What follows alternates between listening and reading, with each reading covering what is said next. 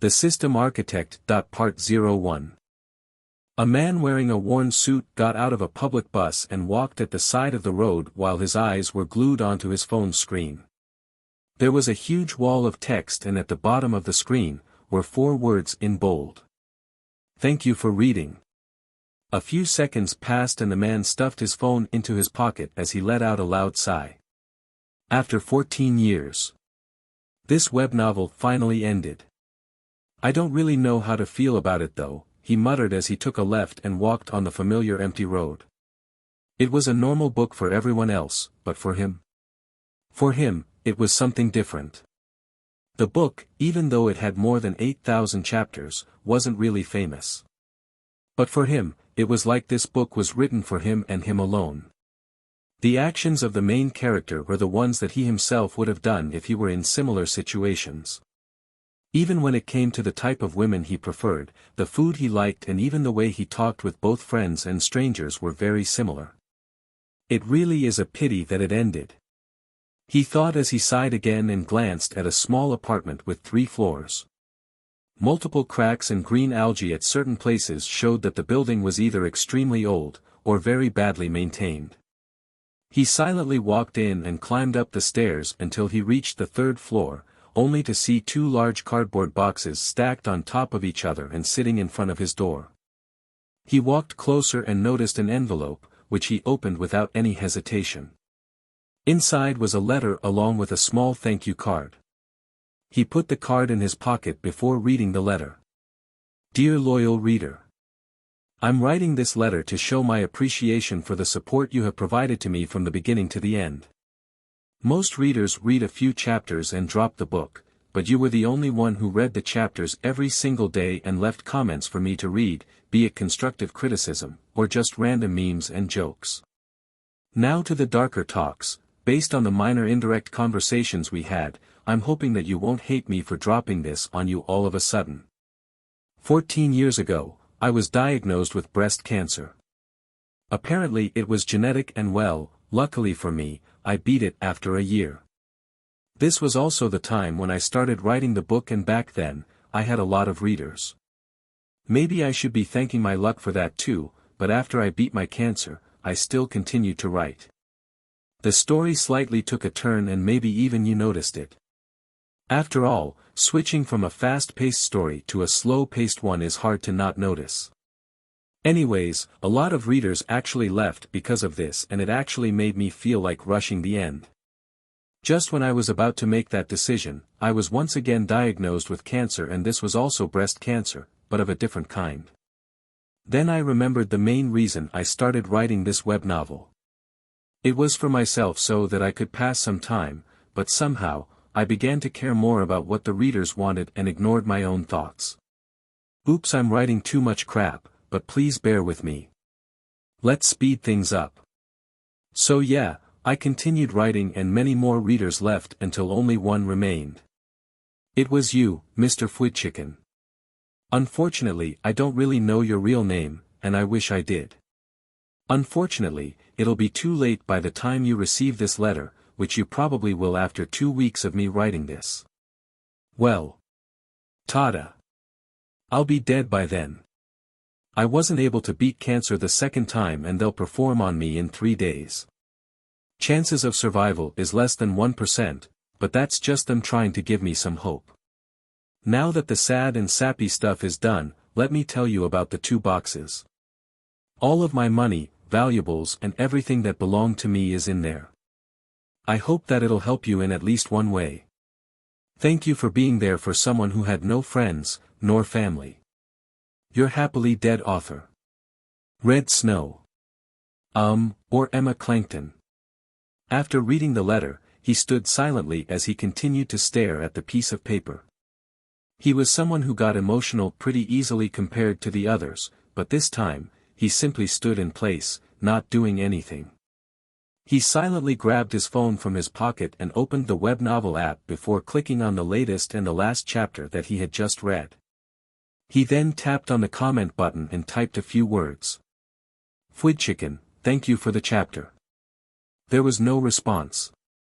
It's not like she'll be staring at her phone waiting for my message, he thought to himself, but there was something inside him that pushed him to type more. Chicken, do you have any plans on writing another novel? Again, no response. He felt his vision go a little blurry, but he went back to the index and checked the comments on the previous chapters. 4-8-15-27-28. None of these chapters had any comments other than his, but the 29th chapter from the last chapter did. 14 days. 28 chapters. No responses. For 4 minutes, he stood in place silently as tears rolled down his cheeks. He didn't know the author personally, and he also didn't talk to her a lot online. Even then, he couldn't stop himself from feeling like he was drowning. Even breathing was hard. He went back to the last chapter and began typing once again. Chicken, my name is Keith. A divorced 28-year-old guy who lost almost everything. After sending the message, he took a deep breath and sighed before grabbing the box that was on top. He exerted some of his strength and lifted it up, only to find his vision go blurry. He blinked a few times, trying to get back his clear vision, only to fail.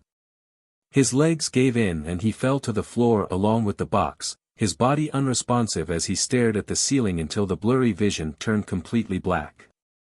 Unbeknownst to him, the phone in his pocket vibrated a few times as it emitted a powerful light beam which shot through the thin layer of cloth. It brightened the entire area with the powerful glow for a few seconds before subsiding. Once the light was gone, only Keith remained. Or at least, his body. The boxes were nowhere to be seen. The most surprising thing was that no one came to check out the source of the powerful beam of light. Keith opened his eyes, only to find himself in an unfamiliar place. He was in a small room that barely had any furniture. The entire place was dark, but he would still guess what he was looking at based on the slight shapes that his eyes were able to see.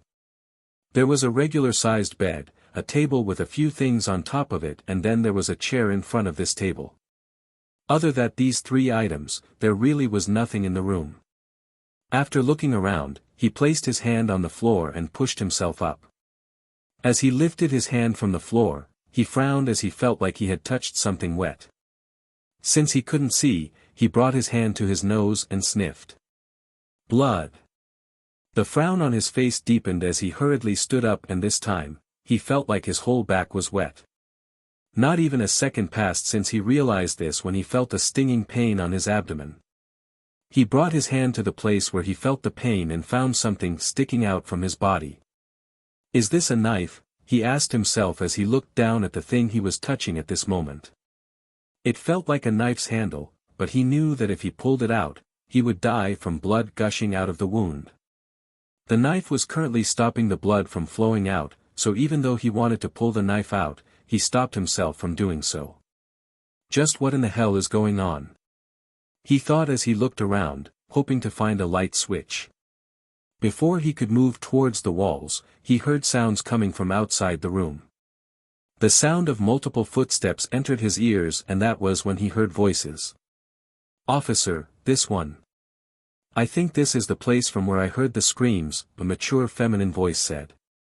Not knowing what was going on, Keith lied back on the floor and closed his eyes, feigning ignorance and acting like he was unconscious. Lying back on a pool of blood was not really pleasant, but he didn't know what else he could do as there was a possibility of him being framed. "We understand, miss. Can you please stand back for a bit?" another voice said, this time masculine, but not too deep. Soon after, Keith heard a loud bang on the door. From the sound, he could make a guess that there were at least 2 or 3 people trying to kick the door open. 3 seconds later, he heard another bang and the process repeated. On the 8th round of kicks, he heard the door open with a loud bang, but kept his eyes closed and regulated his breathing.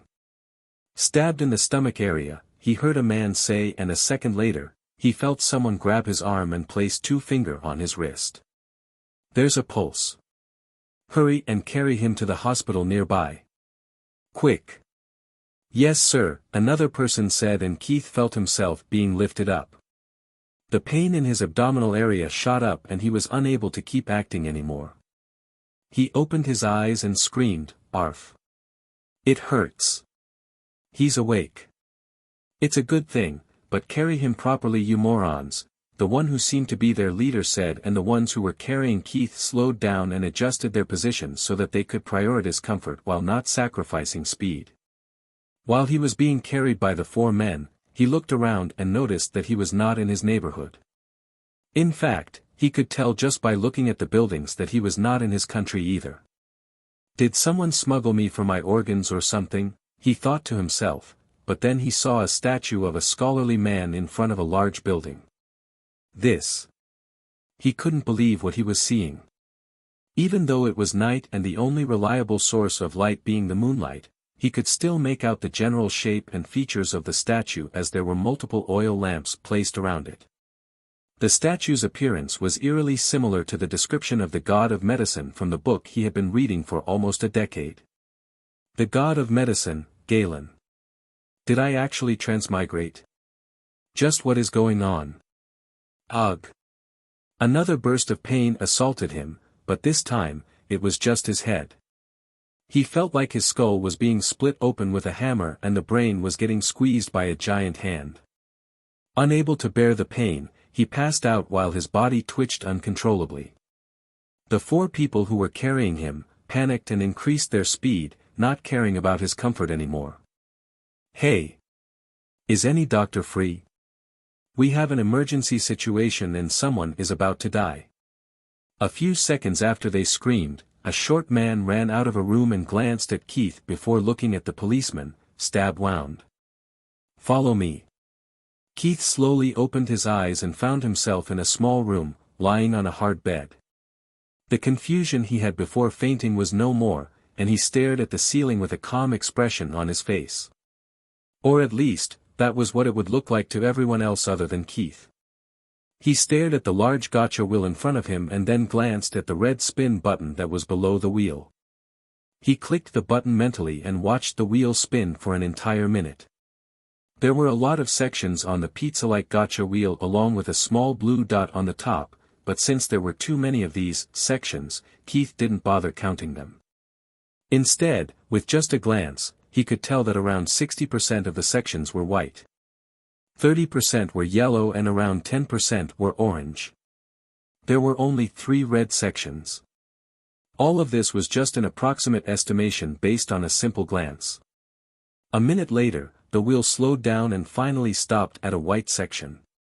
There wasn't anything written on the wheel, but Keith felt new information pop up in his head. A revenge system.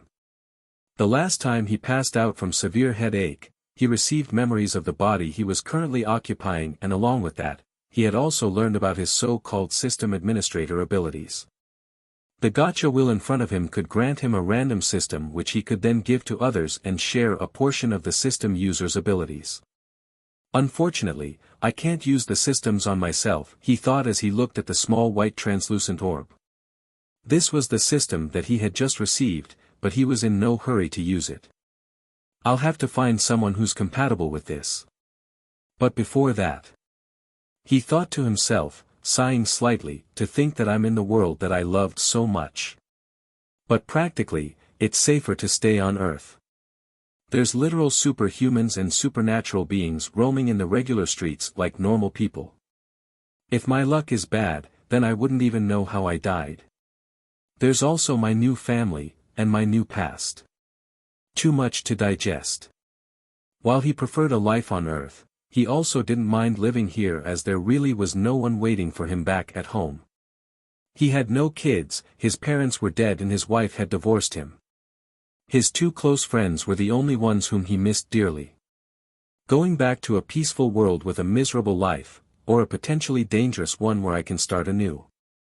A tough choice, but I can't really pick the first option anyways, he thought as he made up his mind to live a new life, and just as he did, he heard the door of the room creak as it opened.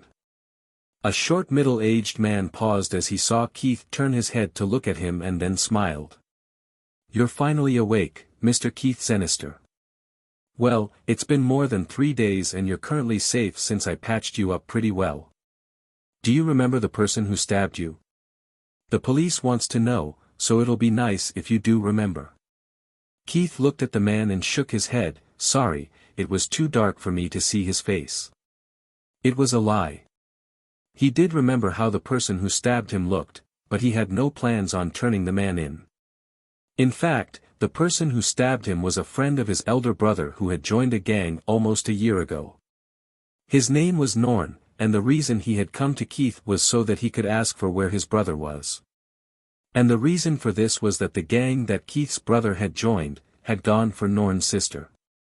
It was a classic revenge story where Keith unfortunately acted aggressive when he saw Norn holding a knife and got stabbed by mistake. The old me was, kind of a pessimistic person, wasn't he? He asked himself before he thought of Norn, his first target for his system. The short guy nodded, not caring even a least bit about Keith's answer. That's a pity. Anyways, you were taken care of for 3 days and we saved you from potential death. The total cost for all of this will be 30 bracks. Keith squinted his eyes as he calculated the proper amount. The empire that he was currently in, had 3 different currency denominations. It was akin to bronze, silver and gold in simpler words. Bracks were the same as bronze coins, with lowest purchasing power. Zens were similar to silver coins, but zens were distributed in paper form just like back on Earth. It was the same with the strongest currency type, which was equivalent to a gold coin, the crons. 1 zen was same as 20 bracks, and 1 cron was the same as 50 zens. So, 1 zen and 10 bracks? Keith asked, the expression on his face darkening. The short man gave him an amicable smile and nodded, yes sir, as soon as you pay the fees for your treatment and stay, you're free to leave. Based on the memories he had received after fainting, he knew that he only had a total of 3 zens in savings. With 1 brack, he could buy a kilo of wheat flour, and this much was more than enough for one person to fill his stomach for at least 3 days. He thought about it for a few seconds and sighed, okay, but my money is back at home. I'll have to go back and bring it to you. Sure, I'll send someone with you. Or will it be fine if I come with you instead? Doesn't matter. Keith replied as he sat up from his bed, not wanting to talk to the man any longer. Keith walked back to his house and walked straight to his bed. He then lifted the mattress and grabbed the 3 notes that he had hidden for a long time. From the 3 notes, he took out 2 and gave them to the short man who was standing at the door and watched him take out a fat wallet. From the wallet, he took out 1 large brownish coin and gave it to Keith. Thank you, Sir Keith. I'll be on my way now, the man said and left the place. Keith stared at the whitish-gray note and the brown coin before sighing. He put both of them into his pocket and walked towards his table. He pulled open one of the drawers and grabbed a small leather pouch that had a thin rope tied around the opening. He loosened the rope and looked inside to see different-sized coins. The smallest was the size of a bottle cap and had the number 1 written on it. The medium-sized one was slightly larger and had the number 5 written on it, and lastly, there was the largest one which had the number 10 written on it. This was also the same one that Keith received from the short man a few seconds ago. There were a total of 7 small coins, 3 medium-sized ones and finally, 2 large coins including the one that Keith had gotten recently. As for the 1 zen note, he put it back under his mattress along with 2 of the larger brack coins. He then grabbed a 1 brack coin and snapped his fingers, making a silvery white orb appear out of thin air. With a simple mental command, the orb flew into the coin. Keith then put this coin in his pocket before tossing the other coins into the leather pouch and tied it to his waist. His current clothes had been washed by the workers at the hospital, but the small hole near his stomach couldn't be hidden. He took off his shirt and turned towards the mirror to take a look at himself. A man with black hair, dark brown eyes and a lanky build stared back at him. He was pretty tall even though he looked thin. There were barely any muscles on him, and his skin was pale. Looks like the only thing that the old Keith did, was hole himself in his room and study all day. Though, it's a pity that he wasn't able to get good grades in the final exams. Keith currently was 22 years old, and had received the results of the law enforcement exam that he had taken a month ago. Through this exam, a person could get 3 different types of jobs. One was a lawyer certification, second was a position in the police department, and finally, the lowest of the 3 jobs, street patroller. Based on the results I got, the only option for me is the last one. But if I use connections, then maybe I can try for the police department. Either that, or I'll have to follow my brother's footsteps and join a random gang. I don't have the money to become a merchant, and nor do I have the license to sell things. Oh well, becoming a police officer is safer than joining a gang, so I guess I'll have to go meet my brother-in-law as soon as possible. But before that, let's sow the seed of revenge. After making his plans, he walked out of his house and locked the door before heading towards a familiar resto bar, a place that served as both a restaurant and a bar. The reason he was going here was because he had seen Norn serving people while he was heading back home from the hospital. It was the place where Norn worked to make money for his family. As for why he was working like nothing had happened, Keith didn't really know, but seeing that Norn was going through his life like always, it felt like going about his daily life was a better choice compared to disappearing from the city. If he did disappear after stabbing me, then it would be easy for the cops to pin the blame on him even without evidence, and once that happens, it'll be hard for him to live a normal life, let alone search for his sister. He looked at the resto bar's sign and walked towards it. There was an open area outside with multiple tables, and then there was place for people to sit inside too. Keith had a plan in his mind as he walked inside, and the moment he did, he saw Norn, who was walking towards one of the tables while holding a mug of beer. Since Norn hadn't noticed him, he silently walked towards him, and when Norn turned around after serving the drinks, Keith smiled and waved at him like nothing had happened.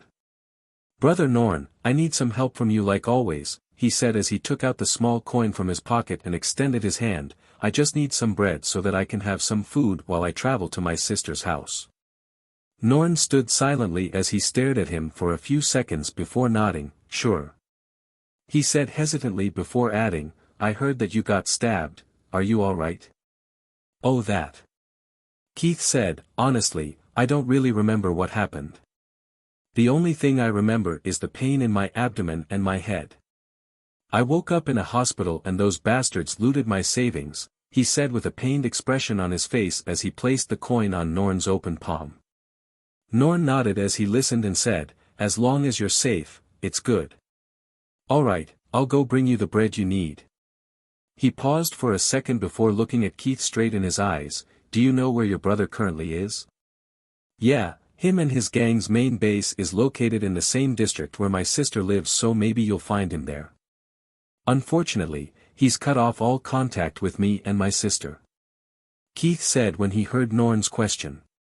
"Is that so? Okay, take a seat and wait for me.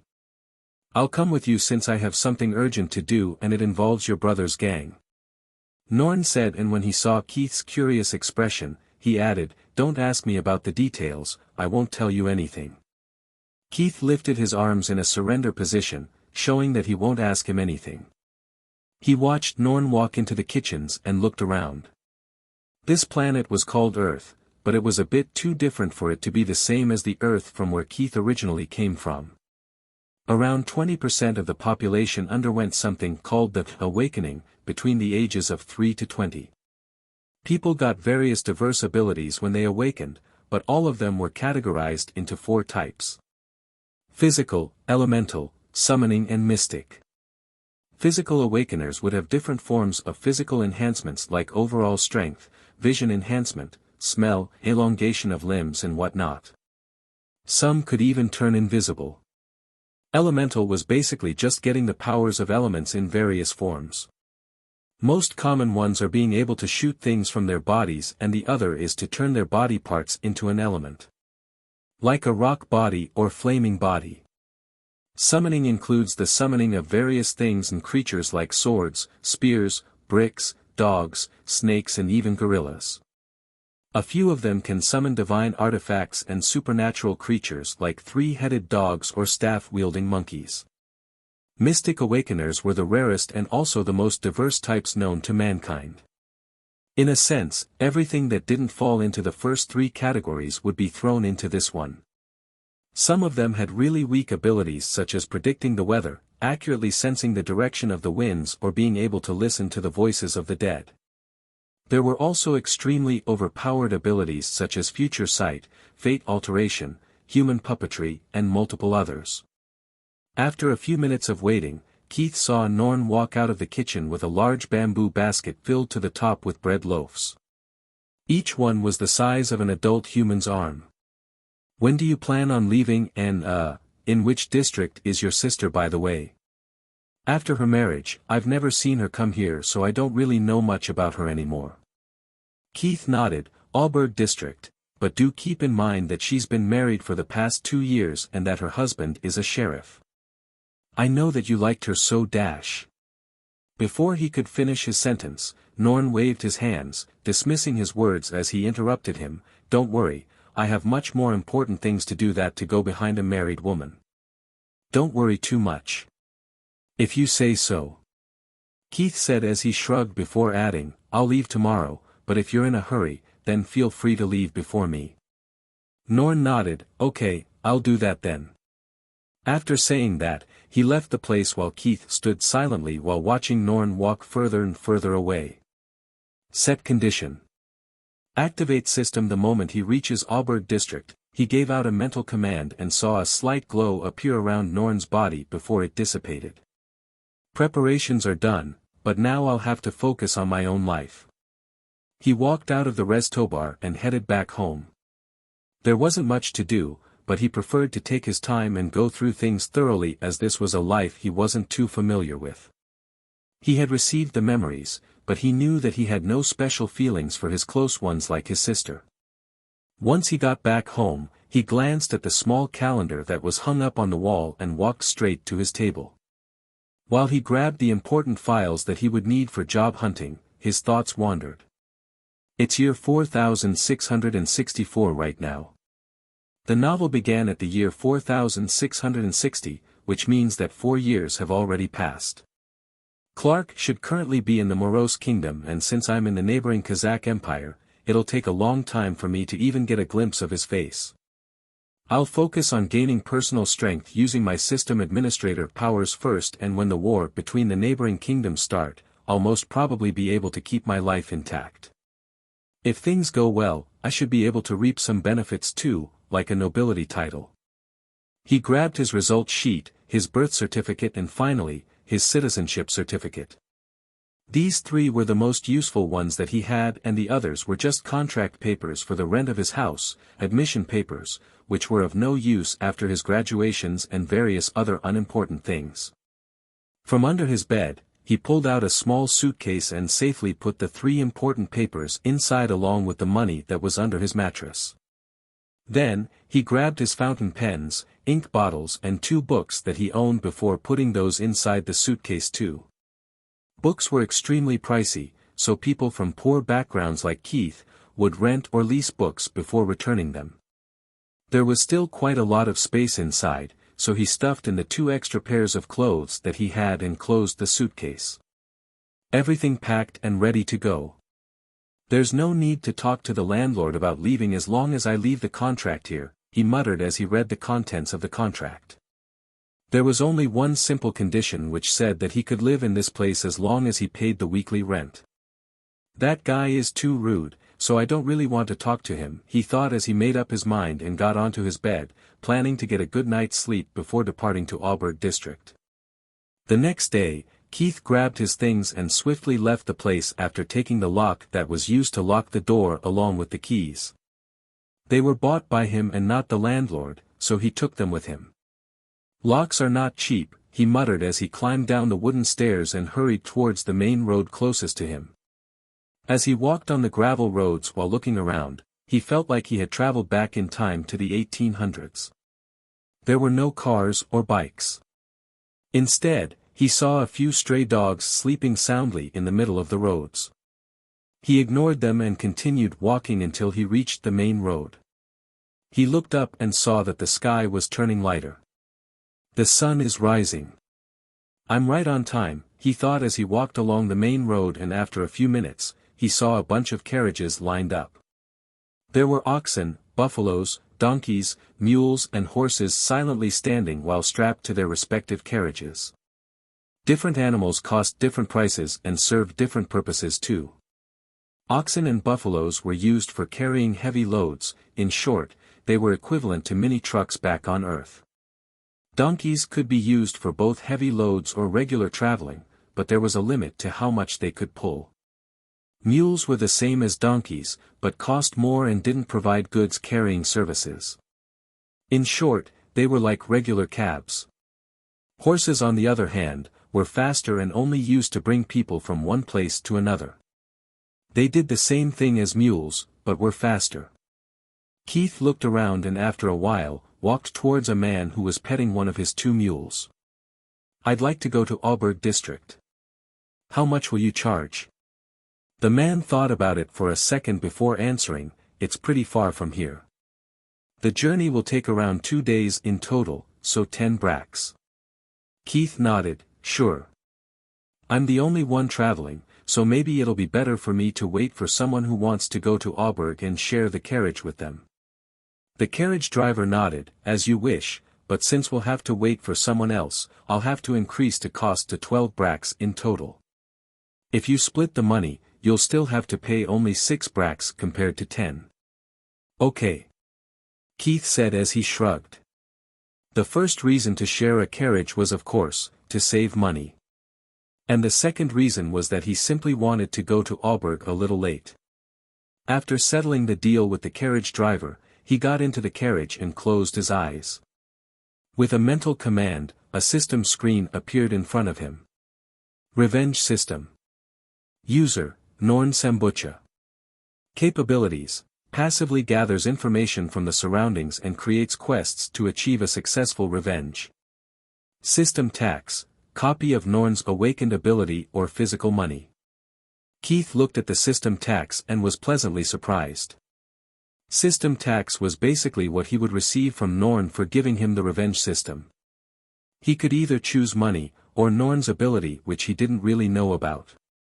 He did a good job at keeping it a secret, it's either that, or even he doesn't know that he's an awakened, he thought as he clicked on the system tax option and saw a new screen pop up in front of him. Please choose the tax you wish to accept. Without any hesitation, he picked the awakened ability and the moment he did, he felt a slight shock in his entire body. His head was the only thing that hurt, while the rest of his body seemed normal. As the information about Norn's awakened ability entered his mind, he let out a slight smile. Danger instinct, huh? It's similar to Spidey's sense in a way, he thought as he looked around, only to feel no difference. A passive ability. Oh well, this thing could potentially save my life multiple times, so it's way better than getting an ability to summon weapons or offensive animals. Survivability should always be my first priority. Keith's personal ability was to give systems to others, but through this, he could slowly amass multiple abilities and grow stronger in various areas. When he was stuffed with information of his past and his powers, he had learned a few important things and it came to the usage of the gotcha wheel and the systems. First was the limit to the number of people who could simultaneously use the systems, and his current limit was 1 person. As he'd give systems to more and more people, this limit would slowly increase. White systems were short-term systems like the revenge system that he had recently received, and would disappear once the user was done with their tasks like accomplishing their desire for revenge. In this scenario, he could receive the tax right at the start. Yellow systems were around the same level as white systems when it came to the features, or help, that they provided to their users, but there was a slight difference between them. While white systems were short-term, the yellow ones were long-term and could stay with the user until they died or until Keith let them have the system. In this scenario, he could receive monthly taxes, and these taxes could be in any form, such as money, physical strength, awakened abilities, or a copy of a random item that is related to the user. Next was the orange systems, and these were the same as white systems, but gave out overpowered abilities to the users. Red, on the other hand, was the same as yellow systems.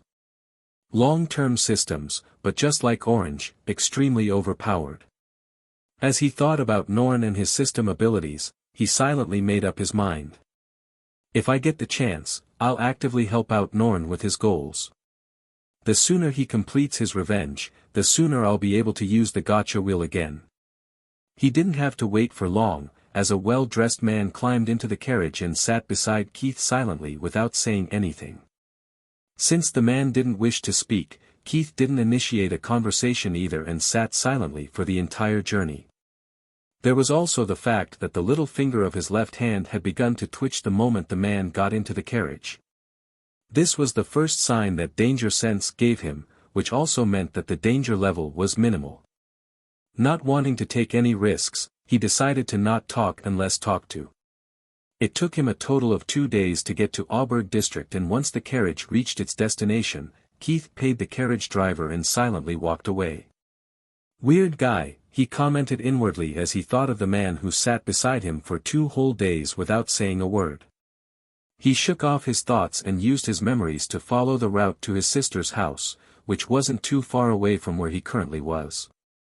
A few left and right turns, and he found himself standing in front of a well-maintained house. From what he knew, it was a duplex house and had a total of 3 bedrooms. 1 on the first floor and 2 bedrooms on the second. There wasn't any space in front of the house, and nor was there any gate. The door directly opened to the street, like most of the houses in the Kazakh Empire. The people barely had any front yards or lawns, but instead, they usually had pretty spacious backyards. Though, only the ones who have enough money to buy such properties, have the luxury of having empty space behind their homes, he thought as he knocked the door. A few seconds later, he heard the locking mechanism on the door clicking. Unlike his previously rented room, this door had a built-in lock. As the door slowly opened, he saw a familiar face, and this brought a smile to his face even though he didn't intend to smile. The young woman in front of him was his sister, who was 2 years older than him.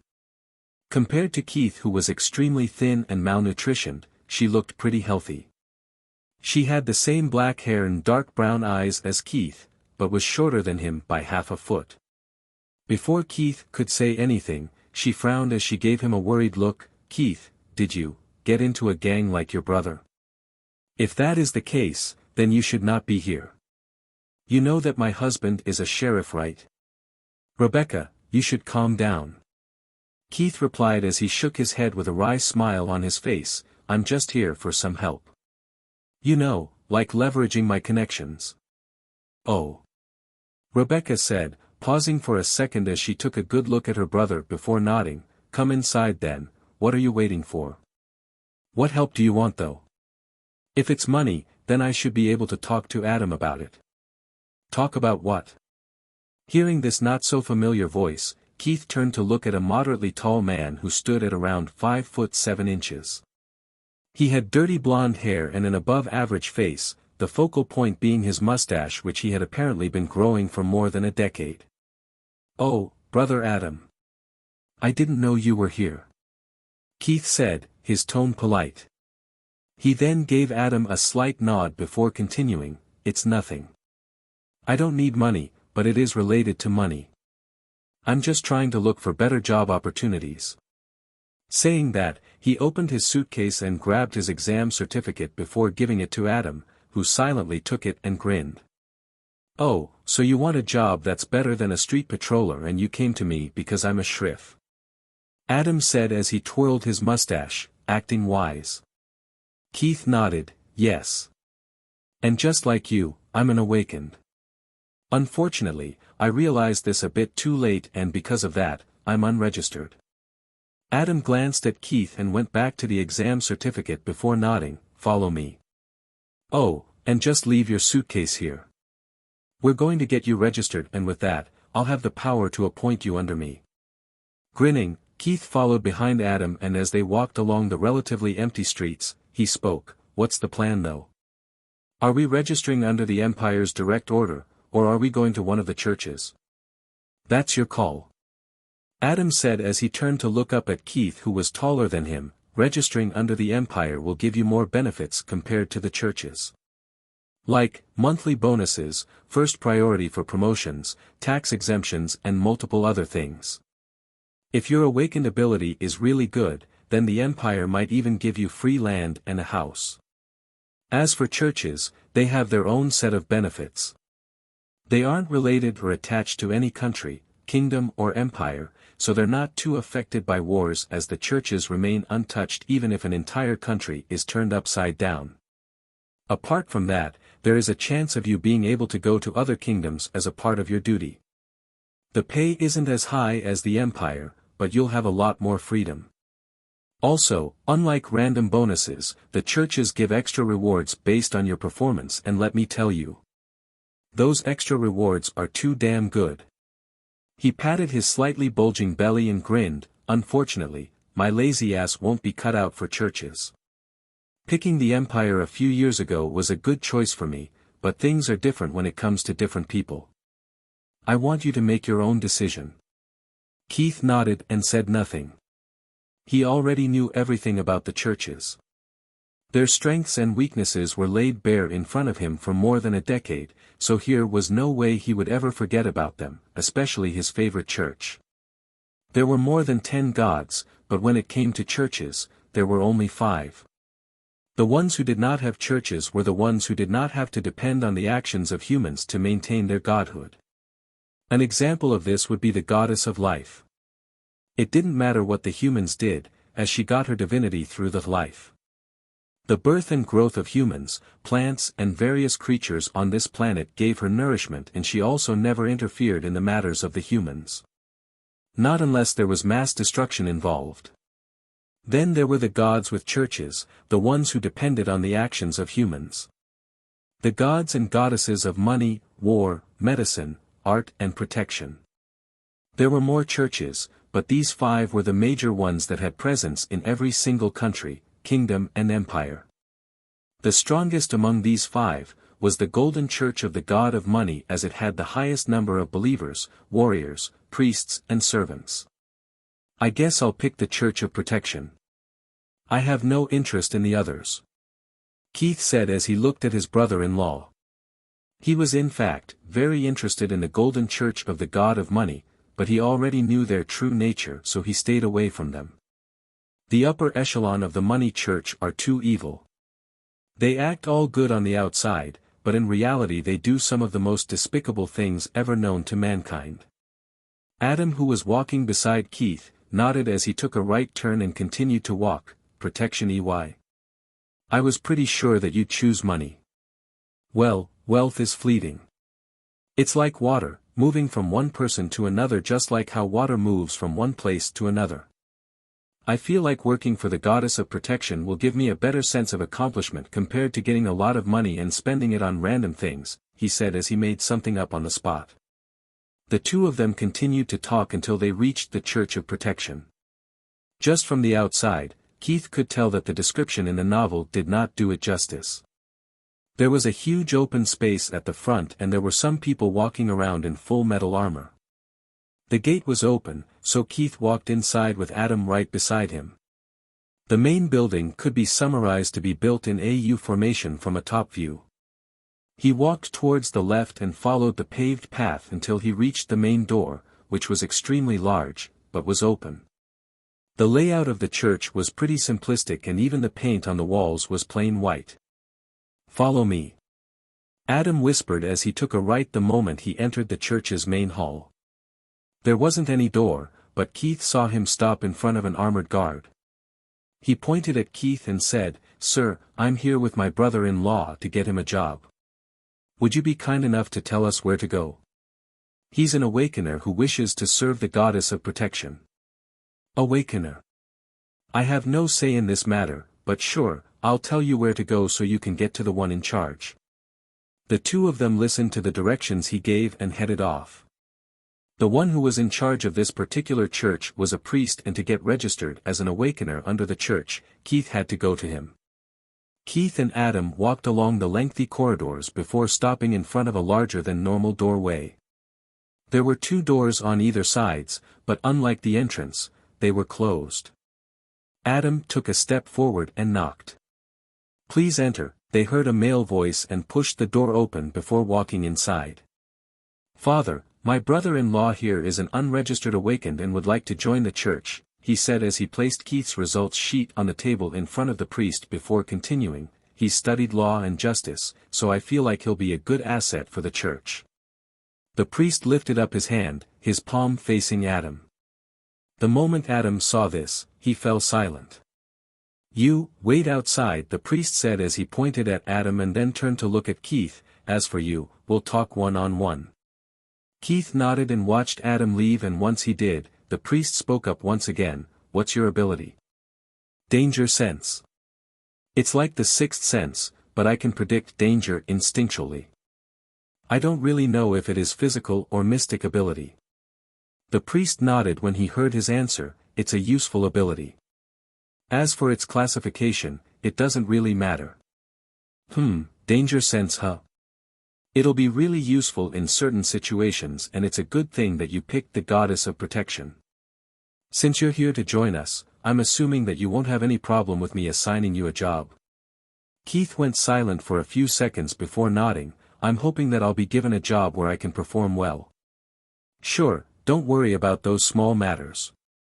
Giving you a job where you can use your ability to the fullest is something we want too, not just you. Anyways, talking about the job, you'll be working as a detective. The cases we get will mostly involve one party that needs protection from the unknown. It would be a regular person, or an awakener, and as a detective, it'll be your job to find out who this attacker could be, and the protection of the client will also fall under your jurisdiction. Don't worry too much about it. After all, you won't be forced to fight people directly. You'll be a part of the team, and it'll be your job to warn them if you sense danger. Now then, if you understood whatever I've said until now, we can move on to discussing your weekly pay." The next day, early in the morning, Keith stopped in front of a small inn in the Auberg district. The inn had no name, but was still pretty famous due to the low prices and tasty food. He walked inside and saw a room filled with tables and chairs. Beside the counter was a door which had the sign, "Closed," hung up on it. Not caring about the sign, he walked towards the door and opened it. The woman who was silently wiping the empty beer bottles glanced at the ring on his finger and continued to do her work without interfering. He walked inside and saw that the room was pretty spacious. Exactly opposite to the door and currently in front of him, was a large bookshelf filled with books, with all of them having leather covers. There was no space to his right, but a few meters to his left, was a decently sized table, and behind it was a large comfy chair on which a middle-aged man sat. To the right of the table, and beside the bookshelf, was a large couch where two ladies were sitting. To the left of the table, was a rocking chair, and sitting on it was another middle-aged man, but unlike the first one, his hair was graying at certain areas. All four of them glanced at his hand and noticed a familiar ring. The two ladies and the man on the rocking chair turned to look at their leader, who was the head detective. "New blood in the team, huh? I did get a letter talking about you, but, you're too, how do I say this? Not really fit for this job. Can you even lift a book without shaking?" he asked as he grabbed a thick book that was on his table and tossed it towards Keith, who hurriedly caught it. It wasn't really hard to hold it, but seeing that no one said anything, he continued to hold it while staring at the head detective. It soon turned into a staring contest, which Keith lost after a minute as his hands really began to shake under the weight of the book. "Well, the result is better than what I expected, but you really should work on eating well. We have no use for weak people in this department, you know." Keith nodded before sighing. "I apologize, but there really was nothing I could do about my food when I was struggling financially." It was far from the truth, as the old Keith simply gave too much importance to money compared to his own well-being. This in turn led him to eat only one meal a day. This was also the reason why he had quite a bit of savings. Understandable. "My name is Brandon and I'm this department's head detective. All the cases will go through me and you're not allowed to take up cases without my permission. Also, no matter what happens, you must never move alone during your job. Always have at least one person with you at all times." "I understand, Sir Brandon." Brandon nodded, satisfied with Keith's professionalism even though he wasn't too happy with Keith's current physique. Good. Now that we have a total of 5 people, I can take some rest from personally acting on cases with you guys. Anyways, what was your weekly salary again? It was written in the letter somewhere but I didn't really pay any attention to it. 2 zens per week, sir. Keith replied, his eyes betraying his expectations for the money that he was supposed to get. The moment the words left his mouth, he heard a yelp from the right and turned to see the younger one of the 2 ladies staring at him in shock. Wah! I mean, how is your pay higher than mine? I joined 1 year before you and even after my pay raise, I only get 1 zen and 15 bracks each week. This is discrimination, she complained before turning to glare at the head detective. Brandon simply shrugged, you're paid based on the value your abilities provide to the department, not by your damn genders. Clara is a clear example of that, don't you think so? The guy sitting on the rocking chair quipped in, right, I'm the oldest here but both Clara and Brandon make more money than me, ha ha ha ha. Experience and loyalty matters, but our abilities are the ones that put a value on our heads. Hearing the oldest of the team speak, the girl didn't really know what to say or do other than pout while looking away. Keith on the other hand, had a question that popped up due to the interaction just now. He turned to look at the guy on his left, who was sitting on the rocking chair and asked. Sir, does that mean that my ability is valuable? Of course, and you're currently joining us as a trainee. Amelia there joined directly as an employee. Your danger sense is focused on survival and that alone gives it a lot of importance, but after reading the details of your power, we realized that it could be used to verify our clients' claims. Once you become an official employee, which will happen at around 1 month from now if your performance is good, you'll be the one with the highest pay among us as your weekly pay will be doubled. We're not counting the special bonuses we'll get for completing the requests from our clients, but if we include that, you'll be getting the highest share among all of us here. Keith nodded as the gears in his brain turned. His danger sense ability worked in a simple way. He could sense danger from certain people, and if he did sense danger from someone, it would mean 2 things. One was that the person themselves had intention of harming him, and the second scenario was that the person would be involved in something dangerous, which would then indirectly harm him if he stayed too close to them or got involved with them. Due to this, his danger sense could be used to confirm whether the clients really had someone who wanted to harm them. Then, it could also be used as an alerting mechanism which would boost survivability if he stayed close to the clients. As danger got close to them, Keith would feel it and could alert his teammates who would then take action. Previous chapter. Next chapter. Keith was someone who had read the novel, and since he had read about a lot of extremely broken awakened abilities, he had never really given much importance to his danger sense other than treat it like a sign that'll help him survive. If that's the case, then I'll do my best to fulfill my role in the team, sir. Keith said respectfully before adding, as for the bonuses, I'm fine with dividing it equally. In reality, he didn't really wish to let go of his extra bonuses, but if he wished to maintain a good relationship with his colleagues, this could potentially be the best way to earn their goodwill. The more they liked him, the better they would treat him. And as he had expected, the expressions on their faces changed while the girl called Amelia jumped up from the couch excitedly. I like this new guy, he, she said as she looked at the others and grinned. Keith looked at her and smiled. She had a lot of similarities to the Kazakh Empire's natives, the signature black hair tied up in a neat ponytail. Her hair was smooth and straight and she had dark brown eyes. Amelia could be considered tall for a lady as she stood at around 5 foot 7 inches, just like Keith's brother-in-law, Adam. Just from one look, Keith could tell that she had a well-toned body. Her figure could be considered perfect when it came to Kazakh Empire's beauty standards, as men preferred flat-chested and flat-assed women for some reason. Keith on the other hand, had different tastes. To him, the lady beside Amelia was more to his preferences when it came to women. Since Clara was still sitting, he couldn't make out her height, but the rest wasn't a problem.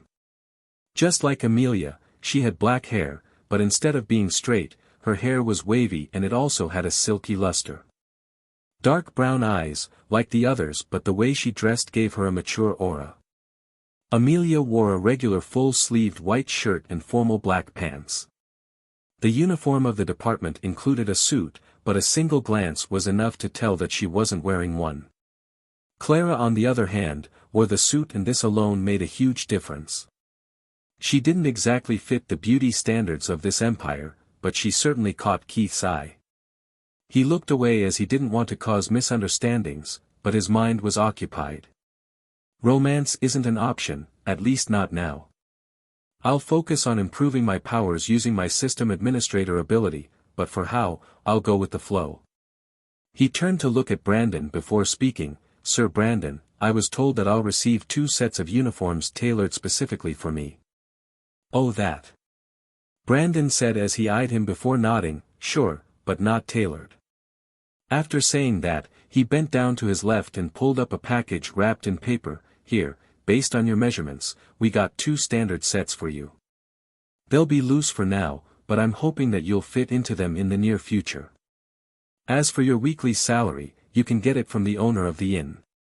She's actually a nun of our church and is in charge of our finances. So, if you need anything that isn't related to a client's request, then she's the person to go to. Keith nodded as he took a step forward to take the package and then walked out so that could receive his joining fee. Giving money to newcomers was a rule imposed by the empire, and the churches also followed them. On the other hand, the ones who got the job would have no other choice but to work for a minimum of 6 months or pay 3 times the joining amount as a fine if they wished to leave early. This way, the poor people would be able to afford things that are required for the job, like new clothes. Corrupt places that made use of this rule to exploit newcomers would be weeded out by the empire. As Keith opened the door, he heard a voice from behind him, use that money to buy yourself a weapon. You already received your uniform, so there's no need for more clothes. Understood. Saying that, he closed the door behind him and walked to the inn's counter, only to see the woman give him a warm smile. Congratulations on the job. Here's the joining bonus, she said as she took out 1 silvery gray note from the pocket that was on her apron and placed it on the counter. Keith glanced at the 10 Zen note and paused as he stared at it for a few seconds. While he had read about one person having thousands of gold kron notes, he personally had never been able to save up more than 5 Zen in his entire life. And now, I'm getting 10 Zen just like that. I wonder how much I would have gotten if I joined the money church, he thought as he silently took the money and thanked the woman before leaving. His next destination wasn't too far away, so after walking for a while, he stopped in front of a shop that said, General Betts Weapons Store, and headed inside. The area was small. There was one counter in front of him like many other shops that he had visited, but there weren't too many weapons on display. On the wall, from the left to right, was a knife, a pair of knuckles, a short sword, a rapier, a small metal shield, and lastly, a regular long sword. He took out a folded piece of paper from his pocket and placed it on the counter before showing the ring to the old man in front of him. I'm from the Church of Goddess of Protection and I wish to buy a restricted weapon on a loan. I'll give you my Awakener registration certificate as a collateral. The old man, who was a retired general of the Empire's army, nodded as he took the paper and read the contents to verify if it was an original or not. Once he was done with it, he sighed, understood, but which weapon would you like to buy? Poisons or tranquilizers? A revolver, General Bet. As you can see, I'm not really cut out for combat, so the most efficient method of keeping my life intact is by having a weapon that doesn't rely too much on skill and the quality of my physique. Bet stared at Keith for a while, deep in thought before nodding. If you want to, then okay. No one must know about the revolvers at this point, so who told you about it? The priest? Sheriff Adam, he's my brother-in-law. Ah. Makes sense then. After all, he's the one who used to provide us with ammo. The ability to create 12 bullets every day might not be much, but is extremely useful for the Empire, he said as he nodded after finally understanding everything. Keith smiled in response, yeah, I'm glad that my sister married someone as important as him. Ha ha ha, yes, she's very lucky. Come with me and pick the revolver you want. Also, consider it a gift from this old man. Your family has helped me a lot, especially Adam. If that's the case, then I thank you wholeheartedly, General Bet. Bet waved his hand, showing that it doesn't matter, and walked into the storeroom that was behind the store with Keith silently following behind him. This room way bigger than the actual shop, and Keith saw multiple daggers, and every single weapon that was displayed outside. There were at least 100 of each kind. He followed Bet to the end of the room and stopped in front of a large wooden box that did not have a lid on top. Inside the box were multiple other boxes that had various luxurious finishes. Some boxes were polished until they reflected light, and some had extremely intricate designs carved onto them. In Keith's eyes, those boxes would have had more value in his old planet compared to the revolvers themselves. He watched as Bet took out every single box and placed them on a table nearby. In total there were 12 boxes, and out of these 12, there were 3 different groups. 6 boxes looked plain, but were polished well, along with having a small carving that said, God of War. 4 boxes were painted black and had a wax seal which showed the symbol of the Empire, which was basically a palace with a sun on top. Next were the 2 unique boxes. Both of them had intricate designs carved onto them and had no symbols or wax seals on them. Bet opened up one box that said, God of War, one that had the wax seal of the Empire, and the last 2 boxes which had unique carvings on them. All 4 of them had revolvers inside them, but all of them had their own differences. Bet pointed at the first revolver. This one is created by the craftsman from the War Church. Its cylinder can hold 4 bullets, but it has a unique mechanism where the entire cylinder detaches from the revolver so that you can quickly load up another cylinder. This one is created by the Empire and is the most basic one among all. While it is basic, it's extremely reliable. It has 5 bullet chambers in the cylinder and uses stronger bullets compared to the revolver from the War Church. This means longer range and higher attack power. Look, even the barrel is longer, he said as he lifted up the revolver, showing Keith the differences. Then, he picked up the 2 revolvers that were in 2 unique boxes. These 2 were crafted by individual craftsmen, so I can't vouch for their reliability. But it's my job to tell you about the weapons, so let's continue. He lifted his left hand, indicating that he was about to talk about the revolver in his left hand. This one can also hold a maximum of 6 bullets, but the one thing that differentiates this one from the revolver issued by the Empire is that this one is, let me remember, oh yeah, a double-action revolver. Regular revolvers require you to pull the hammer back after you take a shot, but this one does it on its own. Which means that technically, you can shoot more in less time if you're inexperienced with revolvers. Next, the one in my right hand is also made by the same guy. This one is also a double-action revolver, but has a smaller barrel. This one will be easier to carry and hide compared to the others, and it also uses the same bullets as the Empire's revolver. Keith nodded, understanding what Bet was trying to say, as he had already seen the bullets that Adam conjured out of thin air. They perfectly fit with the Empire's revolvers, and based on his old life's knowledge, he could tell that these bullets were the same as 9mm bullets.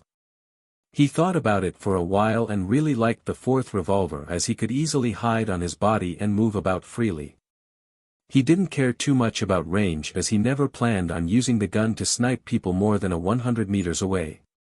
General Bet. I really like the 4th one, but I don't know what to do since you told me that you can't vouch for its reliability. Bet nodded, understanding what Keith was trying to say. Yeah, I get it, but you're free to come exchange it whenever you want. After all, you're going to have to practice with this first before using it on criminals. That's right. Keith said, nodding, as that was exactly his plan. He was from a country that had strict regulations when it came to the possession of firearms, so he never had much of an experience related to shooting. Then just take it and have some fun. If you come across any problems, then I'll exchange it for something else. I've been using the same craftsman's revolvers for the past 2 years and I haven't experienced any problems. Unfortunately, I've heard that some nobles are complaining about these revolvers failing randomly. Hearing this, Keith frowned as he remembered a character from the novel who had a history in crafting revolvers but had a lot of resistance from the nobles of the Empire. Will it be possible for you to tell me this craftsman's name? Alvlin Bragas, that's his name. Keith nodded and left the weapons store with the box in hand. The first thing he did was to go back to his sister's house and hid the box in the guest room which he was allowed to stay at temporarily. Once he was done, he opened up the package and wore his uniform in front of the mirror. The suit wasn't exactly luxurious as it wasn't made of silk, which was the go-to fabric type used by the nobles. Instead, every single piece of his uniform was made of cotton. From the texture, it looks like it's high quality. To think that I'm getting something like this for free, feels nice actually, he thought as he put them on. They were slightly loose as he was extremely lanky, but he didn't really pose much of a problem as he could use a belt to keep his pants from falling off. He looked different in the uniform compared to his regular clothes. I like this professional look better, he commented as he looked at his reflection. The uniform consisted of 2 compulsory pieces and the other 2 were optional. The compulsory ones were the formal shirt and pants while the optional ones were the waistcoat and the blazer. Keith liked the look of wearing all 4 of them, but then he took out a trench coat from the package and put it on after taking off his blazer. With this, it'll be easier to hide my revolver and there are a lot of pockets too. Will be very useful if used right, he thought as he nodded at his reflection before taking off the uniform. He then grabbed the 2 trench coats and the 2 blazers before heading out of his room. He walked straight to the kitchen where his sister mostly was during this time and saw her sitting on a chair with her back faced towards the door. Just from a glance, he could tell that she was breastfeeding her second child who was only 4 months old at the moment. Rebecca? I need your help with something, he said, announcing his arrival while standing at the kitchen's entrance. She turned around and looked at him. What is it? Just need you to stitch me a holder for my uniform. For in total, here's my blazers and trench coats. Rebecca nodded and turned back to look at her baby. Okay, leave them in the living room and I'll do it for you. I'll have one ready by tomorrow so that you won't have problems going to work tomorrow. She then paused for a second before hurriedly pulling her son off of her and fixed her clothes. She turned around and looked at Keith with a surprised look on her face. You got a damn revolver? How did you even know about them? Wait, don't tell me. Keith gave her a blank and confused look. Was I not supposed to know? You just go back to your room. Adam will be hearing from me tonight and I won't go easy on him. I don't care if he goes and drinks with his buddies at night, but there's no way I'm tolerating it when he nonchalantly gives my brother a damn murder weapon. She spat furiously as she glared at Keith even though she was angry at her husband. The corners of Keith's lips rose up for a second before he opened his mouth to speak. Rebecca, listen. From today onwards, I'll be working with the detectives of the church to both protect people who might have a chance of getting attacked, and also trying to subjugate the attackers. I'll need a weapon to protect both myself and the clients. Think about it logically, yeah, he said as he walked towards her and gave her a hug. I'm glad that you're worried about me, but you shouldn't be angry at Adam, you know. This weapon could potentially save my life and it's a fact that my job is a dangerous one. His eyes were on his baby nephew who was staring at him from the top of the kitchen counter as he patted his sister's back, trying to calm her down. Rebecca said nothing for a few seconds before letting out a sigh. Fine, I understand. Just, don't become like Robert. Keith nodded and pulled himself away from her before nodding with a smile on his face. Seeing him smile, even Rebecca couldn't hold herself back and giggled instead. You bastard of a brother, you never hugged me before. Hi. Anyways, you said you have a revolver, right? I never did. You just assumed that I did, but you're right, I do have a revolver and they use the same bullets that Adam can create, so I plan on asking him to give me some that he has been saving for all this time. Rebecca nodded. Don't worry about that. While going out tomorrow, you'll see a small box at the entrance, so just take that and go. If you need extra bullets, just ask me. You're the best, sis. Love you. Keith exclaimed as he grinned ear to ear and left the kitchen. As he walked back to his room, the expression on his face turned serious as a translucent screen appeared in front of him. The host of the revenge system has perished. Cause of death, stab wound, excessive blood loss. Would you like to replay the host's death scene? Yes, no. Keith first made sure that he was in his room and then locked the door before clicking on yes. His surroundings immediately changed and he found himself standing in an extremely small room. There was barely enough space for 3 people to sleep side by side, and that was it.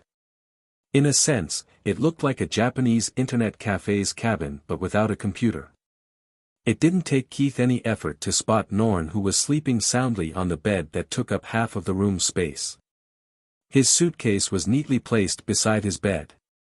A few seconds passed in silence until he saw the door open slightly. Frowning, he observed the person who had just opened the door and noticed that he was wearing a plain reddish-brown clay mask. The man silently walked in, took out a dagger and swiftly brought it down at Norn's neck, puncturing it. Before Norn could move even a bit, the masked man held him down for a few seconds until he died. Once he was done, he let go of Norn and stood still while looking down at the person he had just killed. You might be lucky in evading us all this while, but looks like your luck runs out now. Or maybe just like Boss said, you could be an awakened with the ability to stay lucky. Does your luck go back to normal when you sleep? I better tell this to Boss, he muttered as he continued to stare at Norn's dead body. He then took out a small circular object and placed it on the stab wound before leaving the place. Suddenly, a lot of smoke surrounded Keith and he was back in his room a second later. He stared at the wall in front of him in silence for a few seconds before taking a seat on his bed. Luck runs out when you sleep, huh? I didn't know about that, and I need to test it out, he thought as he imagined the gotcha wheel. The moment he did, it appeared in front of him, and this time, he felt a little more powerful, like something within him had grown. In just one glance at the wheel, he could tell that its size increased. There was a slight change too, a very slight change. The white area was the same, but the others increased in width along with the increase in the wheel size. The increase was extremely small, so he didn't really think that it would make much of a difference from the first time he had used it. Increase in my abilities, it should only be possible if Norn accomplished his mission, which is revenge, but I never received a notification about it. Oh well, it's not like I won't accept freebies. He mentally pushed the spin button that was at the bottom of the wheel and saw it spin for an entire minute before slowing down. He watched in anticipation as he slowed down near a yellow section and was excited until he slightly moved forward to stop at a white one. White again. He muttered as the information about the new system flooded his mind. He closed his eyes and waited until he digested the information. Once he did, he nodded to himself as he looked up at the gotcha wheel that still hadn't vanished. But unlike before, there was a huge difference. There were only white sections on the wheel this time and the rest were nowhere to be seen. So now I can give 2 systems simultaneously as long as they're both low-level ones, he came to a conclusion as he pressed the spin button once again and waited for the cycle to repeat.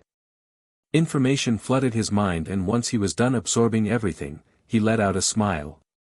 To think that I'd be able to merge them together, but should I do it, he asked himself and sat silently to think about it. A few minutes passed, and once he made up his mind, he silently walked out of the house to search for his new system hosts. At this point, he had no solid goals to invest too much into one single person. Instead, he wished for instantaneous growth, which would work only if he gave his system to 2 different people and took something from them as a tax, notably their awakened powers, but he didn't mind taking their physicality as that was what he currently lacked at the moment. Keith's first stop was the Church of the Money God. Unlike the Goddess of Protection's church, which was simplistic, this one was adorned with gold sculptures. The stone walls were beautifully carved and there were a lot of paintings hung up on the inside of the church. As he was walking towards the confession room, which was also called the confessional, and on the way, he spotted 3 guards escorting a young lady from the other side of the room.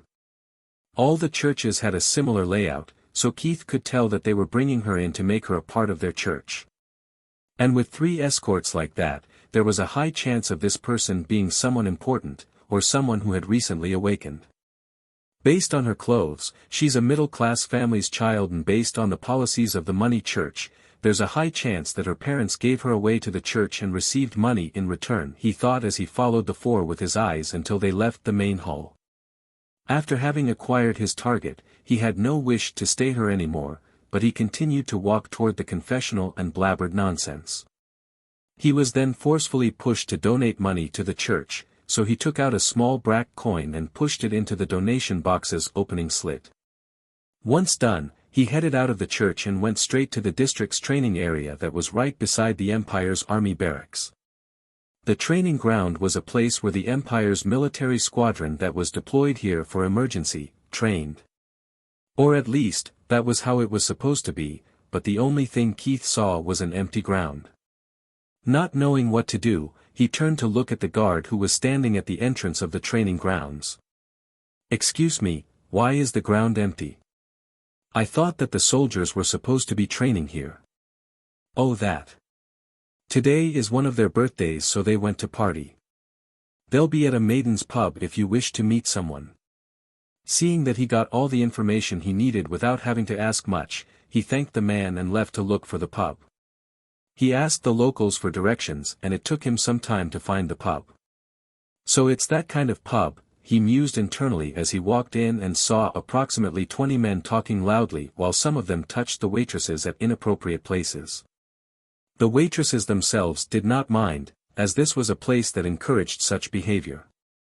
If they got a client, then it was an easy 1 to 3 zen in their pockets. Keith didn't pay any attention to the waitresses as he had other goals, to find a man who had an extremely good physique or someone who had awakened. As he walked towards an empty chair, his mind was on full gear as he tried to make up a way in which he could get information on every single soldier who was in this pub. For physique, his eyes were enough. But if he wished to know about their awakening, then he needed more than his eyes to come to a conclusion.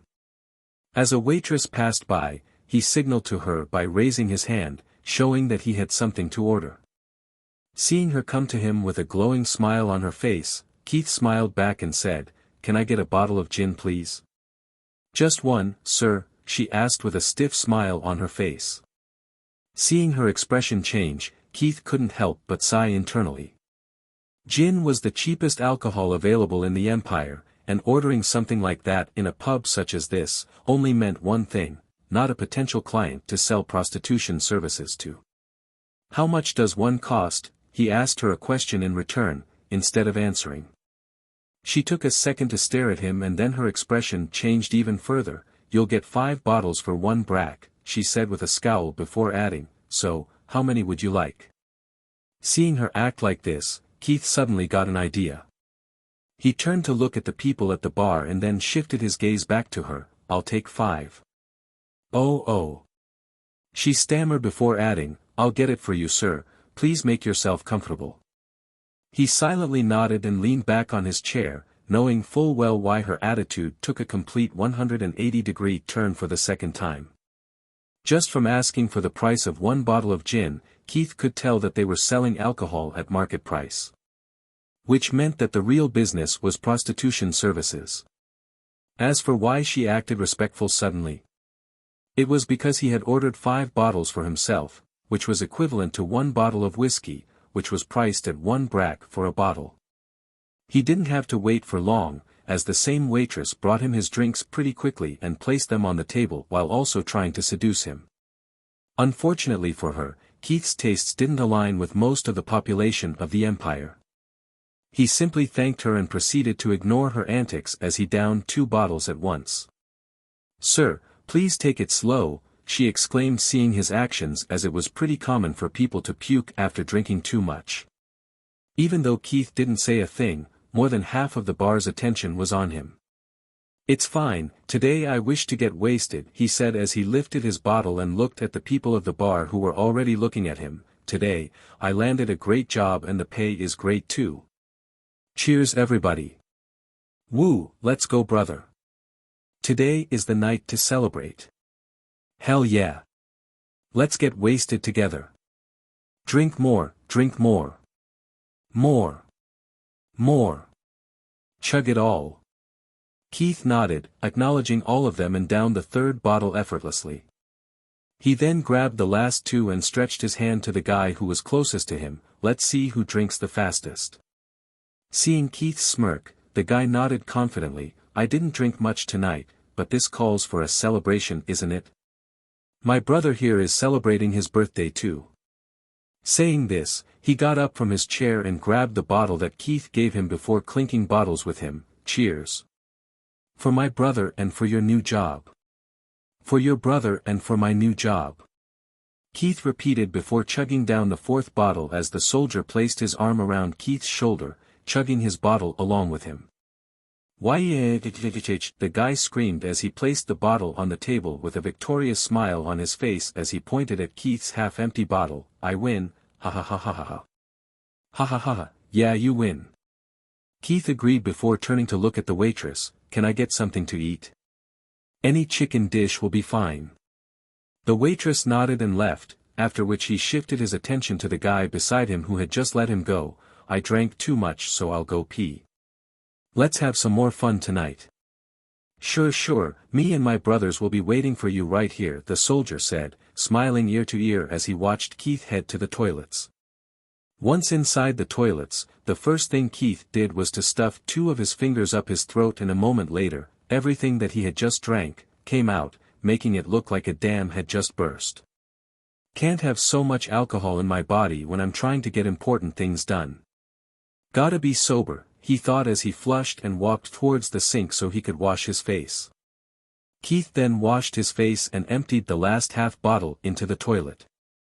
He flushed it and walked out of the washroom with a smile on his face. He had experienced all stages of drunkenness in his previous life, so he knew that he'll have to act sober now and slowly begin to drift into acting like he was actually drunk. He headed to the group of tables where the army men were sitting, and joined their chatter. As a foreign party who had no experience of the military, he played the part of a curious and easily impressed person. Oh wow, so you guys train every single day from morning to evening? Oh god, that's unimaginable for me, like just look at my bony arms, ha ha ha ha ha, he said as he pulled up his sleeves, and even though it wasn't too funny, the soldiers still laughed like they were having the time of their lives. From a single glance, Keith could tell that they were slightly intoxicated at this moment. Well, they came here before me, so it makes sense that the alcohol had started to move along their bloodstream. He continued chatting with them until his meal was brought to him by the waitress. It was a simple roasted chicken with a nice reddish-brown gravy. He shared some with the boys and ate the rest himself until he felt like the time was right. Do you guys know how I got this job?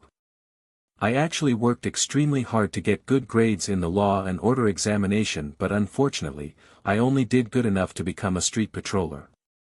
A job with a measly pay, and in return, I must walk around a few streets for an entire day. Where's the fun in that? Also, what do I get in return? 1 brack a day. Ha, he complained before smirking. But then, I found out by mistake that I was an awakened. Boom. Now I earn 2 whole Zen per week. Brother, you're really lucky. Just like Minter here. He's an awakened too, but it isn't of much use in our field unfortunately. Keith was interested and didn't hide this fact as he turned to look at Minter. Whoa, so you're an awakened too? Why did you join the army when you knew that it isn't going to be useful in your job? Minter let out a wry laugh before explaining, my parents died and I was taken in by the Empire. I never had a choice, and nor is my awakened ability actually useful.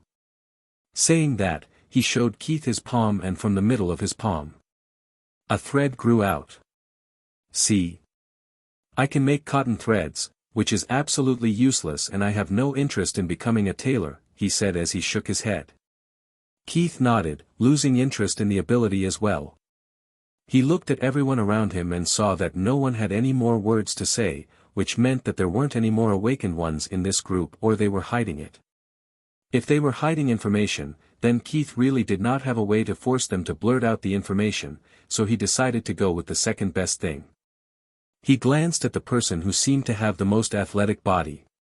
He didn't go for the strongest person, as he could copy a person's entire physique and did not wish to look like a beefed-up hulking monster. Keith then grabbed a few cups and poured wine into all of them, filling them halfway. Then he began to distribute them to everyone around him and made sure that he transferred one of the 2 white systems into the glass that he planned to give to his target. Set condition: trigger the system screen when he looks at a weapon.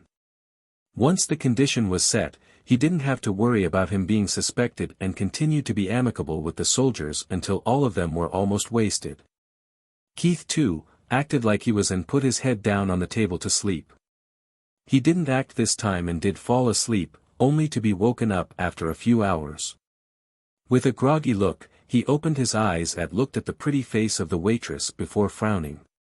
"Ugh, my head hurts," he complained as he turned to look at the others who seemed fine around him. "Ha ha ha, looks like your body isn't too great with alcohol. Maybe it'll be better to go back home to take rest instead. We'll proceed to have some fun with these beauties." Keith nodded in response and got up from his chair before looking at the waitress. "How much was the chicken?" "That gentleman paid for you, sir. You don't have to worry about it anymore," she said, smiling at him while getting her non-existent ass groped. "Oh, okay," Keith said and turned to look at the person whom she pointed at. "Thank you." "No worries, brother, you have fun with your new job.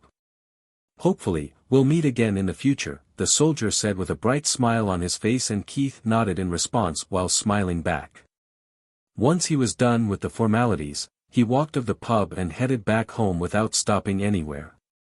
Nighttime wasn't exactly safe, as he knew that there were too many things going on due to a certain gang's existence. It only took him a few minutes of brisk walking to get back home, and the moment he did, he rushed to the bathroom and took a nice bath. He then washed his own clothes and covered himself with a towel before heading to the guest room. It took him less than 2 minutes to wear comfortable clothes and to put up his washed, wet clothes onto a clothesline in the backyard. Once everything was done, he went to bed, expecting a nice gift when he'd wake up the next day. But Playboy system activated. Trigger: when user looks at a weapon. System's goal: sleep with 10 different women in 1 year. A/N. Original plan was to name it the Gigolo system, but I felt like certain people might get offended. But hey, Playboy sounds better at least. With a mental command, a new system screen appeared in front of him. Playboy system. User: Sahoy Tahini. Capabilities: provides an increase in sexual stamina the more women the user sleeps with. System will disappear once the user sleeps with 10 different women. System tax: physical money, 30 zen or inheritance of the user's physique. Money is fleeting, and I also don't wish to spend too much time or money on gaining muscles, he thought as he picked the physique. For a second, he felt like the world around him stopped, but then a stinging pain assaulted his entire body. He hurriedly bit down on his own arm to keep himself from screaming. He rolled down on the floor as he struggled with the pain for 1 whole minute, after which the pain slowly subsided. He lay down on the floor silently, panting as he thought about the changes in his body. In truth, there was no visual change other than the 1-inch increase in height, which now officially made him 6 foot tall.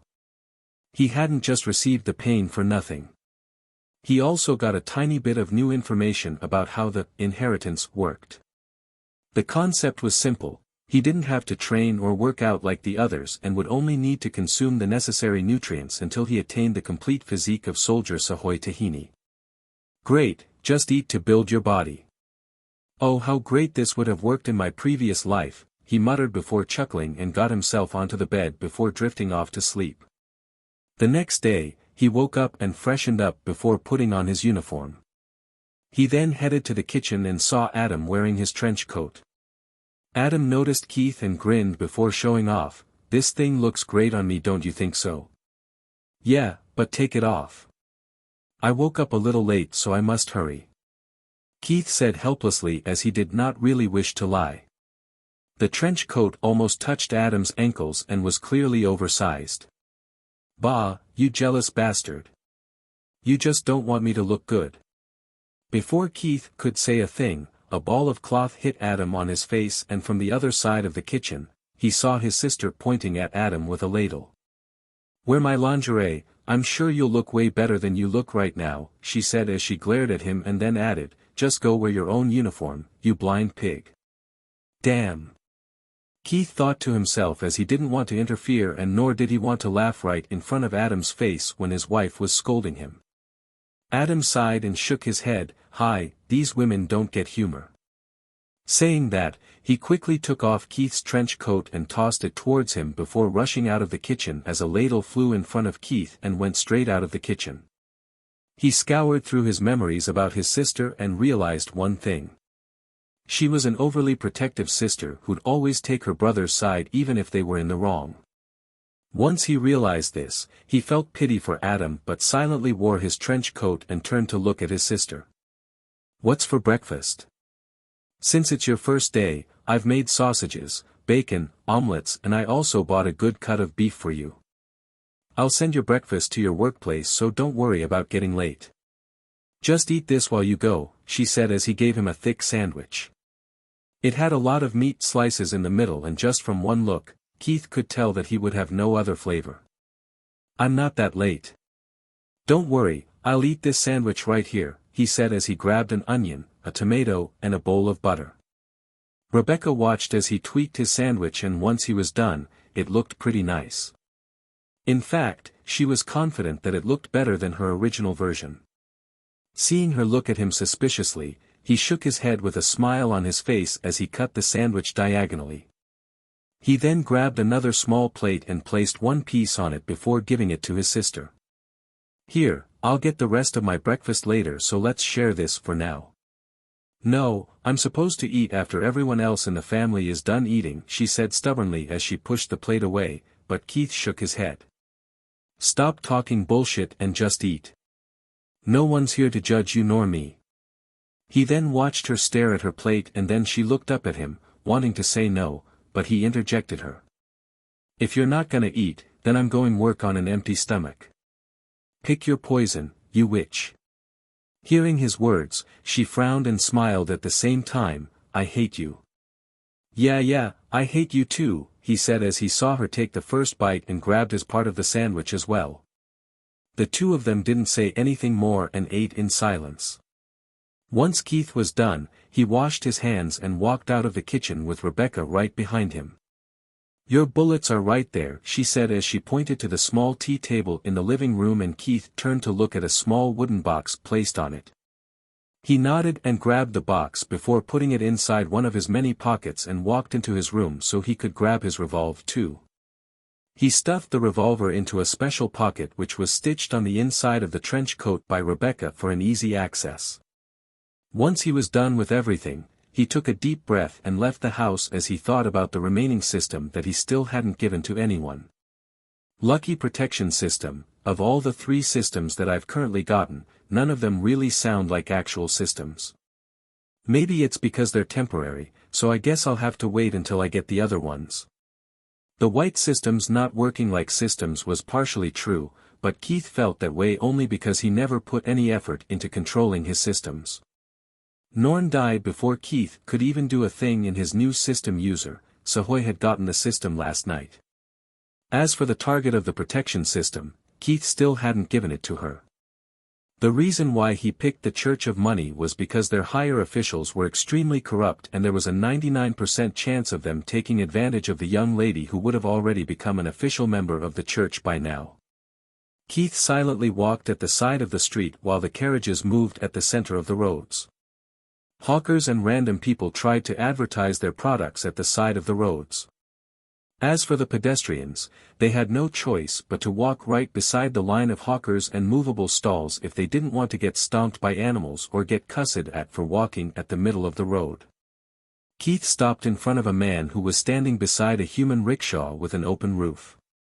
Instead of a human rickshaw, it would have been more accurate to call it a modified human-pulled cart instead, as it did not have a seat for humans to sit on. Instead, there were stacks of newspapers.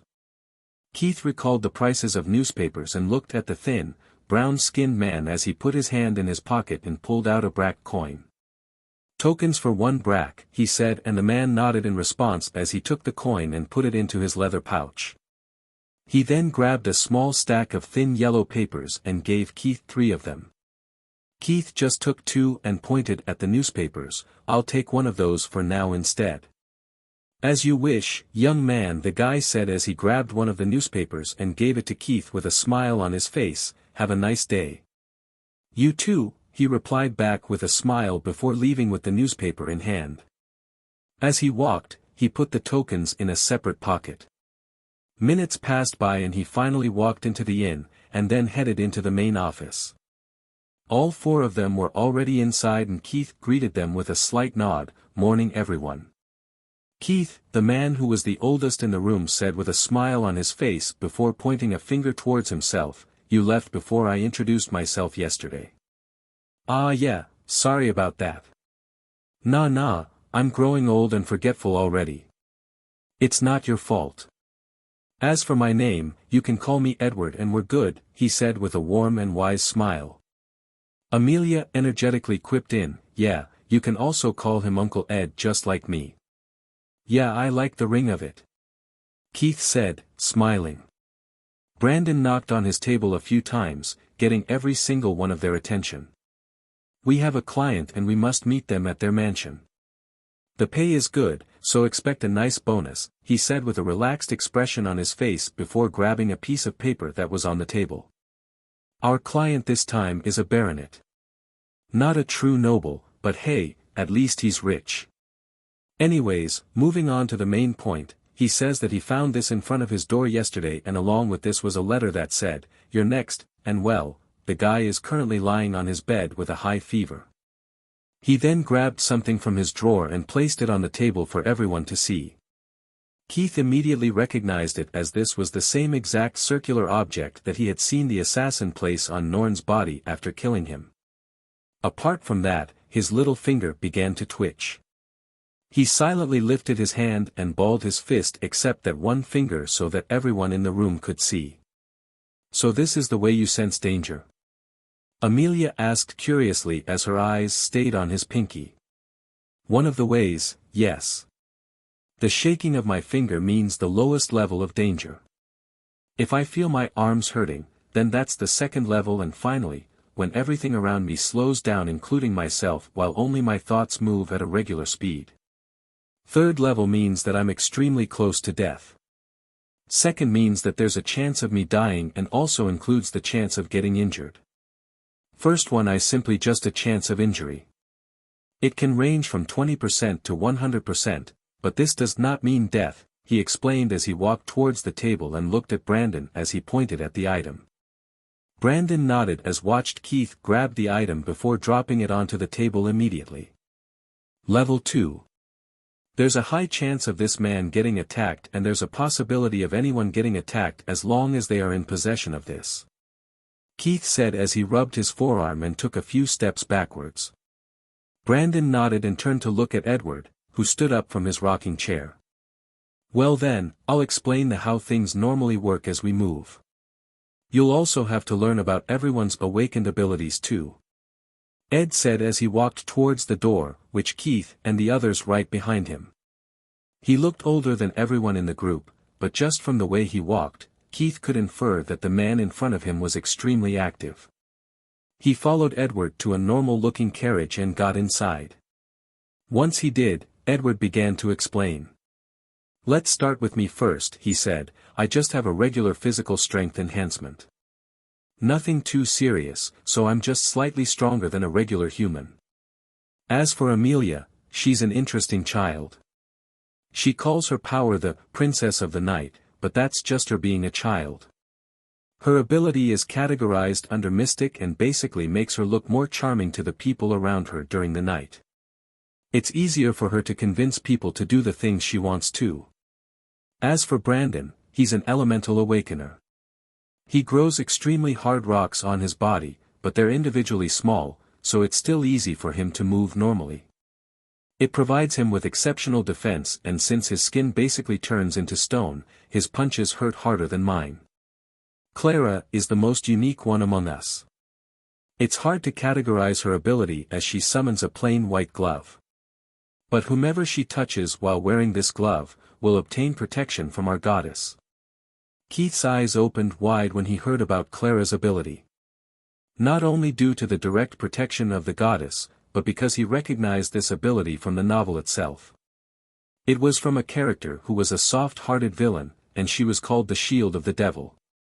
Unfortunately, this character only got a screen time of 5 to 6 chapters before getting killed by the main character. The ability to grant shields to others, but there was nothing written about summoning gloves, he thought as he frowned, trying to remember more about this character. As he thought, the others joined the two in the carriage until it almost filled up. After a while, Keith gave up as he could not remember anything important about the character. She had no fan arts and nor did anyone like or dislike her, which tossed her into the ignored and forgotten category. "Miss Clara, could you show me your dash?"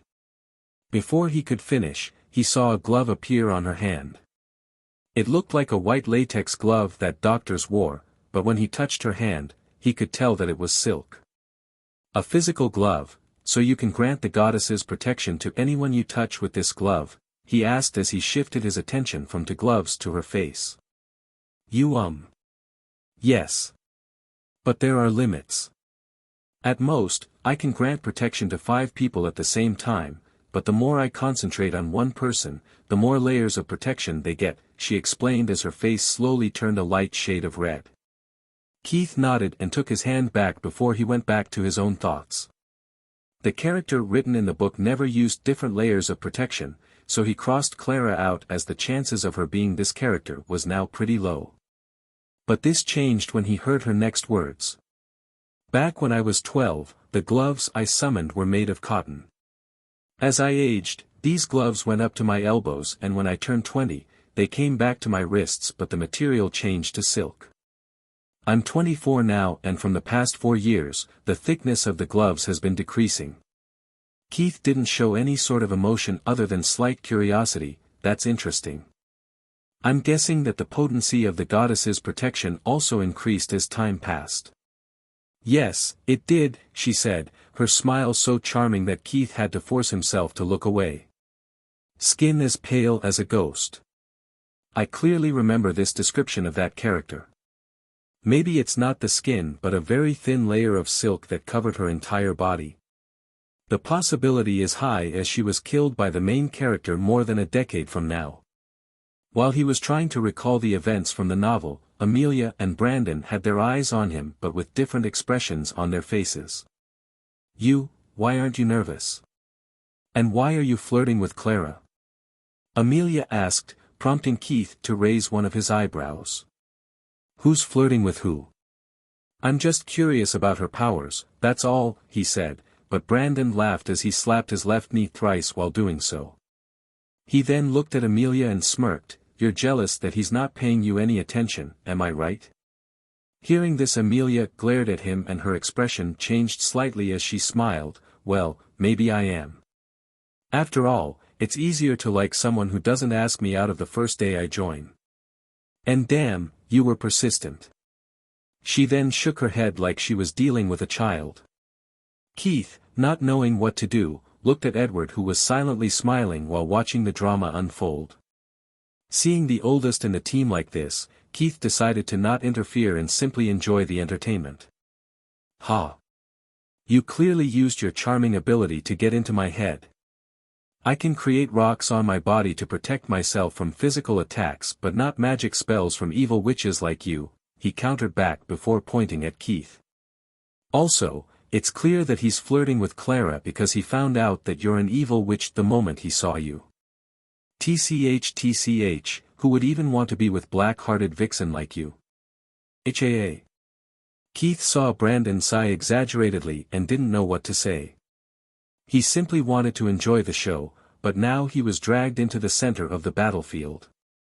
The carriage was small, but Amelia was a slender lady.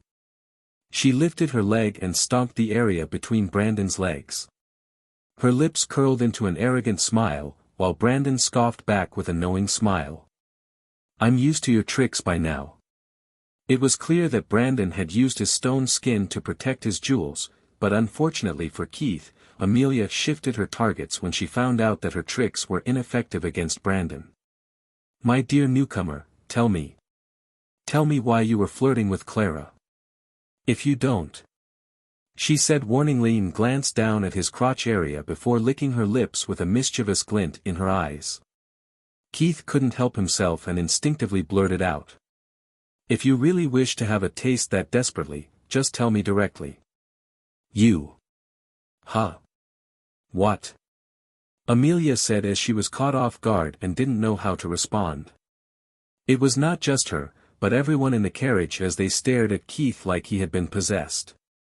The first one to break the silence was Brandon as he couldn't stop himself from snickering, which then turned into a loud laughter. Ahahiaha. O goddess of protection. I love this lad, ha ha ha ha ha ha, he exclaimed before he began to cough. Keith looked at the people around him innocently like he had never said something questionable. Did I do something wrong? Unfortunately for him, even he had a limit to how much he could control his facial expressions. On top of that, Brandon's laughter was too contagious, especially for Keith. The moment he finished his question, a smile popped up on his face, which gave Amelia the feeling that he was mocking her. She glared at him as she balled her fist, and just as she was about to punch his eggs, Clara grabbed her by her arm and shook her head. You're making a very bad first impression. But Clara. He's the one who started it, she complained as she looped her hand around Clara's and leaned against her. Not really. Clara rebutted before she began to reprimand her junior. You were the one who started attacking Brandon's, attacking him. When you don't act like a lady, you shouldn't expect them to act like gentlemen either. Amelia then make a cute face, but Clara shut her down before she could do what she wanted to. No, won't work against me. If you act out more, then I won't give you my protection. TCH, fine, she said as she let go of Clara's arm, but Clara didn't stop there. Don't you think that you must apologize? But.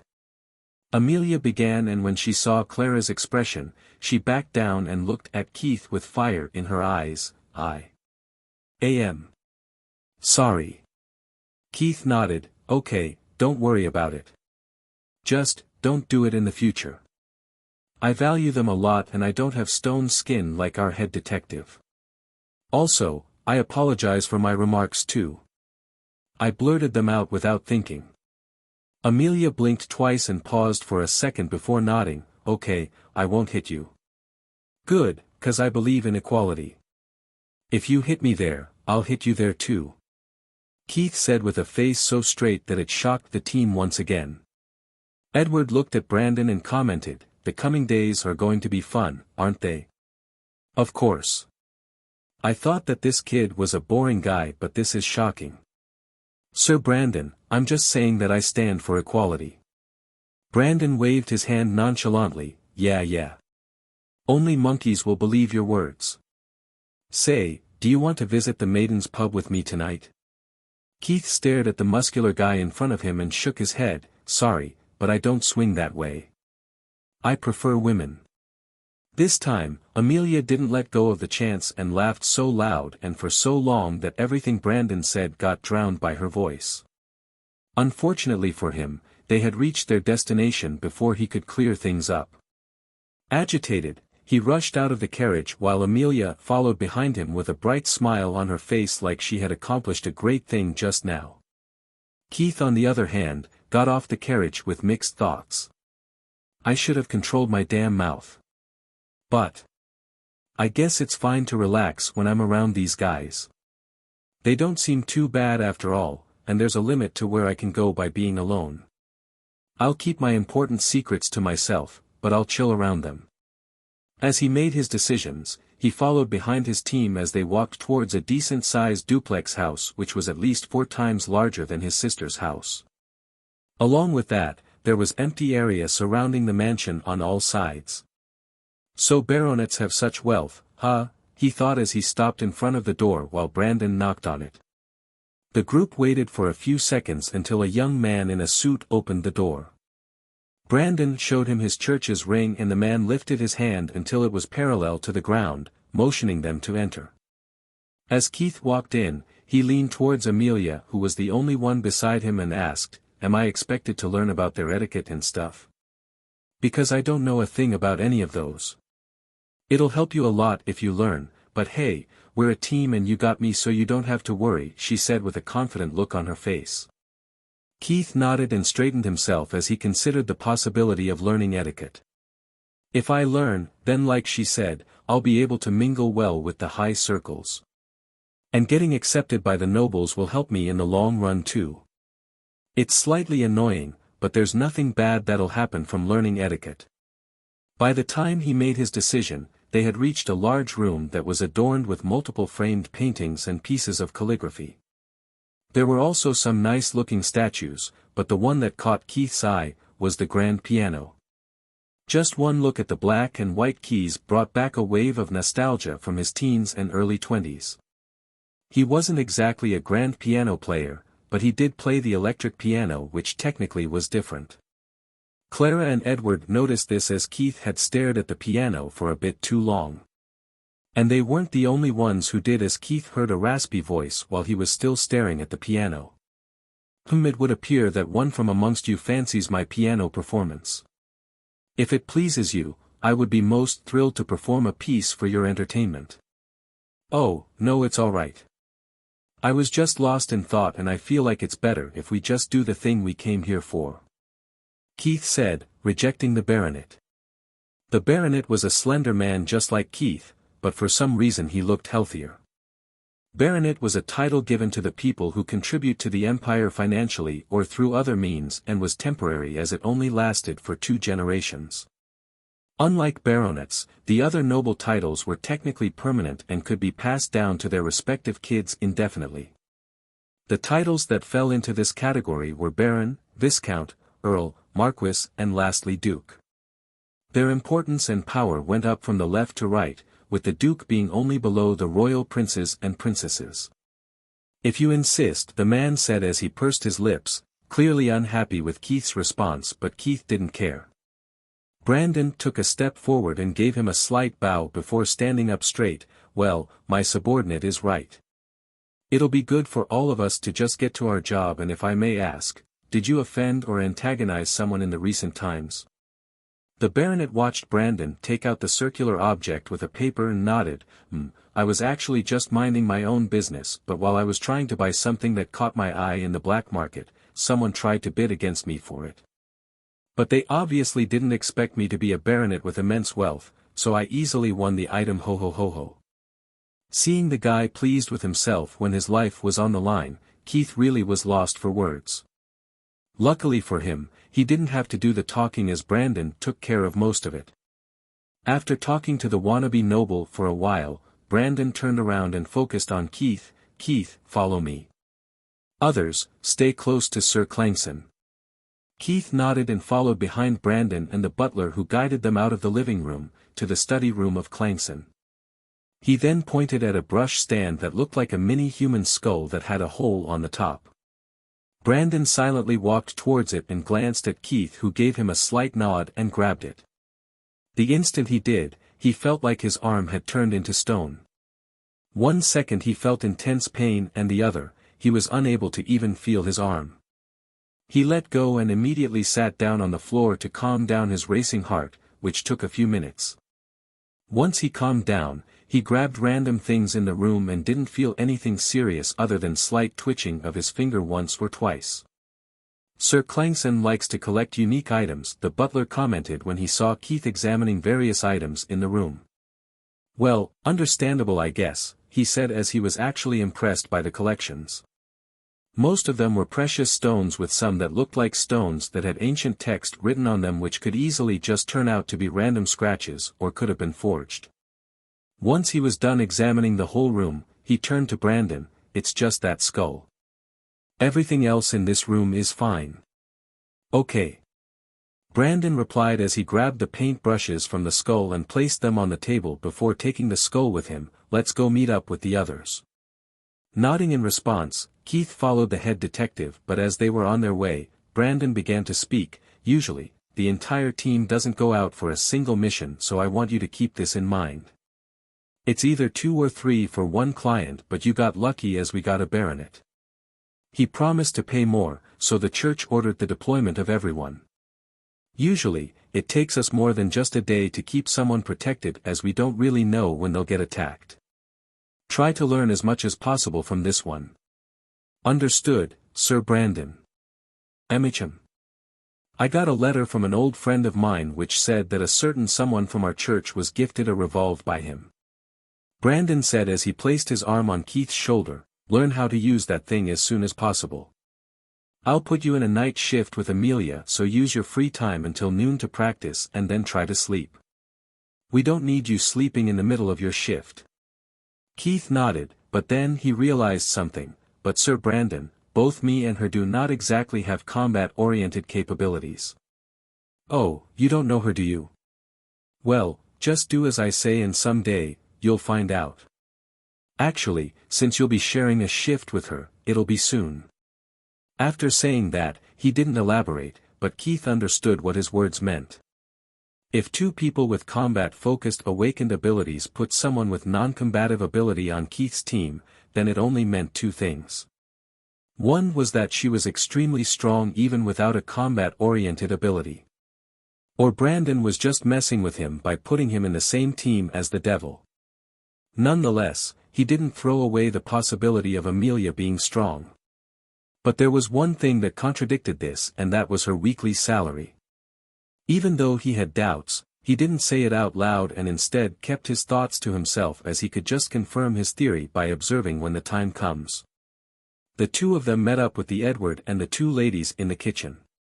The 3 of them were sitting at a long dining table along with Clankson and his family, which consisted of his wife, 2 concubines, and then a total of 5 kids, all of whom were of different ages. As for how Keith figured out the wife and concubines, it was from their accessories. Married women wore an engagement ring on their ring finger along with a necklace that has at least 1 emerald embedded onto it. When it came to concubines, they only wore necklaces, but these were different as they had garnet embedded into them instead of emerald. As for the reasons why they picked these 2 stones, Keith really did not know, as it was never mentioned in the novel, and since it was a concept more prevalent within nobles, the old Keith was also not exposed to knowledge related to this. Polygamy was common in the Empire, and this went both ways. Females could have multiple male partners or males could have multiple female partners. But there was one thing that was common between the 2. If a female decides to have multiple male partners, then her male partners would be forbidden from getting sexually involved with another woman. This went both ways, and it was more accurate to call it a law of the Empire more than calling it forbidden. Usually, it was the commoners who would take the role of concubines or a paramour, the male counterpart of concubine, after the true meaning of paramour slowly changed through history from being a secret lover to an official lover. To sum everything up, it was usually the rich and powerful who had multiple partners. And among these, it was mostly men who went after harems, as they were relatively free in terms of social standing in the Kazakh Empire. Keith silently followed behind Brandon and sat down beside Edward, who was furthest from the main chair where Clankson was sitting. Brandon, on the other hand, took the seat that was right beside the baronet, as it was left free specifically for him. One of the maids walked towards him and in just a few seconds, set up a plate of food for him, which was basically just cut up bread along with meat and vegetable stew. He glanced at Edward, who hadn't touched his food yet, and then looked at the others. Out of the 5 of them, only Amelia was the one who confidently ate her food along with the nobles of this family, and based on the way she ate and the way the nobles did, Keith had a feeling that she was a noble, but of a higher standing. He leaned towards Edward and whispered, "Is Amelia a noble?" She was. Then she slapped one of the royal princes when she turned 19 and her family disowned her. It was done out of necessity, as that prince was spoiled and his mother, the queen, was very supportive of all of his actions, so her father had no choice. She then joined our church and one of our archbishops had to move for her sake. In just one night, the prince changed his mind and so did the queen. Unfortunately though, her father never took her back. Keith nodded as his view of Amelia changed drastically. As a reader, he knew how bad it was to live as a noble, especially as someone good-looking as the royal family members were a bunch of horny dogs. This was the same for the neighboring countries and kingdoms too, except a select few people. While Brandon talked to Clangson, Keith silently listened to their conversation until he felt something touch his leg. He looked forward and saw a young girl who was barely 8 years old eating silently. The table was too wide even for an adult to be able to reach Keith's legs, which only meant two things. One was that there was someone under the table, and the second possibility was that someone at the table or one of the maids in the room was an awakened. Just as he was thinking, he heard a high-pitched yelp from his right and turned to look at Amelia, who had jumped up from her chair while the chair itself flew backwards from the force. She then lifted the white cloth that was used to cover the table and looked under it, only to find nothing. "Brandon, I felt someone touch my leg," she said, frowning deeply as she looked at every single person at the table. Clangson sighed when he heard her words and looked at his eldest daughter, Maria, out of the room. "But father." "I said out of the room, darling," the baronet said with a smile on his face which shut his daughter up in an instant. Feeling embarrassed, she left the room with her head hung low while Amelia glared at her back. Unfortunately for Clangson, she didn't let the issue go and pressed for an explanation. "Baronet Clangson, is this how you teach your kids to behave when you have guests at your home?" "Miss Detective, I apologize. I was too doting as she was my only daughter back then and now she's too spoiled. It's too late for me to do anything about her, but the rest of my kids are well trained in the mannerisms of nobles," he said, trying to explain himself, but when he saw that Amelia's frown deepened even further, he placed his fork and knife on the table. "If you've been hurt by my daughter's actions, then I apologize. As a token of apology, will it be fine if compensate you with a thin stack of Zen?" Keith saw the disgust on Amelia's face grow further, but Clara and Brandon both grabbed her by the wrist, which seemed to work really well when it came to calming her down. "Sure," she said one word and turned to look at the maids. "Will someone bring me back my chair? Or did this baronet not teach you guys anything?" "We're sorry, madam," the one who looked like the head maid stammered as she hurried over and brought her back the chair. The rest of the meal was eaten in silence until the baronet and his family were done. They silently left after telling Brandon's group to have their fill. And the moment they left the room, Brandon dug into his food like a hungry bear before turning to look at Keith. "Kid, don't let go of this chance and eat until the food fills up to your throat." Keith nodded and looked at Amelia. "Can you teach me? The etiquette, I mean." 2 hours later. There was still a lot of food on the table, but Keith, Brandon and Edward were done. They'd eaten so much that they didn't really feel like moving. Clara, even though she was usually silent, spoke up. "Keith, you're so thin but you ate so much, just how?" "Well, I usually only ate bread and drank some soup or water. So I just ate and now the only thing I wish to do is sleep," he said as he patted his bulging belly. It wasn't that the food was tasty. Compared to the stuff he ate in his previous life, this was categorized as flavorless 1 out of 10 food. The only reason he stuffed himself was because of the meat and all the nutritious food on the table. Even though it wasn't tasty, as long as it helped him boost his physique, then he would force himself to eat it. Ugh. Brandon let out a grunt as he got up from his chair. "Keith and Amelia, go and get some rest until evening. You two will be on the night shift. Oh, and Amelia, take this kid to the church's practice range and teach him how to use a revolver." Amelia looked surprised when he heard Brandon's words, and so did the other two in the team. All of them shifted their attention to Keith, who lazily put his hand inside his trench coat before pulling out his revolver.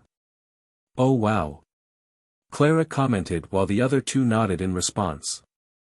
Brandon, on the other hand, didn't stop. "Fun fact, guys, this guy is the brother-in-law of Adam Brown." "Ah, that guy," Amelia said as she gave Keith a pitiful look while shaking her head. "Anyways, let's go, lazybones.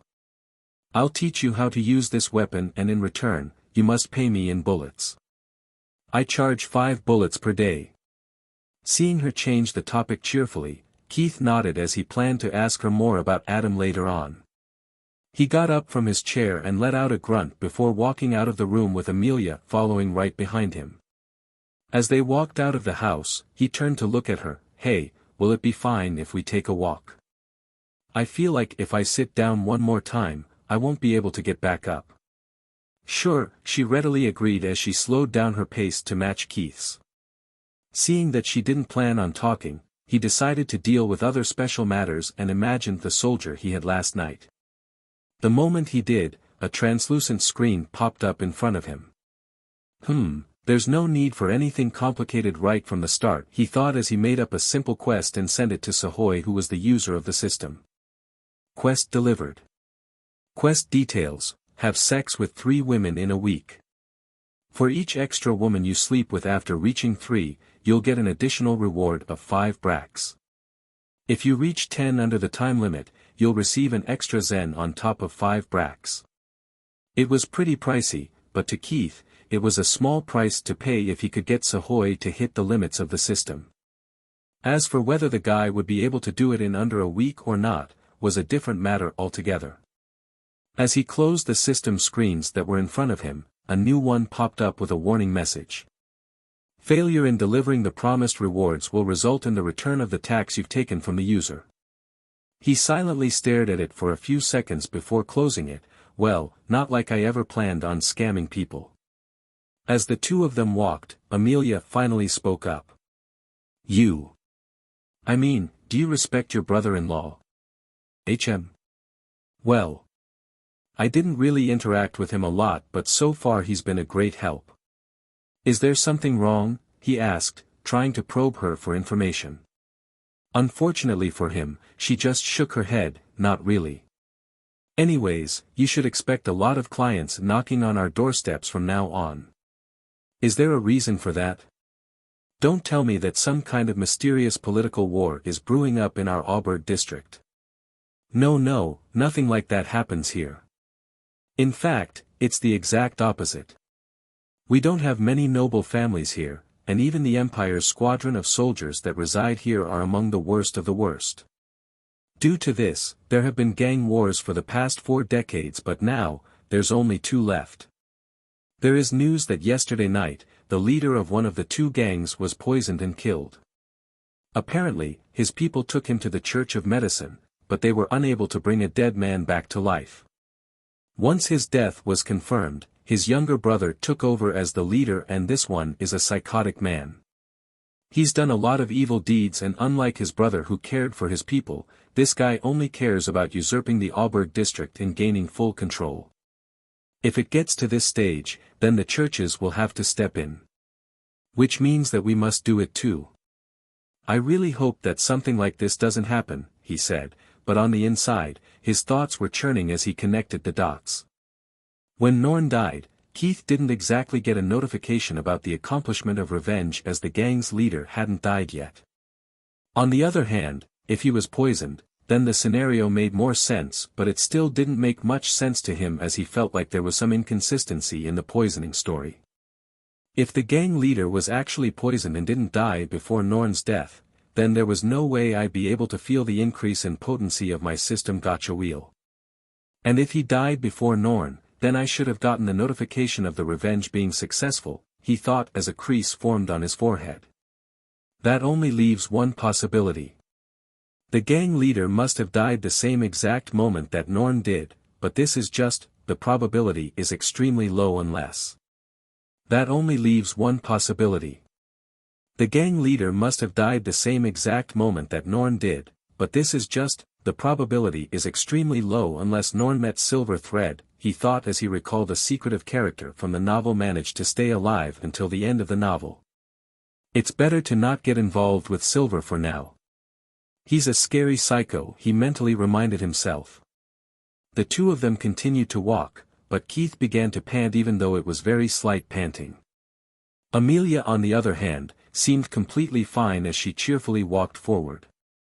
It took them a total of 1 hour to reach the church, and Amelia confidently strode over to the right and entered the building through a staff-only door while Keith silently followed behind her. The two of them walked along the corridors until they reached a staircase which went down. As he climbed down, he voices out his thoughts. Underground, is this some kind of secretive thing? While he did know about the churches, the novel never talked about the internal structure of the churches, as most of the conflicts and fights happened in the outside world. It's not exactly secretive, but only official members of the church can enter, she said, and pointed at the ring she was wearing. This one is only given to official members, and if you don't have one, you won't be able to open the door that we walked in from. Interesting and impressive, he commented as he got off the stairs and entered another corridor. Unlike the one above, this corridor was 3 times as wide. At both ends of the corridor were 2 doors each, and in front of him, where the corridor ended, was another door. In total, there were only 5 doors, but the corridor itself was about 500 meters long. As they walked, Amelia began to explain. She pointed at the first 2 doors that were parallel to each other, while on the opposite sides, the left one here is the library, so if you're free and wish to read stuff, then you can come here. The one on the right is a training room. Brandon and Edward use this one a lot. Then she continued walking forward until she reached the other set of parallel doors. This one is the artifact storage area, but it's mostly empty. Even staffs like us are not allowed to enter, but Brandon can, as he's the head detective, she said as she pointed at the left door. And she walked towards the door on the right and opened it before walking in. And welcome to the shooting range, Wool. Now give me 5 bullets, or 5 bracks. Keith nodded as he inwardly sighed and took out the small wooden box that his sister had given him. He opened the lid and saw the bullets neatly stacked. In total, there were 30 bullets with 5 rows and 6 columns. He took 5 bullets out and gave them to Amelia before grabbing 5 for himself. He then grabbed his revolver from inside his trench coat and pushed the ammo barrel out so he could load it. The revolver he had was smaller than regular revolvers issued by the Empire or the other churches. It had a slightly shorter barrel and could only hold 5 bullets in its cylinder, but this was enough for Keith. The shooting range was pretty large, but there were a lot of things missing, such as earmuffs and gloves. Luckily, the most necessary item was available, which was the target boards. He quickly loaded his gun and took aim as Amelia watched. After aligning the front and rear sights, he pulled the trigger. The bullet hit the target board, but it wasn't on the bullseye. Wow, you're a natural at this. Did the guy who sold you this weapon teach you how to use it? Even though this was not the case, Keith nodded, I guess. After saying that, he gave his pistol to Amelia. Let's swap for a bit. I want to try out a manual one. Wait, what? Manual? No, wait. Don't tell me, this revolver is the famed double-action revolver, she yelped as she excitedly asked him, and seeing her like this, made him smile a little. Yeah. So, do you want to swap or not? Of course, she said without any hesitation, and took his gun before giving her own weapon to him. While she excitedly skipped over to the right end of the room, Keith popped open the bullet barrel and saw 5 chambers filled while one was kept empty. He then popped the cylinder back in and got into position. He aimed at the target and used his thumb to pull the hammer that was at the back of the gun. He had expected it to be easy, but reality hit him hard as he was unable to pull it back completely with just his thumb. Just how weak am I? Fucking hell. Feeling slightly depressed, he stared at the gun for a few seconds before using his left hand's entire strength to pull back the hammer instead of just his thumb. This time he didn't feel too much resistance. Yeah, maybe I just need some getting used to, he thought, and aimed at his target one more time before shooting. Bang! The bullet left the barrel while his hand flew diagonally backwards due to the recoil. Oh God! He muttered as he popped open the cylinder once again and noticed that the thickness of these bullets was slightly more than the ones he had brought with him. Ah, makes sense now. A second ago, he felt a bit too much recoil compared to his own gun, and the difference in the size of bullet made sense. If I learn how to use this, then using mine will be way easier. Just like Dad said when I was young, learn how to drive an old squeaky car and you'll be able to drive almost every normal car in the future. Keith happily used up all the bullets and walked over to Amelia so he could exchange his bullets for hers. "Oh, okay," she said and took out a small piece of paper which looked similar to the newspaper token that Keith had bought earlier in the day. "Take this to the room that's at the end of the corridor. There'll be an old guy there and all you have to do is give this to him," she said. Looked at the gun she was holding. "You know, this thing barely has any recoil and that's what makes these bullets so valuable." Keith gave her a confused look, and she immediately gave him an explanation. Adam is well known in the noble circles and churches. The bullets that he produces have extremely low recoil, which makes them very useful in the hands of experienced shooters. If someone finds out that we're using them to practice, they'll curse our ancestors.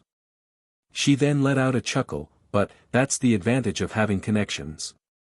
If you give your bullets to the old man in that room, he'll give you double the amount of same-sized bullets. "Thanks."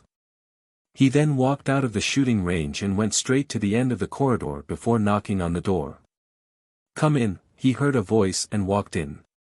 Just like Amelia had said, there really was an old-looking man, but he was way too short. He seemed youthful, but his wrinkly face just made him look old. "Ha ha ha, you don't have to stare so hard," he said as he laughed, and the next second his skin moved and began to straighten up until it wasn't wrinkly anymore. This just stayed for 2 seconds before his skin turned wrinkly again. The guy smiled at Keith and said, "Just a side effect of having the ability to change my facial appearance. Anyways, I heard that young lass a few minutes ago, so maybe you're here to get some bullets." "Yes." "Great. I assume that you're using a flintlock." Keith shook his head. "No, a revolver. The bullets that I need are the ones that Amelia usually gets, but I also do need the ones that follow the Empire's standards and measurements."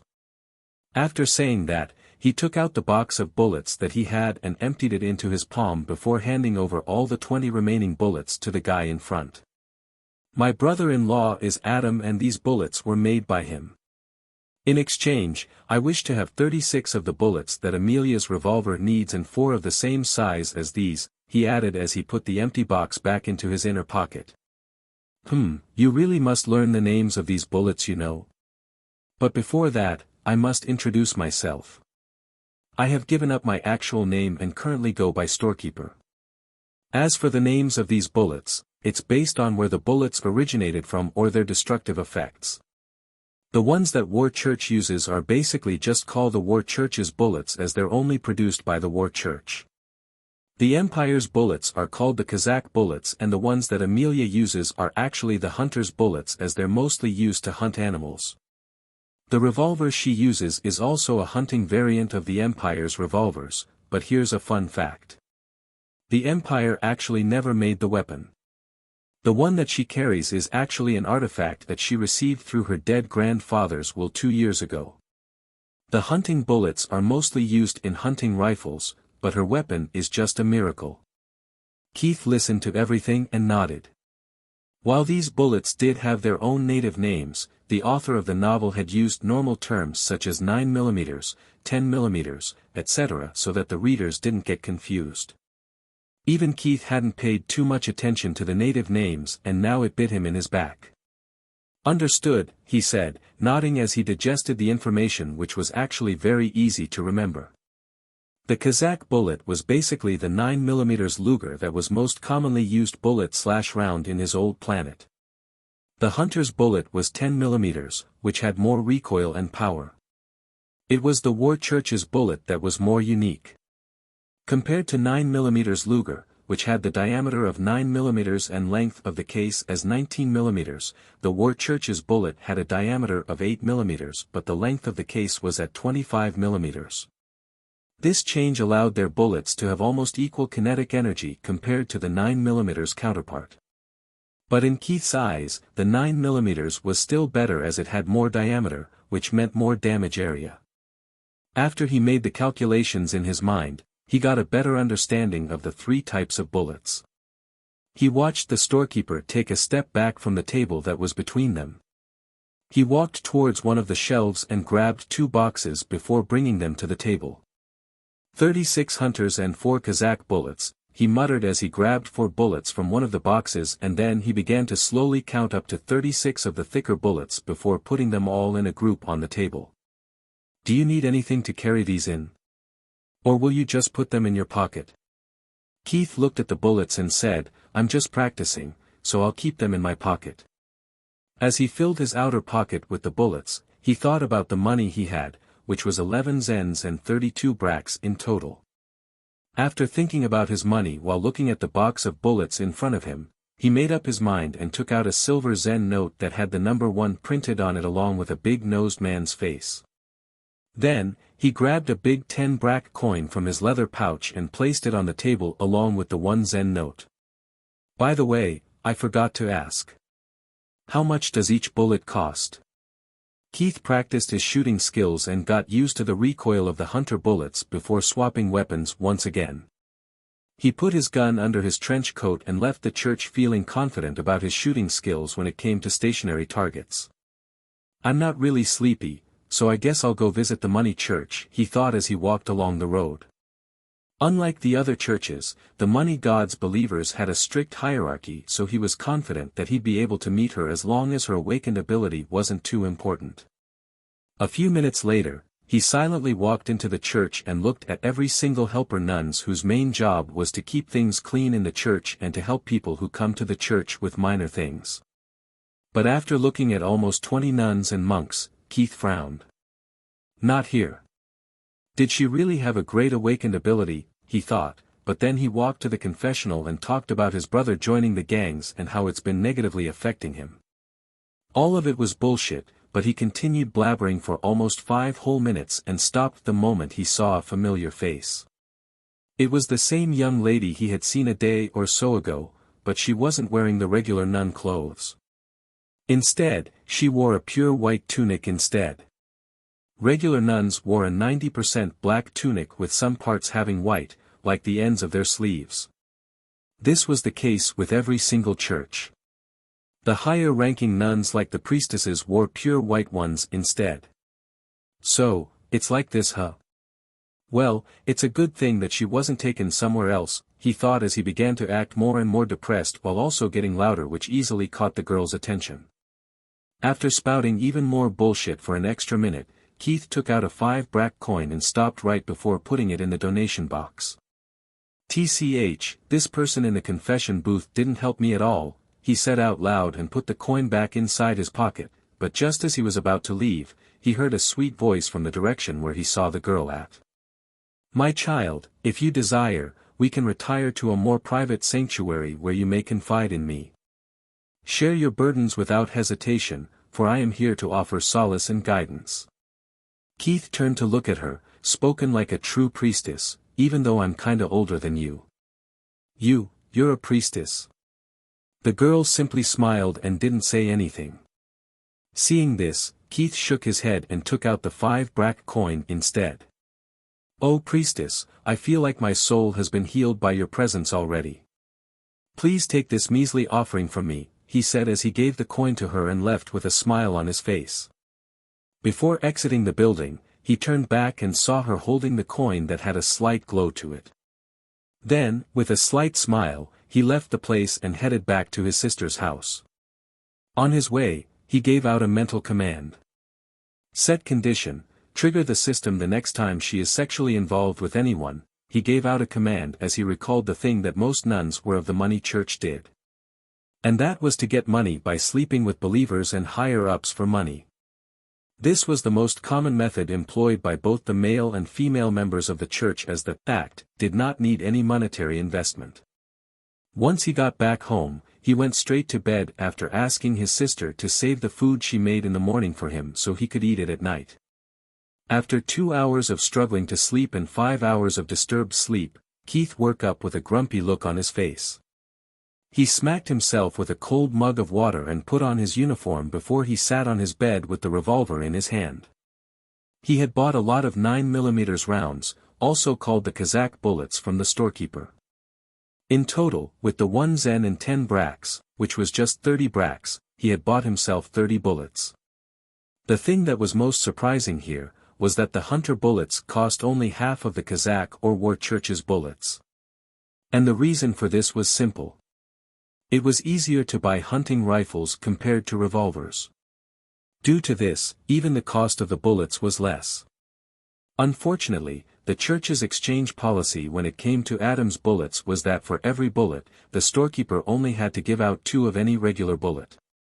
While Keith felt like he was scammed, he didn't feel too bad as it was just 20 bullets worth. He then grabbed the box of bullets and inserted 4 of them into his gun before stashing the rest back in his pocket. Once he was ready, he headed to the kitchen and ate all the food before leaving. But just as he was wearing his shoes, his sister rushed towards him and stuffed a package that was covered in paper and tied with a thread.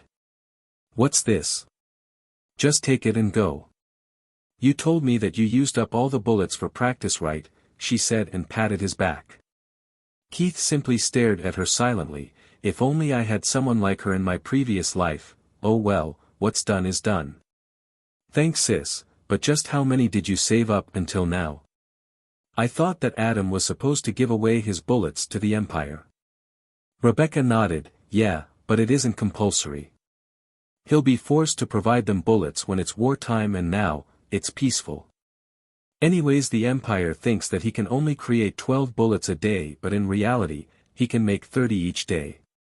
This is boosted to a total of 40 if he makes love, but it only works once a day." Keith headed back to the baronet's mansion and saw that Amelia was already there, talking to Brandon and Edward right outside the gates. "Hey guys, good evening." Keith greeted them. "Look who's here, you're too early by the way," Edward commented when he saw Keith walking towards them. Keith nodded. "Well, it was hard to sleep when I already slept last night. Anyways, I simply have to keep watch outside the baronet's room, right?" Brandon shook his head. "Not really. We let you go early, but now that you're here, there's something you must do," he said and paused for a second before continuing. "Well, the only thing you checked was Clangson's study room, so your job now is to look at every single room in the mansion and report to your senior, who in this case, is Amelia. Just tell her if you find something suspicious." "Understood," Keith said without thinking too much of it and looked at Amelia who was grinning from ear to ear. Wait, I forgot that you were the junior until I got hired." The target hit the bullseye as Amelia's expression warped to that of fury, but she didn't say anything lest he counter her with another lewd comment. Instead, she directed her frustration at Brandon. "Can't we just transfer him to some other district? This kid is too disrespectful." Edward chucked while Brandon laughed loudly. "You do know that he's a year older than you, right?" It's fine." Keith interrupted before the 2 guys in front of him angered the girl too much. He had to spend the rest of the night shift with her as his boss and he didn't want an uncooperative partner. When it comes to work, age doesn't matter. Isn't that right, Sir Edward? You're right. Edward said, the playfulness in his voice gone as he looked at Keith with a serious look on his face. We must learn when to act professional and when to act like friends. He then patted Keith's shoulder before leaving and Brandon followed behind him as he stretched his back, letting out a satisfied grunt while doing so. Keith turned to look at Amelia and a playful smile popped up on his face. Senior Amelia, I hope you can teach me a lot of things tonight. Why you? Stop making things sound so suspicious. Ha ha ha ha ha, sorry, he said as he walked in, thinking about Clangson and the words he had said in the morning. A slight frown formed on his face as he recalled the information. He has connection to the black market, so I'll have to try to get some information from him. Once I do, I can give Adam a system and sell the bullets at the black market. He silently walked inside and began to scour through the entire mansion with a maid as a guide while Amelia stayed with Clangson. It took him more than 5 hours to check every single room, but once he did, he let out a sigh. He looked at the butler who was standing in front of him and said, Tell the oldest daughter of Sir Clangson to meet us in the living room. There are quite a few things that I must ask her. Keith's gaze shifted to the maid who had been guiding him until now. As for you, just bring the item that you have. Once you're done, you're free to leave. Thank you, detective. Keith. Yes, yes. Thank you, Detective Keith. Keith simply nodded and headed towards the living room where Amelia and Clangson were at. Once he got close, he heard a terrible sound coming out of the room, and from the notes that were being played, it was obvious that someone was playing the piano. With an annoyed look on his face, he walked in and saw Amelia sitting in front of the piano with an extremely focused gaze. Keith clapped twice and the two claps echoed in the room, which prompted the two of them to look in his direction. I have news, but it's not exactly good. Just blurt it out, please. I was trying to learn this thing. Keith glanced at the piano and sighed, maybe it'll be better to learn somewhere else. If you continue, my ears are going to bleed. Before Amelia could say anything to counter him, he continued, anyways. Sir Clangson, I feel like your daughter might be in danger. Almost every single thing in her room gave me urge to leave the room. There's also one object that's on the same level as the skull that we saw in the study room, he said as his gaze shifted to Amelia. Clangson thought about Keith's words for a second before speaking. My daughter attends a lot of parties hosted by the other baronets. Maybe it's from them. That's possible, but there could also be other reasons. Amelia said as she got off her chair and walked towards the tea table where the maid had just placed a small fountain pen. She picked it up and looked at Keith. Is this the one? He nodded in response and looked at Clangson. By the way, this black market. What kind of place is it? And how do you get an entry? It's just a regular market, but some illegal things are sold there. There's also a lot of stolen items sold for cheap. As for getting an entry, this is not really a secret society kind of thing. It's available to the public as long as you know where to go. You simply have go to that theater that's behind the God of Money's church, and as long as you have enough money, or something valuable, they'll let you in. Just make sure that you're wearing a plain clay mask that's painted white. Keith nodded as he began to make his plans. There was no need for him to wait for too long if he wanted to visit the black market. I'll just go see how things work there and start my business once I get Adam's awakened ability. Amelia took care of talking to the girl, while Keith silently stood outside Clangson's bedroom. He didn't have to wait for long as he saw her walk towards him with a tired look on her face. She didn't say it directly, but I can tell that she's been getting involved with other noble kids. I have a feeling that she angered the wrong person, and Clangson isn't the only one in danger here. We must share this information with the Brandon, and the good news is that we don't have to get involved in this case anymore. We technically have 2 clients and both of them seem to have gotten involved in something serious. If we continue, we'll probably lose a member or 2 from our team, and I'm sure that Brandon wouldn't want that. He'll most probably send a request to the neighboring churches and ask them for help. She then sat down on the floor with her back against the wall, but just as Keith was about to follow her actions, he saw the door open slowly. Standing there was Clangson's wife, whose name he didn't know yet, but his mouth slightly opened as he stared at her. He had never seen someone as bold as her in his entire life, as she was standing in front of him while wearing an almost transparent lingerie. Keith could see everything as his eyes were now used to the small amount of light that the candles in the corridor were emitting. Even Amelia, who was sitting on the floor, stared at the woman in shock. Care to join me in my bed? She whispered as she leaned in slightly, like the amount of exposure wasn't enough. Keith immediately shook his head. Respectfully, I apologize. I'm already engaged to this beautiful lady beside me, and I would like to remain faithful to her. Surprisingly, Amelia went along with his story and stood up. Well, if you want, I can join you along with my fiancée. Just so you know, I get very rough when it comes to ladies.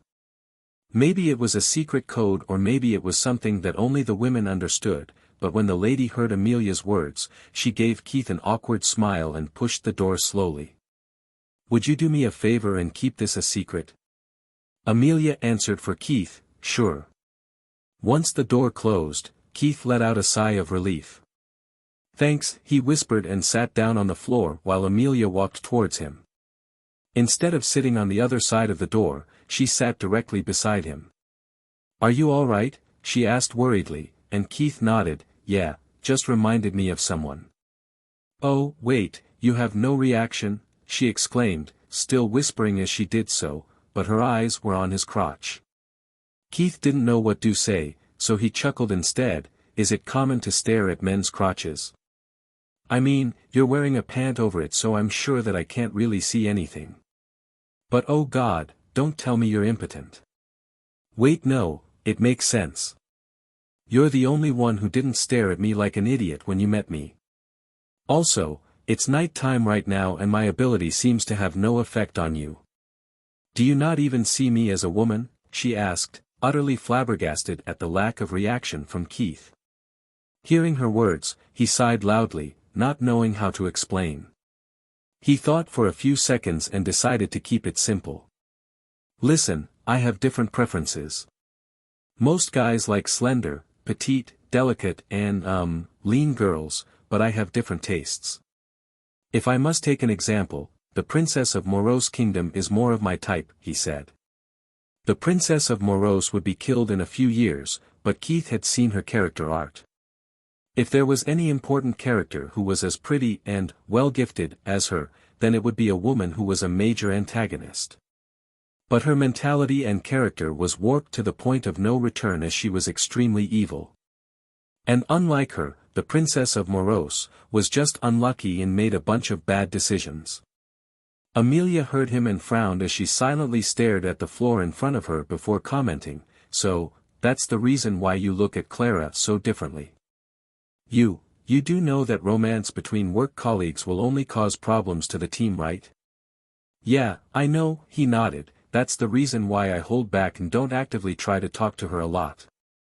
I'm confident that with my looks, a lot of women will line up. Mrs. Clangson is a prime example.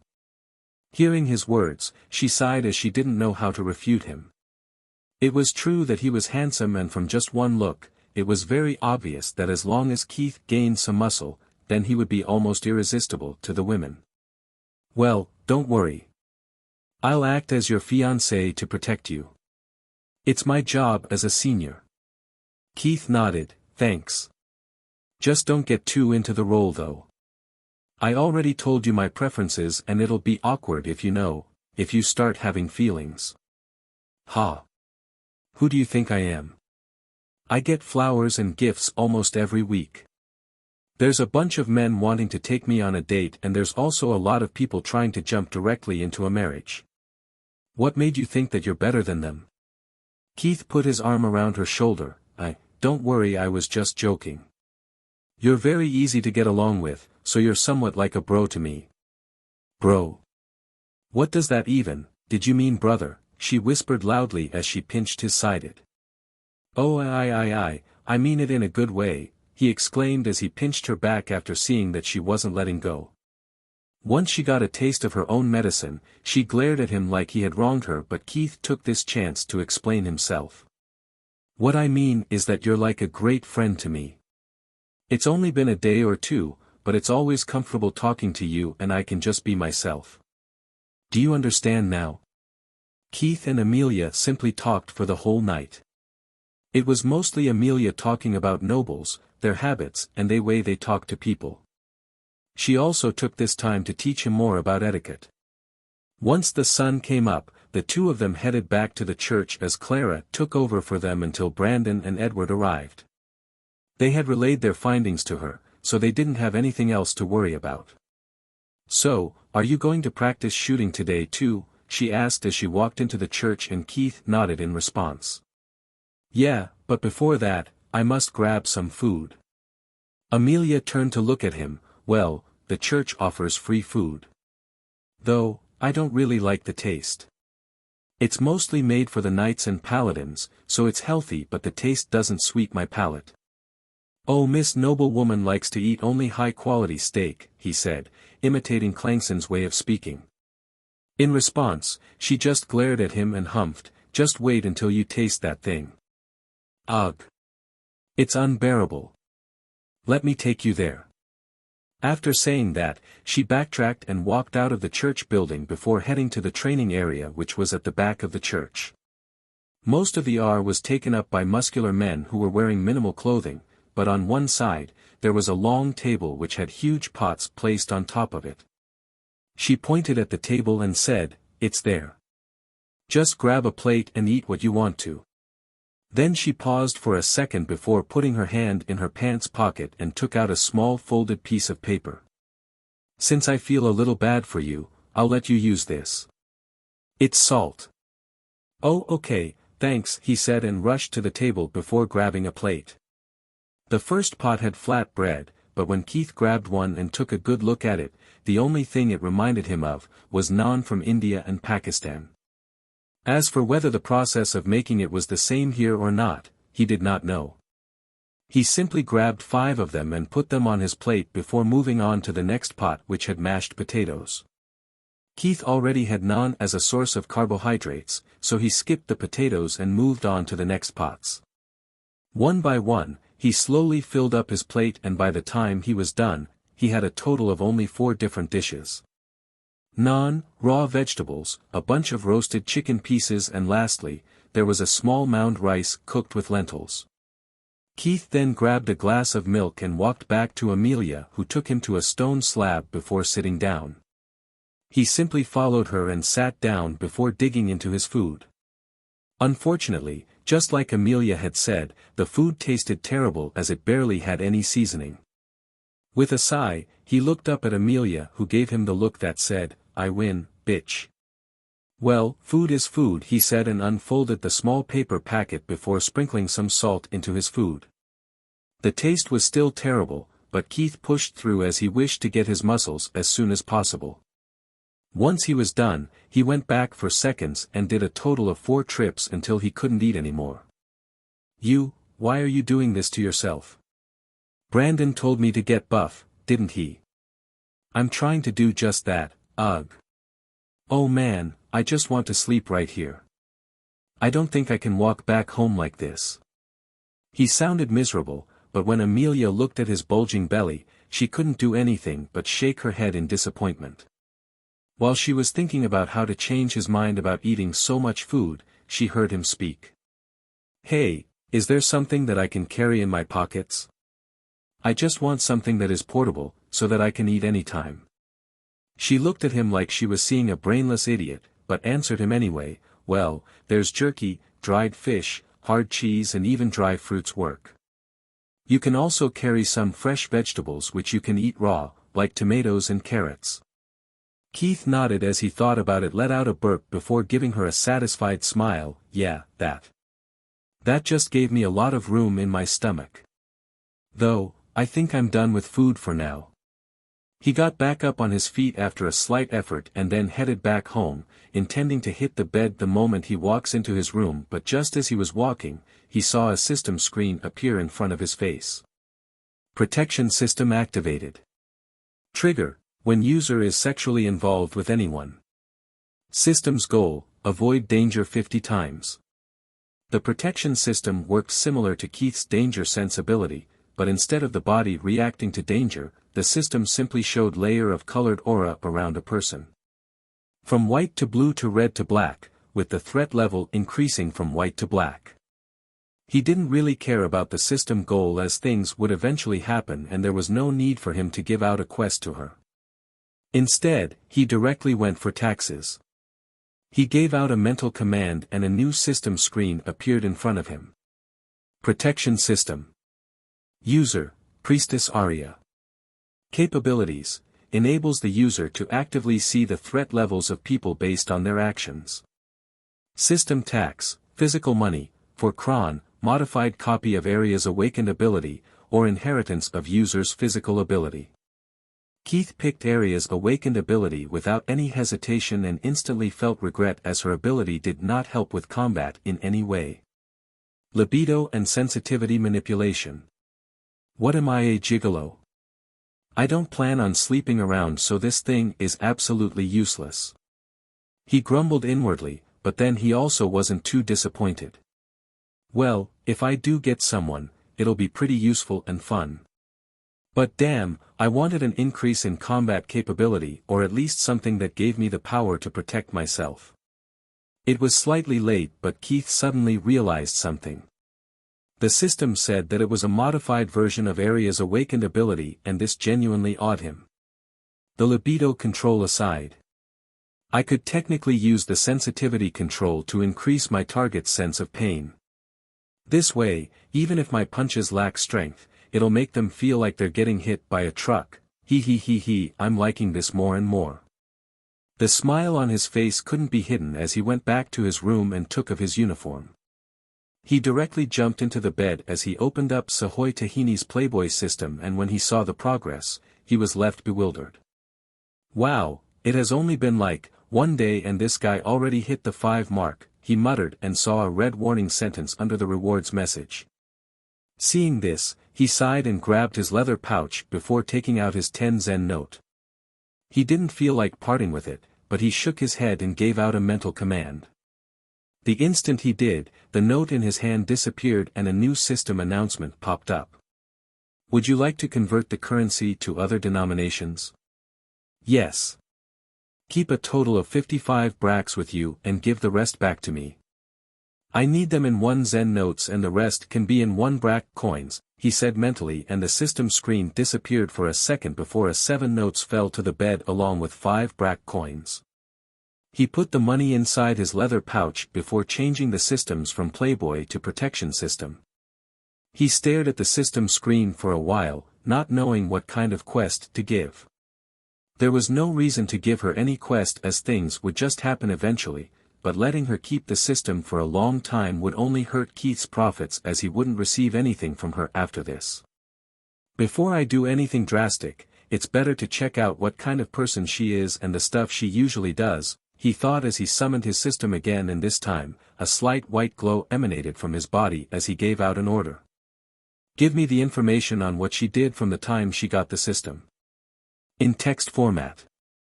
The moment he gave out the command, a long wall of text began form in front of him and he watched it happen with a slight smile on his face. Oh man, this is essentially stalking, but I don't really plan on harming you with this, he said to himself as he thought about the priestess and began to read the wall of text which looked more like a detailed diary entry. At first, his face was neutral, but the more he read, the more disgusted he looked. Once he was done reading everything, he let out a sigh. So they had contact with her way before her parents gave her away, these damn groomers. She's long gone now, too late for me to help, and even if I try, she'll most certainly report me instead. I feel like shit, he grumbled as he stared at the ceiling. Seconds quickly trickled by and Keith let out one final sigh as he made up his mind. I'll make things quick and cut my ties with this girl. Quest delivered. Quest details: walk around the city 5 times to get a sense for your new ability. Do not wear your holy clothes and use civilian clothes instead. Failure to do this quest will result in the user's death. Keith then wore his normal shirt and pants before putting on the trench coat that was provided by the Protection Church. He put his hand under his trench coat and felt his revolver safely lying there. I'll trigger the dangers myself. All I need to do is have the intent to murder her, and hopefully, her system will tell her to run away, he thought as he walked out of the room and went straight to the shop that sold masks. It was a small hawker stall, so Keith had to crouch down to take a good look at the masks that were placed on the cloth that was on the ground.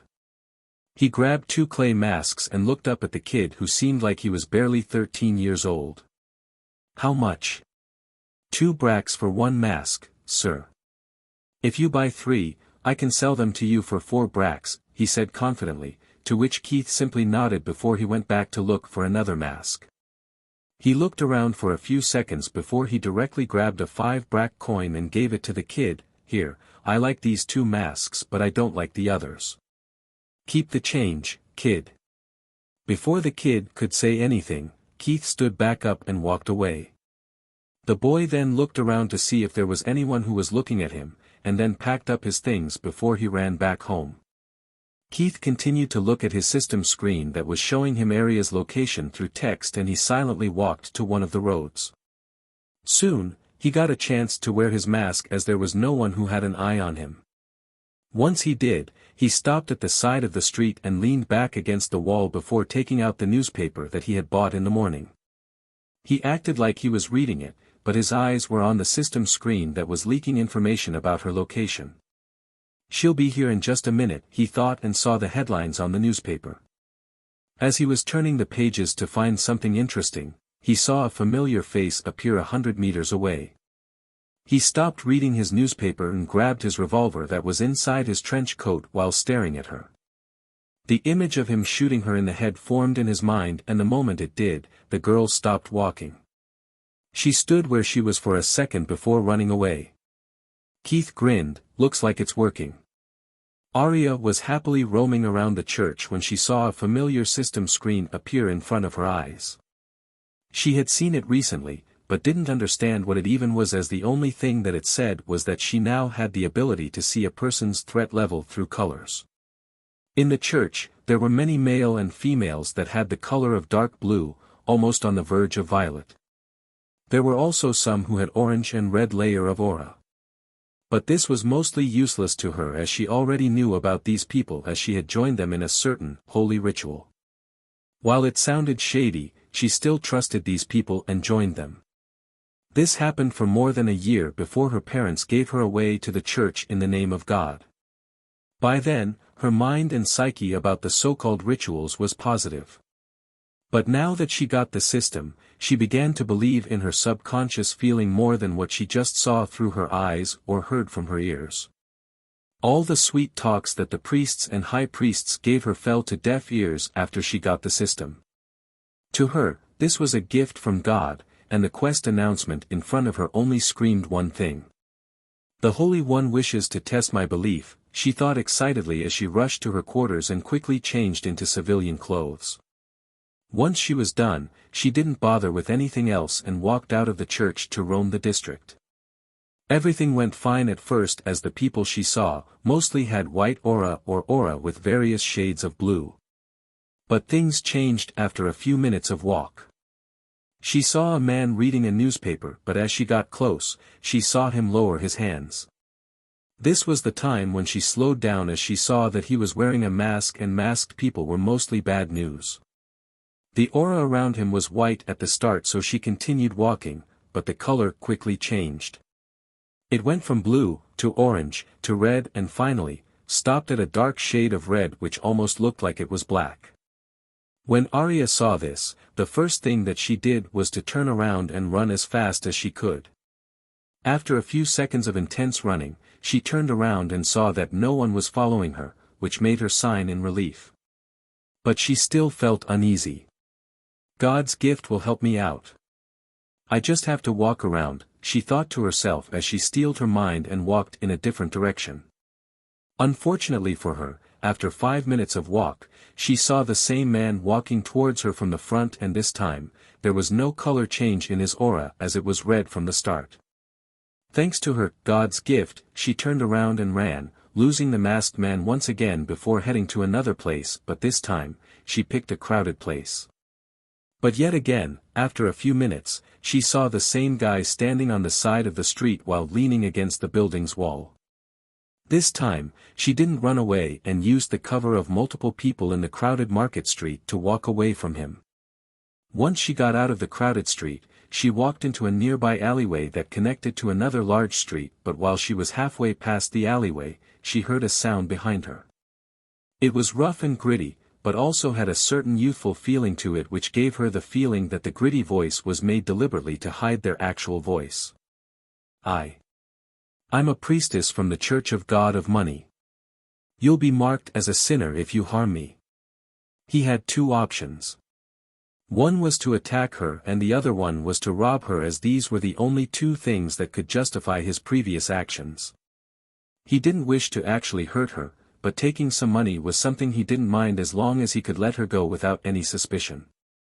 As for other options, Keith just wasn't able to process them at the moment. Keith hummed as he got closer to her. "Well, give me all your money and I'll let you go."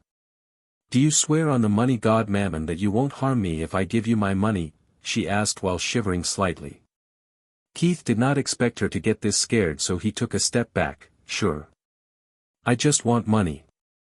Empty all of your pockets and place the money on the ground. Then you're free to leave and I won't do anything.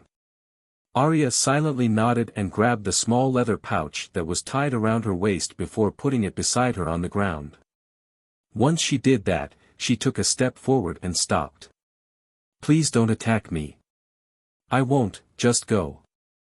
The moment Keith told her to go, she did, and she did it extremely fast.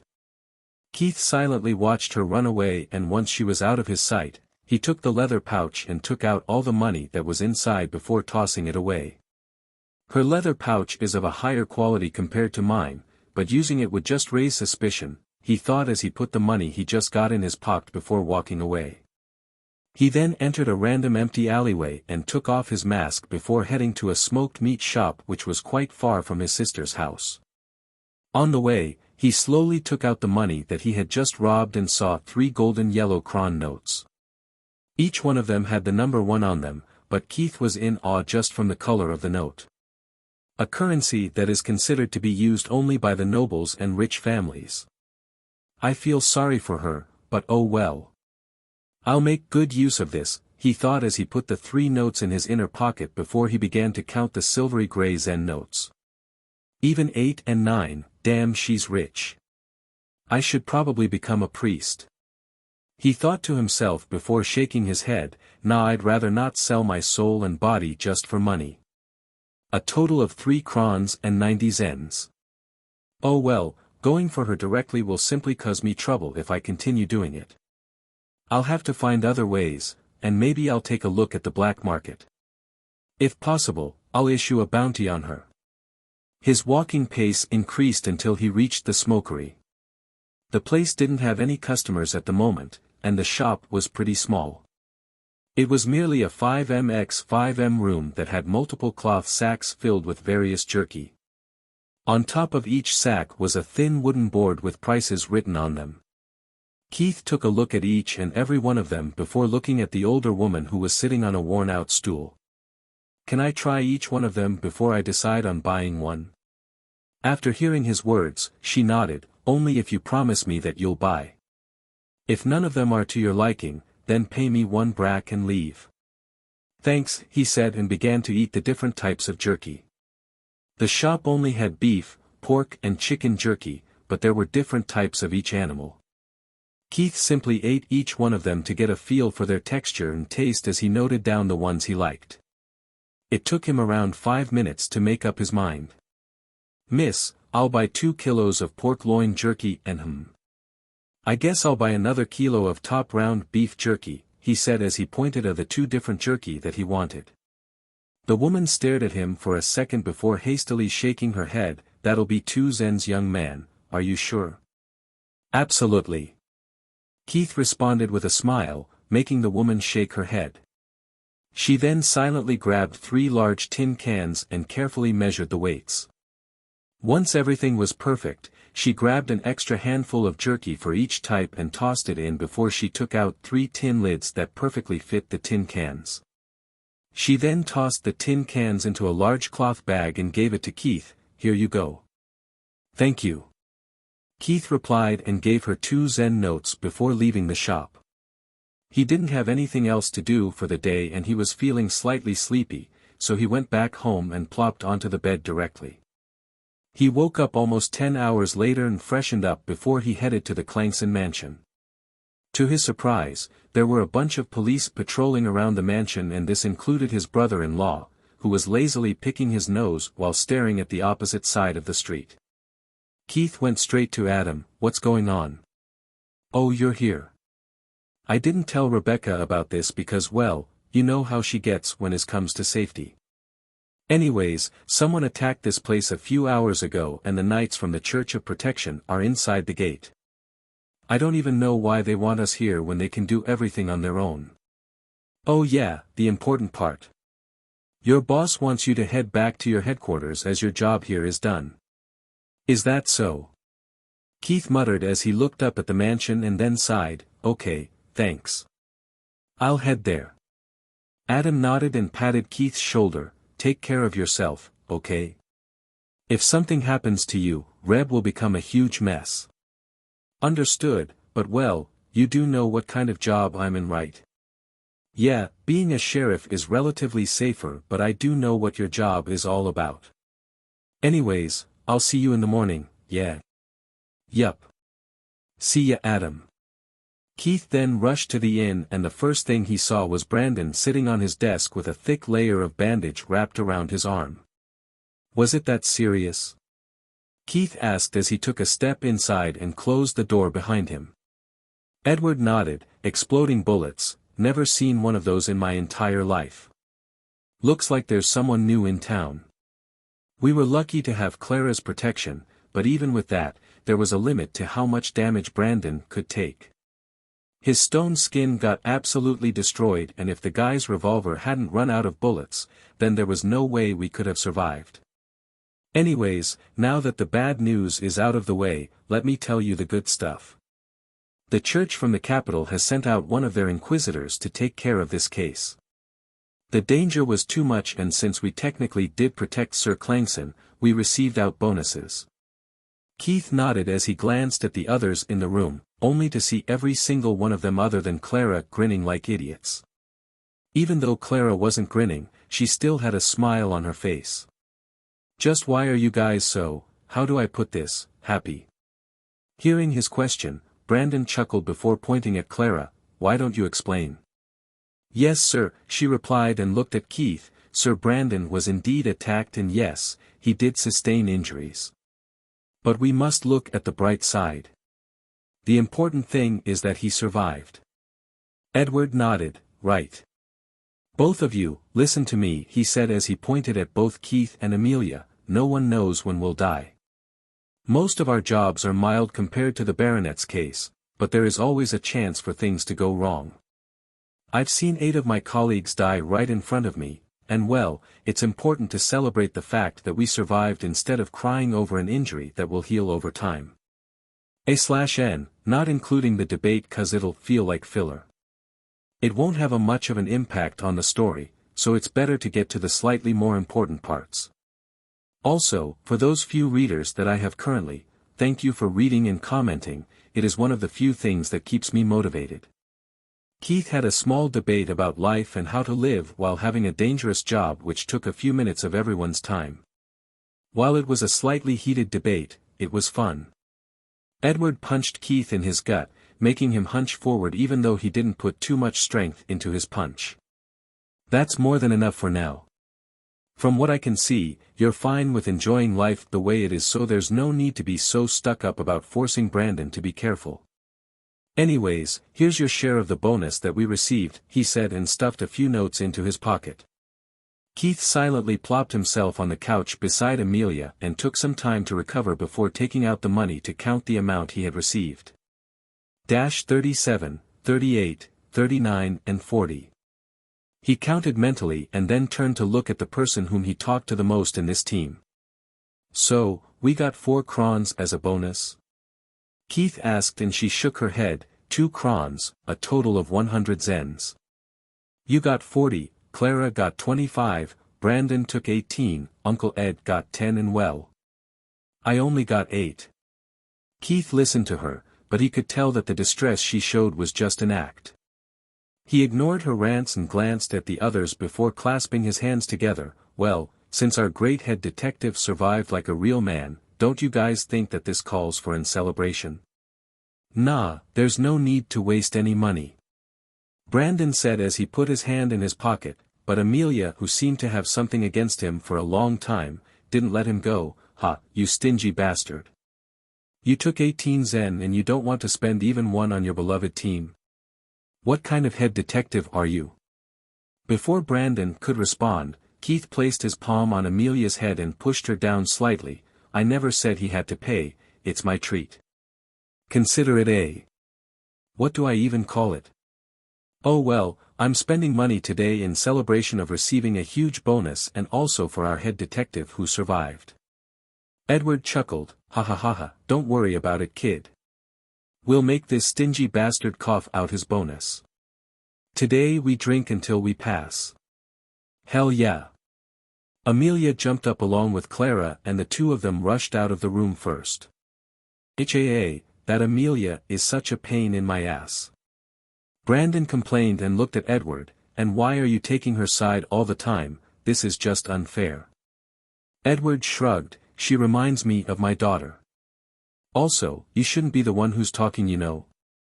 You literally slept in front of her house, trying to win her herd after she rejected you. Can we not talk about that, he said, his voice slightly less loud compared to before as he glanced at Keith who was smiling. What are you smirking for?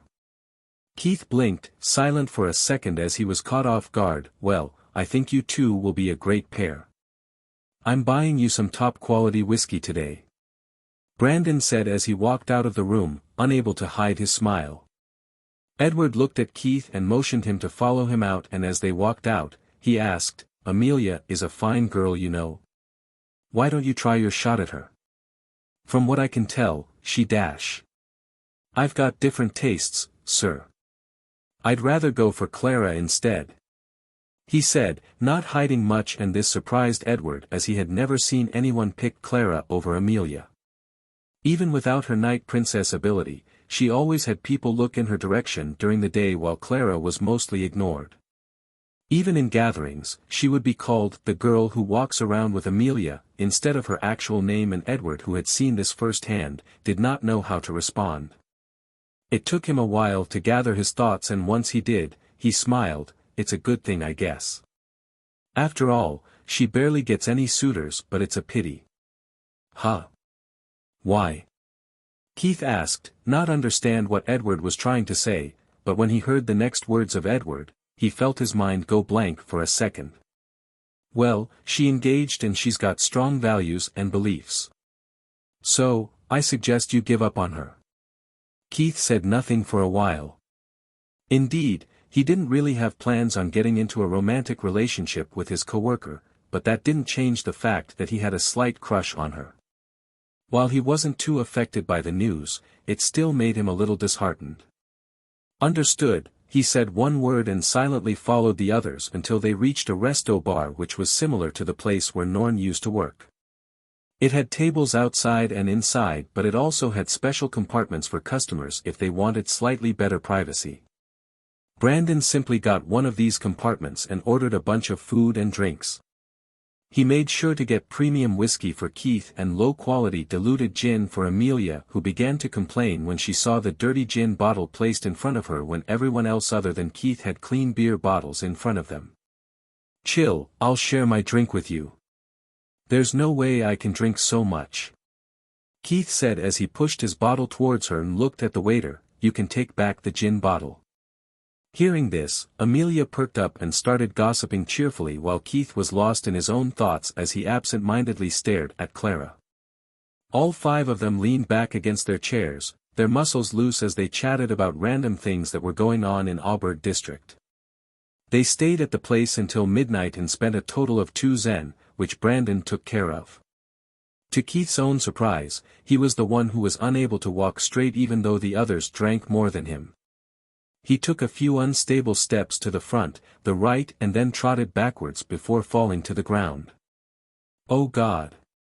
He said out loud and then laughed at himself for a good minute before closing his eyes. Amelia was the first one to notice that he was fast asleep and helped him up with Clara's help. But just as she was about to leave, she heard Brandon behind her. Hey, you've been rejecting me for years. Why don't you come to my house this night? Hearing his words, she sighed as her eyes slowly focused on her surroundings. The alcohol in her body was quickly ejected out of the pores in her body like sweat. She then turned around to look at him. If you change the way you went about women, maybe you'll find someone who'd want to spend their life with you. I'll only give my virginity to someone who wishes to marry me. It's a simple thing, but you're still so stubborn. Hey, life is fleeting. I don't want to die like a dog, leaving my kids and wife without a father. And that's where our ideologies differ.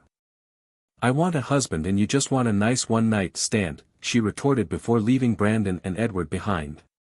Once the two of them carried Keith out, they stopped. Clara looked at Amelia and let out a hiccup, hic. Should we just take him to our house? Yeah, let's do that.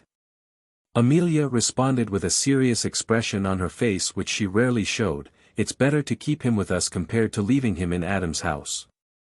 I must find a way to tell Keith about him without sounding like an idiot. As she thought about Adam and Keith, the new friend she had made, she couldn't help but sigh. Things would have been different if Keith wasn't good looking. Looks like both of us were born with gifts that could turn into a curse at any time. She then let out a wry smile as she thought about the past events. One guy who was in power just randomly fancied her, which led to her being kicked out of her family. Even though father didn't wish to, he had no choice. And now I must walk around without my last name.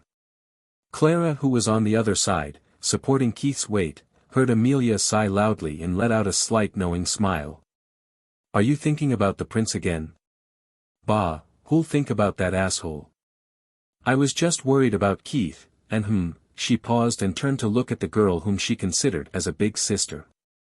The gears in her mind went on an overdrive as she glanced at Keith, who was clearly knocked out. Then she grinned. Hey Clara, do you really have to listen to your father and marry that ugly baronet? I mean, he has 2 wives and 7 concubines, it's clear that he simply wants you for sexual purposes. The marriage has been fixed and I will keep my promise to my father. I don't really like that man, but I will do what I must. After all, I swore on Goddess Seraphina and I will honor it, she said adamantly, but Amelia had different thoughts. She nodded and agreed with Clara before giving her an imaginary scenario. Well, all right. But just in case you never promised anything, would you pick Keith or that baronet? I mean, just look at this guy, he might have a sly tongue, but he's such a caring man. He's also so damn good looking and he doesn't have an ability similar to mine. Hearing her words, Clara's face went red as she glanced at Keith. Come on, answer me. I'll pick Keith, but there's no way he'd be okay with taking someone like me. My chest is too big and doesn't look good compared to yours, and even my backside isn't any better. I might have an above-average face, but there's a reason why so many people rejected me even though I have such valuable awakened ability. Amelia grinned and was unable to control her facial expression as she pushed Clara even more.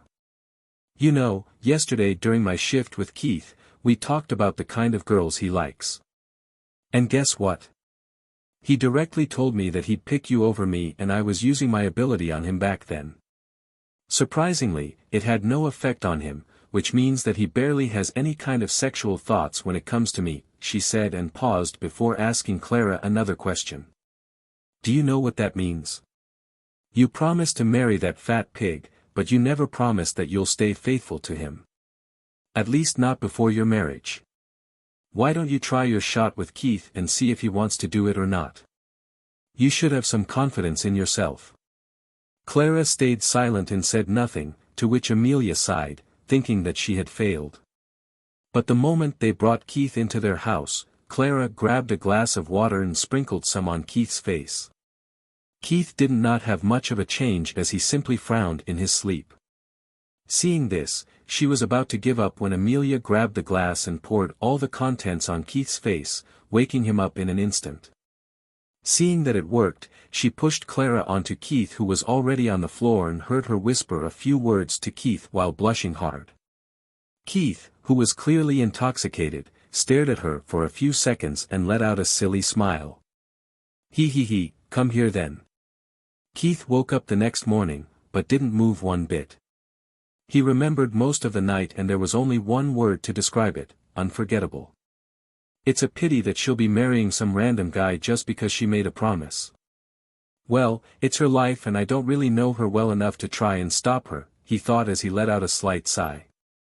Oh ho, look who's awake. He heard the familiar voice and looked to his left, only to see Amelia smirking at him. Come on now, you owe me a thank you. You. He began when he saw the dark circle under her eyes. Didn't sleep, did you? Of course not. Not with the amount of noise you two made. Heck, you went on for 4 whole hours, like don't you get tired? Keith simply smiled, not knowing how to explain. If he told her about his second awakened ability, she'd most probably freak out as there was no one who ever managed to have multiple awakened abilities. Well, I don't know. It was my first time, he said. It was technically true as he was a virgin in this life. Amelia stared at him like he was a monster before shaking her head. Anyways, I asked for a leave today. For all three of us, and Brandon agreed, as there isn't any case for us to take on at the moment. But that aside, you should probably let her go and put on your clothes. Nah, I'll stay this way. After all, this is the first and the last time for me, right? Yes, she replied and nodded before leaving the room. Seeing him hugging Clara made her feel both good and bad. It was similar to anxiety. She was happy for the girl who was underconfident in herself, but there was something that was tugging her the other way. Once she got out of the room, she smacked her own cheeks and headed over to the kitchen so that she could make the three of them some breakfast. Midway, she stopped and sighed, "That guy eats like a pig. TCH, I'll go buy some groceries first." Inside the bedroom, Keith gently placed Clara beside him and put on his clothes. Using his libido control, he brought his golden staff to normal non-hard size and felt more comfortable in his pants. "You're awake, aren't you?" he asked as he put on his shirt, and when he got no response, he continued, "I just need one word. Keep that in mind, and I hope that you're not too late."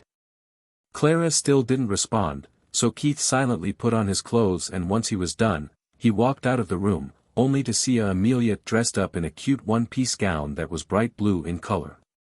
"I thought you didn't want to let her go," she asked as she gave him a suspicious look, but he simply shrugged. "I just wanted to tell her something, alone." "Is that so?" She muttered and nodded. "All right, just wait here for me and I'll buy some groceries before I make us some food." "Oh yeah, there's something I want to talk to you about too. It's about Adam and it's important." Keith nodded as he walked towards her. "Sure, let me join you though.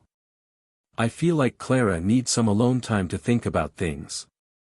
"Sure," she replied and walked out of the house with Keith right behind her. The two girls basically lived in one of the church's living quarters, but unlike Arya, whose room was inside the church, Amelia and Clara's house was outside, but it was extremely close to the church. Keith and Amelia walked silently for a few hundred meters until Keith took out a self-made paper bag filled with pork and beef jerky. As he chewed on it, he glanced at Amelia. "Want some?" "Nah, I'm good. I don't like jerky too much. Not when I can eat fresh meat in an hour or two." "Wow, spoken like a true noble," Keith commented and grabbed another strip of jerky before biting it. "By the way, tell me about Adam." "There's no reason to wait, is there?" Amelia nodded and took her sweet time to segregate her thoughts. Well, from what I've seen, he has special inclinations. I've never seen someone like him, like ever." "Can you not talk in riddles, please?" Keith said, sounding annoyed. His mind was still stuck on Clara. "Oh great sir, I humbly ask for your forgiveness," she shouted before smacking Keith on the back of his head, which he dodged by ducking down slightly. Seeing this, she clicked her tongue. She then took a deep breath and sighed. "All right, sorry. Bad habits die hard, and nobles always talked in circles. Gossips included," she explained before getting to the point. "What I wanted to say is that Adam likes men. I didn't want you to become his target." Keith raised his eyebrow and recalled all of his interactions with Adam before dismissing the thought. "That's hard to believe. He's good at keeping secrets. If I hadn't seen him naked in my brother's bedroom, with his thing inside my brother's. Ugh. You get what I'm saying, right? Anyways, I saw it with my own eyes, so I want you to be careful. If possible, move out of your sister's house and live in one of the church's quarters. You'll be given one for free, just like how Clara and I got ours." Keith nodded, but he was busy thinking about Adam. "If she's right, I must talk to Rebecca. Or should I not? Ugh, I hate family drama." The two of them shopped for the required ingredients, but the shopping that only needed a few minutes turned into a 3-hour shopping spree.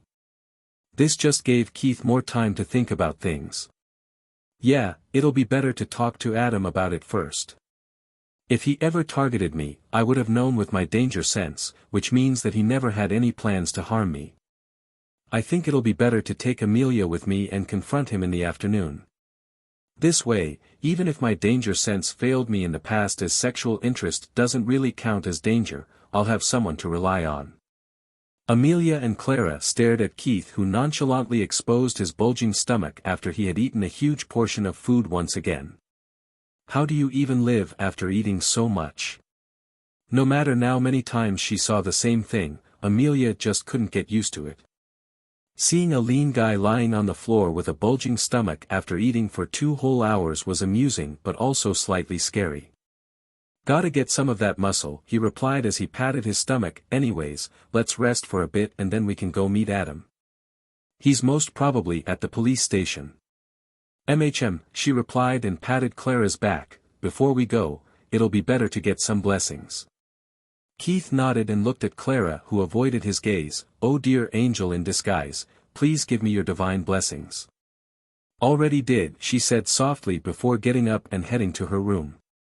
Amelia saw this and smirked. Wow, just look at that. A girl who isn't fazed by most of the things is unable to handle staying in the same room as you. Just what did you two do last night? Oh. Keith's eyes followed the small wooden box that had just bounced off of Amelia's forehead and caught it. Hi, I never expected to see a shy side to her, she added before lifting her hands. Okay. I'll stop. Keith couldn't really see what Clara was doing as he was sleeping in an awkward position and was too lazy to move. For the next 2 hours, he chatted with Amelia until some of the food was digested and then left the place. The two of them didn't have to walk into the police station as Adam was standing outside with a mug of coffee in his hands. Hey, he said and waved his hands, but when he saw Amelia, he paused. He then looked at Keith, hoping to find some kind of answer but was unable to find anything. Keith silently walked towards him. Listen, I just want to talk about something important. I mean no harm. Adam sighed and then looked at Amelia. Well, I guess I know what you want to talk about. Come with me. Saying that, he walked into the police station and went straight into one of the smaller rooms after grabbing one chair from the main room where the sheriff's table was at. Keith silently followed him into the room with Amelia right beside him. The door of the room had one sign stuck to it which said, Interrogation Room. Keith and Amelia walked in and saw Adam take a seat on one end of the small table. On the opposite side, there were 2 empty chairs. As for the rest of the room, it was completely empty. Keith silently sat down and went straight to the topic. Is it true that you prefer men over women? If yes, I want to know the reason why you married my sister. Hearing this, Adam glanced at Amelia and then shifted his gaze back to Keith. Can I smoke? I don't mind. Keith said before Amelia could give out an answer. To him, this was a family matter and Amelia was simply here for his protection. Nodding in response, Adam took out a pipe from his pocket and filled it with what Keith could only guess as dry tobacco leaves. He then lighted up a match, which he used to get the tobacco heated up. He took a long puff and exhaled, which looked more like a long, tired sigh. Well, if people find out, I'll be executed, but yes, you're right. As for why I married Rebecca, well, I wanted kids, and to get kids, I needed to marry a woman no matter what. Rebecca already knows everything and we've talked about it long ago. Before we married. I just want a loving family with kids that have my own blood flowing in them. As for Rebecca, she's fine with it as long as I provide for her and our kids. Though, she had a condition and that was for our kids to not find out about me. Does that answer your question? He asked and took another puff of smoke before exhaling. Keith coughed a few times due to the smoke before nodding. As long as you take care of my sister, I don't really care what you do. Also, my friend here was just worried that you'd target me and that's the only reason why she told me about you. I hope that you don't hold it against her. Nah, we're good as long as the wrong people don't find out. Adam said and looked at Amelia. Just so you know, miss. Your brother is the same as me but he's, well, he's, to put it mildly, crazy. Doesn't care who it is or how old they are. Unfortunately, it was too late before I found out, and by then, he had harmed way too many people. Even now, I have no means to stop him, and the feeling of powerlessness I get, it's hard to explain. No matter how useful my ability is, touching a Duke's kid is almost impossible. Can you give me the details? Keith asked, frowning deeply as he compared Amelia's brother to a certain guy in the music industry from his past life. Though I wasn't there to see what actually happened in the end, this is my bottom line. Every single pedo, children manipulators, and groomers. I will stop them. There was a limit to how much of the, when in Rome, do what the Romans do, that Keith would follow, and this was his bottom line. He could accept multiple things, but taking advantage of little ones was something that was the vilest and the most disgusting thing to him. He silently listened to everything that Adam said, and the anger in his heart simply grew further and further. Amelia was also extremely shocked when she heard Adam's words. I'm sorry, Amelia, but your brother must and will mysteriously disappear someday, Keith said mentally as he glanced at the distressed girl beside him. Evening, after sunset. Keith wore casual clothes, which were basically just a loose cotton shirt and a pair of trousers. After checking himself out in the mirror, he stuffed his revolver halfway under his pants and covered it with his long shirt to make it hard to see. The handle was up and outside the pants with the barrel pointing downwards. He practiced drawing it a few times before he loaded the weapon with 4 bullets while leaving the last one empty. For a second layer of safety, he took out a 1 brack coin and pulled back the hammer of the revolver before placing the coin in between. The hammer kept the coin in place, and whenever he pulled the trigger, the coin would slip out and fall while the hammer hit the empty chamber. Keith simply rotated the cylinder and did this a few more times to make sure that it worked all the time. Once he was done, he grabbed a handful of bullets and put them in his pocket before leaving the house. He went straight to the area where the black market was said to be and found a theater that had a lavish look to it. He silently walked into an alleyway and put on the white clay mask that he had tied to his waist using a thread. It did take him some time as he had to pull up his shirt to get the mask loose from the thread. He then waited for a while until he saw another masked person walk in and followed the guy. The moment he entered the building, he found himself in a decent-sized empty hall. There were 3 doors, one on the left, middle and right each. Keith simply watched the masked person enter the right door and followed him until he was in an extremely small room that had another door on the opposite side. He was then stopped by a thin dude who was standing in front of this door. "Are you here to buy or sell?" the guy asked, and Keith took out 3 of his 10 Zen notes before replying, "Buy." The guy nodded and stepped aside to let Keith in. Keith walked inside, not really caring about the lack of security as the guy hadn't checked him for weapons. "I guess I'll just have to be more careful here," he thought to himself, and walked forward, passing by the stalls that had random things on display. Most of these items looked like theater props, and Keith's gaze paused on one such item. It was a trench coat similar to his own uniform, but this was light brown in color while his uniform was black. He walked to the stall and pointed at one of the larger trench coats that were hung up and asked for the price. 2 Zen. Keith nodded and stared at the trench coat as he recalled the market prices.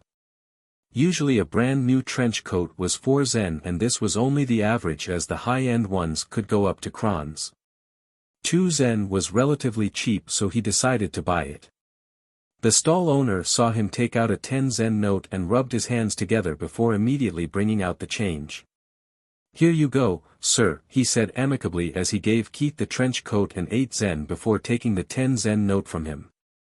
Keith simply nodded and left the stall to look for other things. As he walked, he put on the trench coat and saw the stalls slowly change when it came to their themes. At first, he only saw items that were theater-based, but now, he could tell that the things at the stalls were stolen goods that had damage marks on them. There were chipped bladed weapons, damaged leather armor, weird-looking medicines, and many more. Keith took his sweet time asking about the things he had interest in, but didn't buy anything. That was until he moved even further and the theme changed again. There were animal carcasses hung up on thick steel hooks, a stall that openly advertised poisons, multiple stalls that sold drugs, and there were 2 stalls that had frozen human bodies for sale too.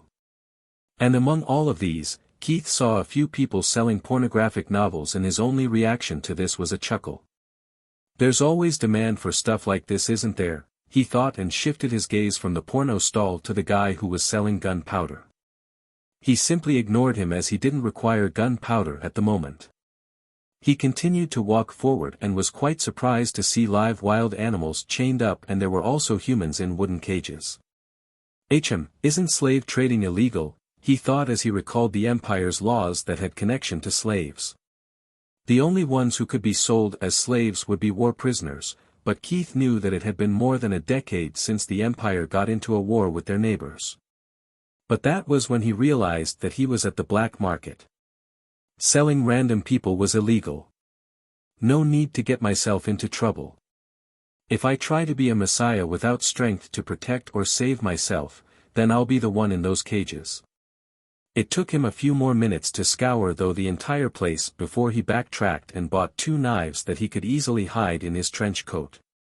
Then he walked over to the stall that promised assassinations and placed a 1 Zen note on the small table. Priestess Arya from the Church of the Money God, Mammon. The old man sitting on the chair looked up at Keith as he quietly slid the note towards himself. What's the bounty? For Zen, I want her alive. You can threaten her or beat her up a bit, but if I find out that anything else happened. He whispered, but it was still loud enough for the old man to hear. As he whispered, he put his hand on the guy's shoulder and increased his sensitivity to the limit before applying all the force that he could. Oh! Keith looked down at the old man who was close to tearing up and brought his sensitivity back to normal. Do you understand what I mean? Yes, sir. Ugh, I'll give them strict orders. 2 hours later, at night. Keith silently munched on some chicken jerky that he had bought a few minutes ago as he watched the contents on the system screen. He maintained a close distance to Arya as he walked along the streets, using the guidance of his system to keep things accurate. After observing her for the past few minutes, he only had one thing to say about her, and that was how good she was at running away. Though it was mostly thanks to the system she had received from Keith. The goal was to avoid danger 50 times, and by now, she had already managed to reach 12. Keith suddenly stopped munching on the jerky and rushed forward as he read the contents on the system screen. As he ran, he took out a new mask that had some cracks on it and put it on. User Arya is surrounded by 3 men and is unable to escape. She pleads them to let her go. The text that was generated was connected to the live events, so Keith ran as fast as he could, and in a matter of just 30 seconds, he found her lying on the hard ground while one of the men had a rope in his hands, ready to tie her up. He continued running, but before he could reach them, one of the 3 guys spotted him and alerted the other 2. Who is this bastard? The guy screamed, and the other 2 guys turned to look at Keith as he got closer. 2 of the 3 guys were free, so they rushed to stop Keith before he got to Arya. Keith observed the 2 of them as he got closer. Both of them were thin, but based on the visible muscles that he could see, he could tell that they were strong guys. Physically, they could have been around Keith's strength, but he knew that they would have a whole lot of experience when compared to him who had lived a peaceful life for almost 3 decades. While he was at a disadvantage when considering experience and physical strength, he still had something that his opponents didn't. The man who was closest to him sent a punch flying towards his face, but Keith dodged it by tilting his body to the left. As he did this, he returned the favor by punching the guys with all the strength that he could muster. As soon as his fist came in contact with his abdomen, he increased his sensitivity to the max. Oof! He let out a constipated grunt as he bent forward and directly fell face first into the ground, his body as still as a rock. Keith didn't waste time and directly rolled backwards, only to see the second guy stop in his tracks instead of attacking him mindlessly. Hey, take the girl and run. This guy doesn't look like a normal person, he warned his friend, keeping his true goal in mind. I'll try stalling. Hearing this, Keith squinted his eyes and without wasting any time, he grabbed his revolver and pointed it at the guy in front of him. "If any one of you moves.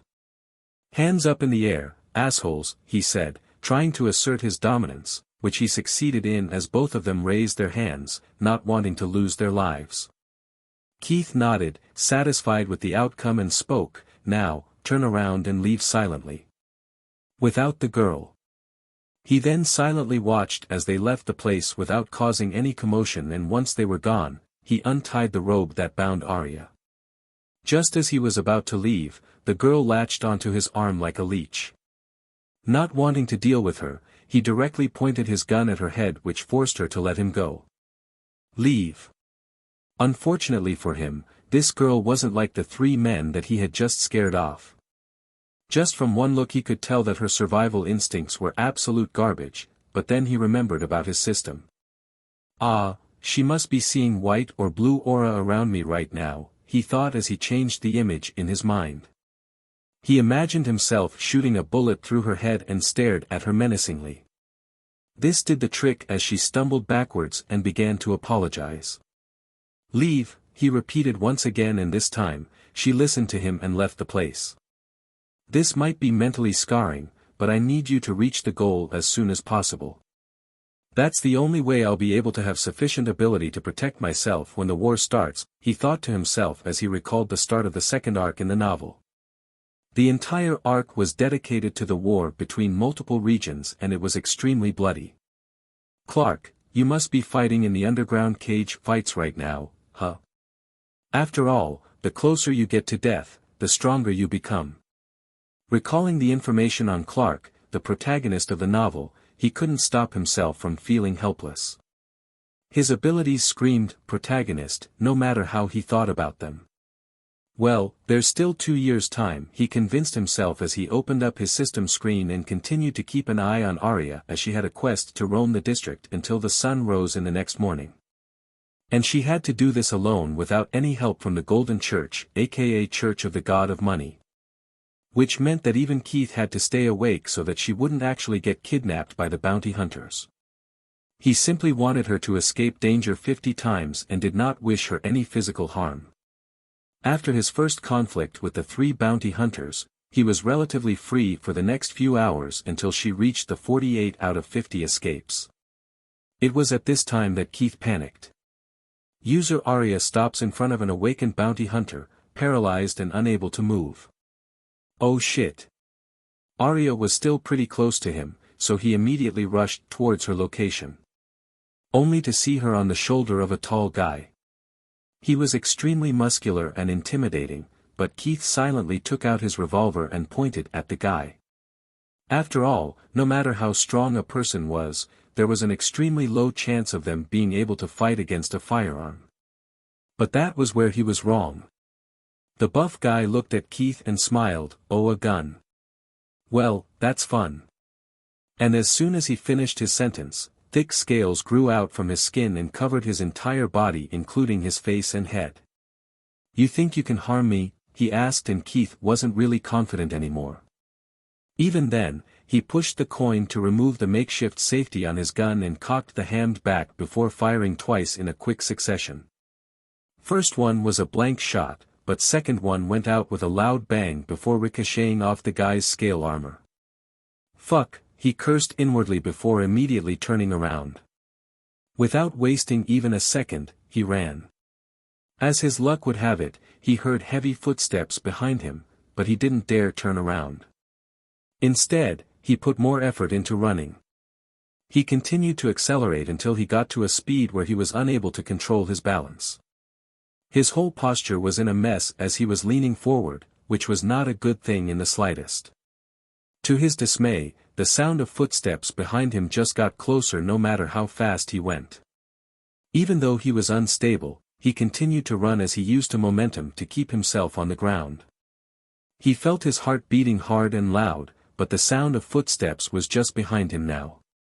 Left with no choice as fear gripped his heart, he jumped forward and stopped worrying about his balance as he turned around, ready to make one last gamble. The grip on his revolver was tight as he spun around and immediately pulled the trigger. This time, He went absolutely mental and did it thrice, emptying the cylinder before fell to the ground. Bang bang bang. Clang clang skrsh. First 2 bullets ricocheted off the scale armor just like the previous one, but the sound that Keith heard when the last bullet hit the guy was different. He didn't know where it hit him, but from what he could see, the guy lost his footing and fell forward. Keith used the momentum that he had built up to roll over, and this prevented him from sustaining any grave injuries. But when he took good look at the guy in front of him, he couldn't help but let out a sigh of relief. Blood gently flowed down from the guy's left calf, and Keith used this opportunity to his advantage.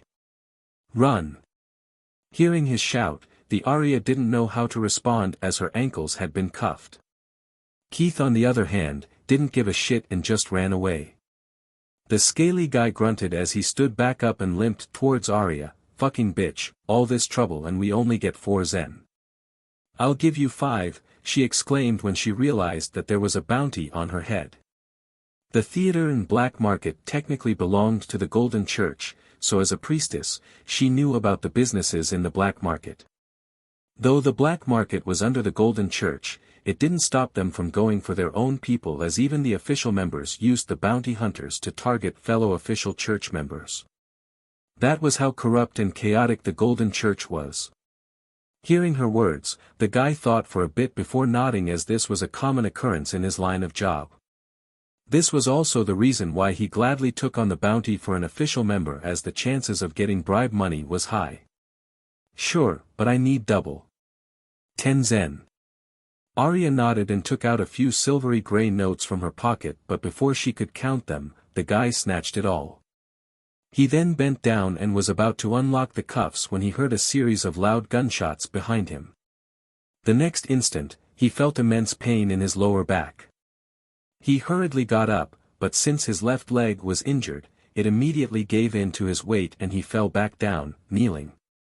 This was enough time for Keith to get close, as he was only a few meters away, just hiding as he reloaded his gun a few seconds ago. He pounced on the guy and increased his sensitivity to the max as he dug his finger into the bullet hole on his calf.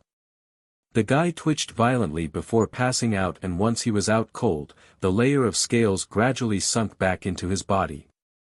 Keith went straight for cuffs that still had the keys in them and unlocked them. He then took a quick glance at the system screen which said 4950 danger escapes.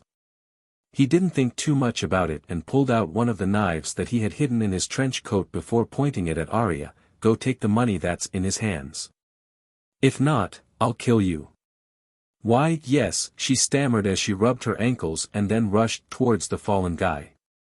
The moment she grabbed the money that was in his hands, Keith grinned.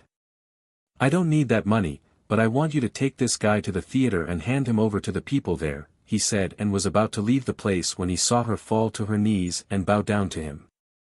With her head almost touching the ground, she spoke, Is the Holy One satisfied with the results of my trial? Hearing this, Keith stared at her silently as the gears in his mind turned. A few seconds passed as Arya waited, hoping to hear some good news. A new god that grants people unimaginable power has been born. His name unknown, but we call him, the God of Systems. Keith sat in the office with Edward and Clara while the other two were out to deal with a minor case. He had a book in his hands, but he was looking at something else, his system screen. The soldier guy had managed to sleep with 10 women in under a week, and now that both him and Arya had finished doing their things, Keith could now use his gotcha wheel again. He stared at the red button in front of him and decided to postpone it until he got off his shift. I have a lot of money right now, so instead of gambling with extremely low chances, I'll use the luck enhancement ritual, he thought as he recalled the ritual that Clark learned about in the latter half of the novel. The day went on peacefully, and once his shift was up, he immediately left the place and went to the Empire's official bank that was in Auberg district. It looked like regular stalls with a counter, but there were 3 people behind it. Keith silently walked up to them and placed his 3 1-kron notes along with a bunch of Zen notes which added up to 100. I'd like to exchange this for 50 grams of gold, he said. The man behind the counter nodded before he began to count. Once he was done, he looked up at Keith, exchange fees will be 5 Zen. Hearing this, Keith let out a soft sigh and placed a 5 Zen note on the counter.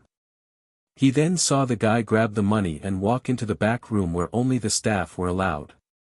He didn't have to wait for too long as the guy came out with a small gold coin and placed it on the counter for Keith. On the name of money god Mammon, I swear that this gold coin weighs 50 grams. Keith watched the guy make his oath and nodded before taking the coin from the counter. Promises and oaths when made using a god's name, had a huge impact on people. If they broke that promise or lied while making one, they would receive severe punishments. Since nothing happened to the guy when he made the oath, Keith happily took his coin and walked away. Instead of going back home, he headed to an inn and paid the owner 1 brack coin for the night before going to the room that he was given. Once inside, he took out his knife and made a small cut on his palm before using the empty bullet shells to store the dripping blood. It took him some time, but once he managed to fill them all up, he went on to the next step. Blood still continued to drip from the cut, so he used his small handkerchief to stop the blood flow. Once done, he used a small chalk that he had bought on the way to the inn to draw 2 simple shapes. An equilateral triangle that had equal sides and a circle that touched all 3 corners of the triangle. It took him multiple tries, but thanks to the ability to rub the chalk off the floor, he could get it done more efficiently. He looked at the simple diagram from multiple angles and made changes until he was satisfied with the outcome.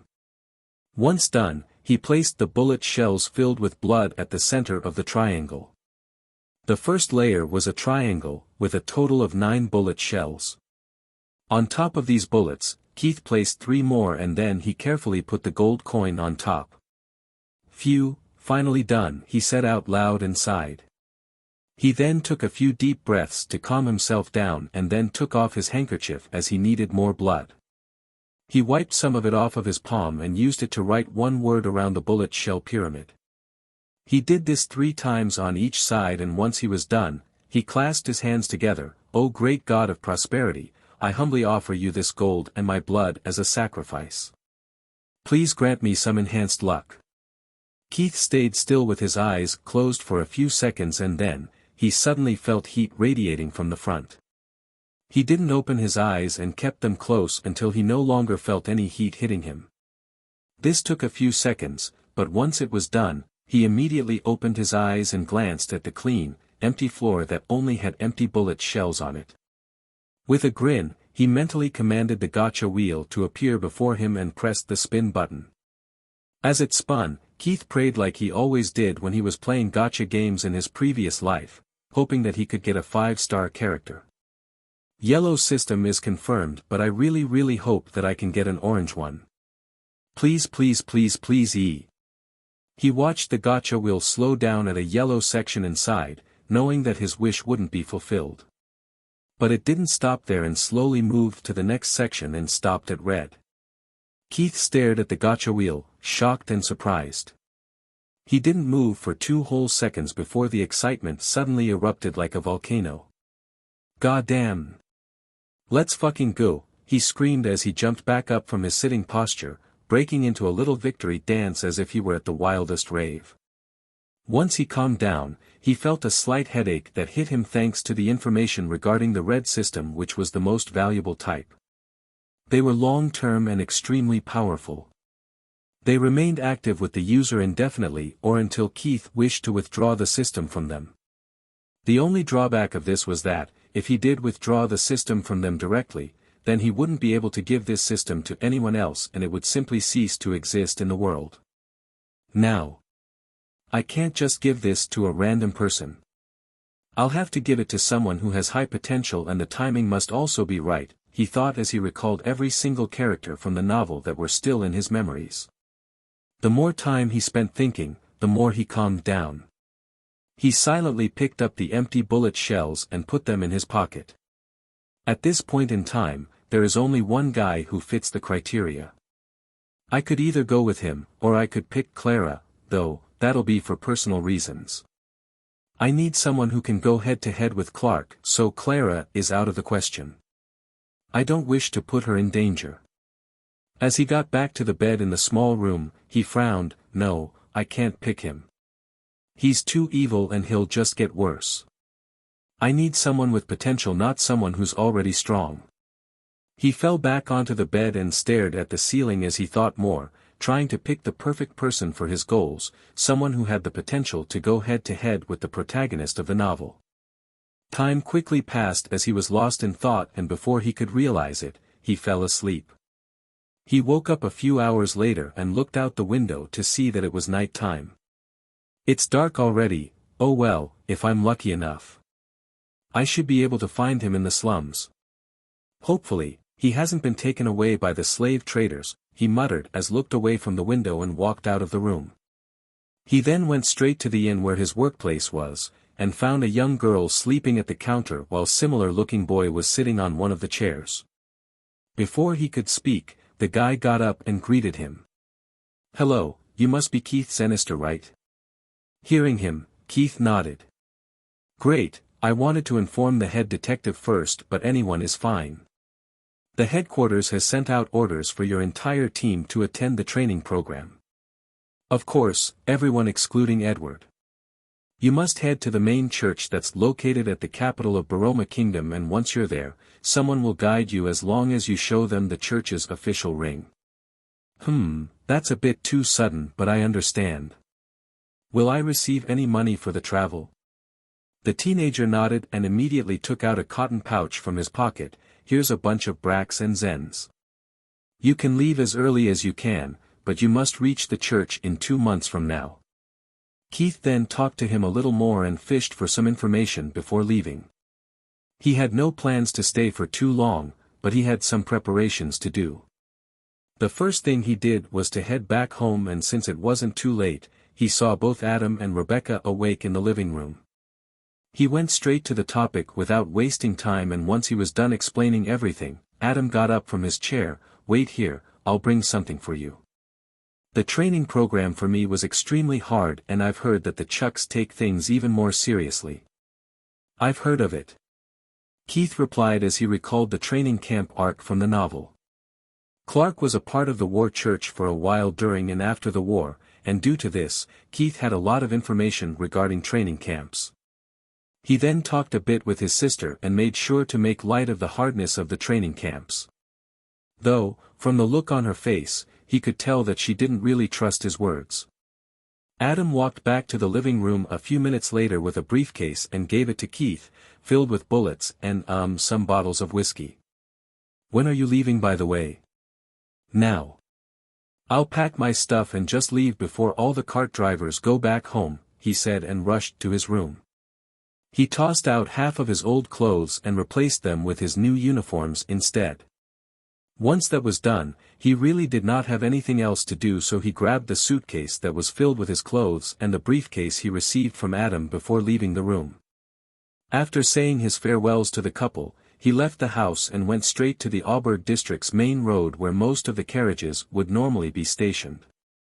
Unlike the first time when he hired a mule carriage, this time he went for a horse carriage as it was faster. To the river market. That'll be 16 bracks, sir, the guy said, and Keith immediately gave him a 1 zen note. The guy thanked him in response and gave back 4 bracks before getting onto the carriage, ready to start the journey.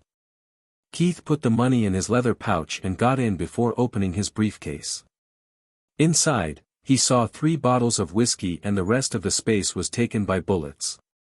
He silently counted them and was quite happy by the end of it. 90 bullets. I don't think I'll use these many, but having them is better than not having them, he thought to himself before closing the briefcase. He then recalled the information regarding the river market from the old Keith's memories, as this place wasn't mentioned in the novel. It's got a way better market compared to Auberg district, but I'll simply use the river port to hire a boat. This way, I'll be able to travel much faster compared to using any carriage. His goal was simple. It was to head to the Morose Kingdom and meet his target. He also planned to help him out financially before continuing to Baroma Kingdom. Keith stretched his body and leaned back against the seat before letting his body relax. Time passed by and he safely switched to a boat before continuing on his journey while not encountering any danger. That was until he stopped in front of a mud hut in a village that was at the outskirts of Morose Kingdom. Fearful screams escaped out of the hut, and just 1 second after Keith heard the sounds, there was a loud bang like something was banged against the wall. And then, there was silence. Inside a small mud hut, was a kid who seemed to have been 14 years old, his limbs tied to a stake that was planted deep into the ground. In front of him stood a muscular guy who was holding a wooden club. "Now that I'm done with your parents, it's time to get you," the muscular guy said as he inched closer. You're too thin, but if I fatten you up a little, I'm sure you'll look pretty. I should be able to sell you off as a slave and get back the money that you guys borrowed." The kid growled as he stared back at the man. "I'll kill you, I'll kill you. I'll kill Croft Dash." Bang! The guy rammed the wooden club into the kid's abdomen, silencing him immediately before taking a few steps back until he got to the dead bodies of his parents. "Oi kid, do you know why these two died?" He didn't wait for an answer and just went on. "It's because they caused a scene when they simply had to obey my orders and pleasure my clients. As long as they did that, I would have given them 3 meals a day, but looking at you now, you're even more of a rebel than these two fuckbags. It really would be more profitable to sell you off as a slave. Those old noble women will get wet while trying to win you in the auction, ha ha ha ha ha. I'll kill." "Oh shut up, you," the guy growled as he walked forward and began to beat him up. Screams escaped the hut, but he didn't care as the village chief's son and his father had everyone under his control. If anyone complained, then they would face a similar fate as the kid and his parents. He continued to hit the kid while he screamed, and every single scream from him seemed to be getting the muscular guy more and more excited, which continued until he hit the kid on his head, after which he passed out. "TCH, should have hit his shoulder instead," he muttered, as regret settled in him since he wanted to hit the kid more. Just as he was about to untie the kid, he heard the door break open with a loud bang. Keith rushed in and saw the kid lying on the floor with multiple bruises on his body along with some that were bleeding. He shifted his attention to the muscular guy and with an expressionless face, pointed his revolver at him. "Move away from the kid. Now. You bastard, do you not know who I am?" he asked angrily as he glared at Keith, but Keith shrugged nonchalantly. "A dead man." Bang! The bullet left the revolver's barrel with a bang and hit the guy straight in his chest. Keith didn't stop there and pulled the trigger once again, hitting his torso this time. He then walked towards the guy and punched him right in the face while he was struggling to deal with the pain, which immediately went up thanks to Keith's sensitivity increase ability. He twitched multiple times, but unlike Keith's previous opponents, he didn't pass out. Instead, he rolled on the floor, screaming and crying after Keith let him go. Keith watched him struggle as he had him on gunpoint for a few seconds until he heard a commotion behind him. He quickly turned around to see a similar-looking buffed guy who just had an older look to him. "My son," he said, his expression pained, but Keith on the other hand was just extremely shocked to see the guy in front of him. "I knew that the guy looked familiar, but to think he was this motherfucker's son," he thought as he stared at the middle-aged muscular guy in front of him. "Fabian," he muttered as he squinted his eyes, slowly raising his right hand that was holding on to the revolver. "A lot of people wouldn't have to suffer in the future. As long as you die, that is." Saying that, he pulled the trigger. Fabian let out a grunt before grinning. "You think that can kill me?" The bullet wound on his chest, healed at a rapid pace, and in just 6 seconds, the bullet was pushed out of his body and the hole fully healed. "It's not as broken as it used to be in the novel, but I guess it makes sense." His regenerative capabilities increase the more he uses his awakened ability. Fabian on the other hand, rushed towards Keith after his wound healed. Keith swerved to the left, trying to avoid the punch, but Fabian was too fast and precise. His fist connected with Keith's left half of his face, knocking his head back. Panicking, he shot the last bullet that was in his revolver and grabbed Fabian's arm to increase his sensitivity. He didn't have too much hope as he knew that Fabian must be used to pain, and his prediction proved to be true. He screamed as he pressed against the fresh bullet wound that was on his chest and kicked Keith away with all his strength, sending him flying until he hit the wall behind him. Not letting this chance go to waste, Keith grabbed his knife and cut the rope that had the kid bound to the stake before lifting him up. He then ran towards Fabian, who was now on the ground, and kicked his face with all of his might before running out the door. He made sure to increase his sensitivity to the max once again, but unlike the bullet wound, his kick didn't do much damage. Fabian wanted to run behind him, but Keith's next words stopped him from doing so. "If you try to follow me, I'll shoot your son next. I still have a bullet left, you bastard." Fabian punched the ground due anger and frustration, AARGH. "You damn son of a whore." Even though he wanted to kill Keith right at this moment, his son's life mattered more. Once he got the kid, Keith ran as fast as he could before stopping in the middle of a forest. He could have taken a safe path and picked the roads, but if he did that, there was a chance of Fabian finding him. Thanks to his existence, Keith had no choice but to pick the forest. He put the kid down, reloaded his revolver with 4 bullets and kept one blank for safety before he crouched down to the kid's level of sight. He gently patted his cheeks, trying to wake him up, but when it didn't work, he grabbed his shoulders and shook the guy back to consciousness. "I'll kill Dash," he began the moment he opened his eyes, but when he saw Keith's unfamiliar face, he looked around. "You." Keith shrugged, "I took you away from those guys, but I'm sorry I couldn't get your parents." "It's fine.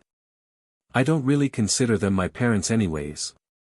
They gave birth to me and just used me to work in their farms," he said, his expression calm, but Keith could tell that he was nervous. "Well, my name is Keith and I'm an official member of the Church of Protection. I must go now, but if you ever need help, feel free to ask the nearest church for my whereabouts.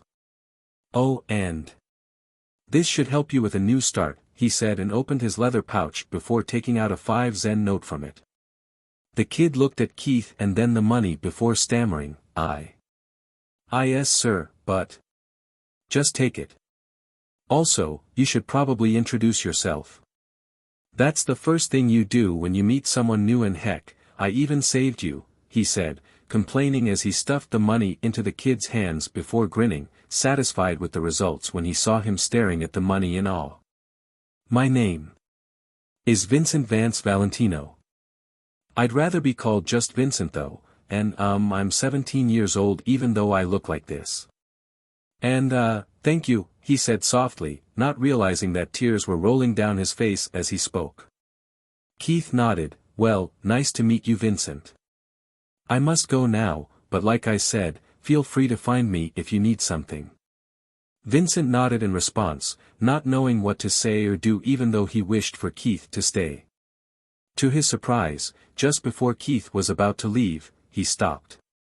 "You'll probably get lost if I leave you here, so you can follow me to Bromberge town if you want to." "Yes," Vincent exclaimed as he jumped back up onto his feet, ignoring all the pain that he felt thanks to the bruises and wounds from the repeated beating that he had to endure until now. Keith felt pity for Vincent, but he also couldn't just take him in, as he needed Vincent to become strong enough to be able to fight people like Fabian and Clark, both of whom would be absolute monsters after the war. He also regretted the fact that he wasn't able to kill Fabian as his aim wasn't good enough. If it was, he would have gone for a headshot. Hitting a stationary target while in a quiet and safe room felt way different compared to aiming for a person's head. As he thought about Fabian, he sighed, "I should have tried to kill him off, but oh well, at least I'm alive. There was no way I could fight him without a loaded gun." "Wait, you fought the village chief?" Vincent quipped in from the side, to which Keith nodded, "Yeah, but I was panicking back then. If I kept my cool, then things would have ended differently." "Whoa, you're strong, aren't you?" he asked Keith. To him, it didn't matter if Keith was using a gun or not. Just the fact that he fought Fabian and ran away with his life intact was a huge achievement, as he knew Fabian extremely well. Keith smiled deprecatingly as he knew his capabilities very well. "Not really. But guess what? I have a feeling that one day you'll become way stronger than Fabian. Maybe you'll become the strongest awakened in the entire world." "Ha. Me? Hell no, there's no way I can become the strongest. Not when I didn't even awaken.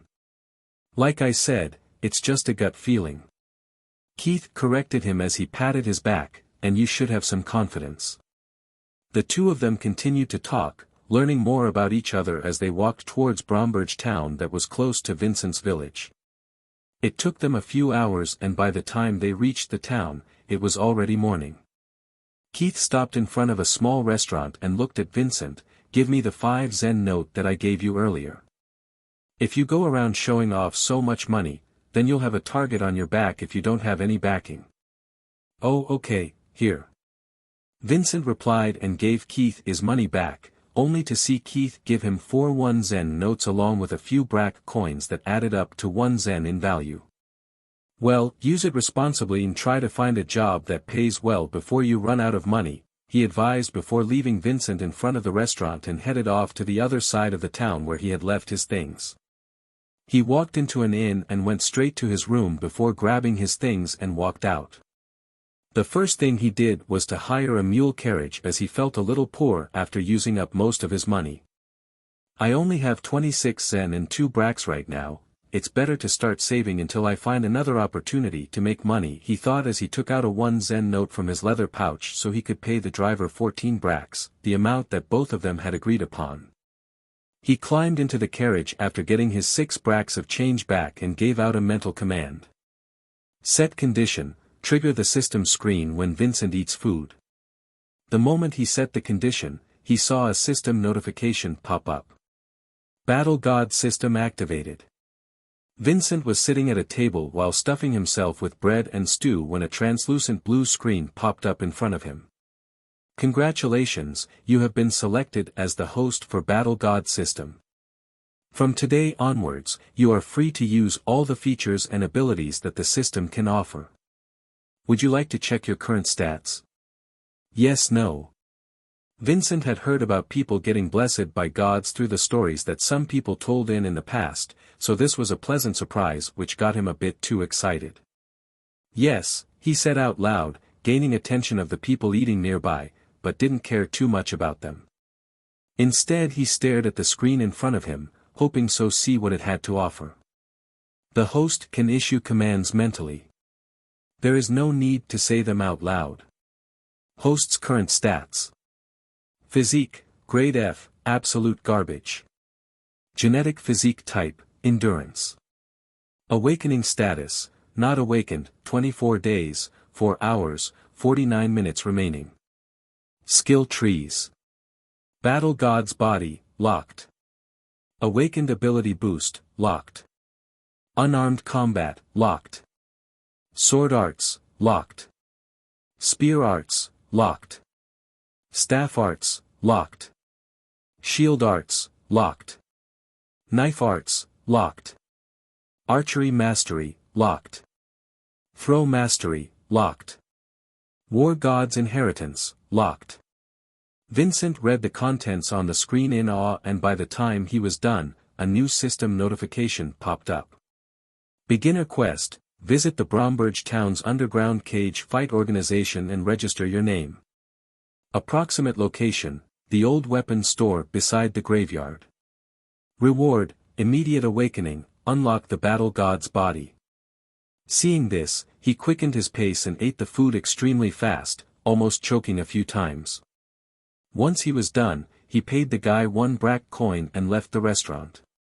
Keith leisurely sat in his carriage as he read the contents on the screen, which was showing him Vincent's current actions through text format. There's a limit to what I can give him for free, he thought as he knew about the limits of his powers. Previously, he only got the white systems, so it didn't have much of an importance, but for a red system, things were different. Every awakened person had a limit to their awakened ability. A perfect example would be Adam's limited bullet creation. Most people wouldn't use their abilities to the limit, but everyone had limits to their capabilities, and Adam wasn't an exception to this. In simple words, it's similar to a person's physical stamina, but the more I use my ability, the more my capacity grows. I could technically give Vincent a lot of freebies, but that won't be worth it in the long run. He needs to feel like he's achieved the rewards on his own, but he does need a boost at this moment, he thought as he stared at the screen in front of him. He rubbed his chin, deep in thought for a few minutes before clasping his hands together. Yeah, there's no need to worry too much. Bromberg's cage fights aren't too deadly. As long as he's alive, I can give him a regeneration boost as a participation reward. If he wins a fight, then I'll give him extra stuff, but again, I shouldn't give him too much. Keith had a lot of time in his hands at the moment as the journey would take around 5 days to get to the nearest river ports. So until then, he planned to focus on Vincent's growth. Well, that aside, let's take the tax first, shall we? He thought mentally as he opened up the system screen that he had ignored for the past few minutes. Battle God System. User, Vincent Vance Valentino. Capabilities, gives access to multiple skill trees that aid and push the user to become close to a battle god. System tax, physical money, for Zen, inheritance of user's physical ability. No awakened ability. I guess I'll wait for him to get to that place. Once he awakens it, I'll take a copy of his ability as tax. Fortunately, he didn't have to wait for long as Vincent was very proactive when it came to quests. In just a few minutes, Keith got a notification that informed him of the quest's completion. And at the same time, he also felt lethargic all of a sudden. Wow, it feels like all of my energy has been drained, he thought to himself. This isn't something related to calories, food of physical energy for sure. Must be mental energy, or maybe there's a special term for it. Though, I wonder why there was no information about mental energy in the novel. Keith then began to create another quest for Vincent after taking his newly awakened ability as tax. Quest created. First step towards becoming the battle god, wait until night and sign up for a fight as a newbie. Win, reveal conditions to unlock unarmed combat arts, free regeneration boost. Lose, body regeneration boost in exchange for 1 Zen. Once done, he sent it to Vincent and leaned back against his seat to get some well-needed rest as he was feeling slightly nauseous at the moment. It was just a short nap as he woke up 2 hours later, feeling better than before. He raised his index finger and with a simple thought, a spark was generated before it turned into a bright yellow flame. He knew that he could make the flame bigger, but since he was in a carriage and didn't wish to raise suspicion, he decided to test the full extent of his powers later on. Keith then tried to nap once again, sleeping for an hour or two before waking up, and he did this 5 times until the sun went down. Seeing that now was the right time, he kept his eyes on the system screen and waited.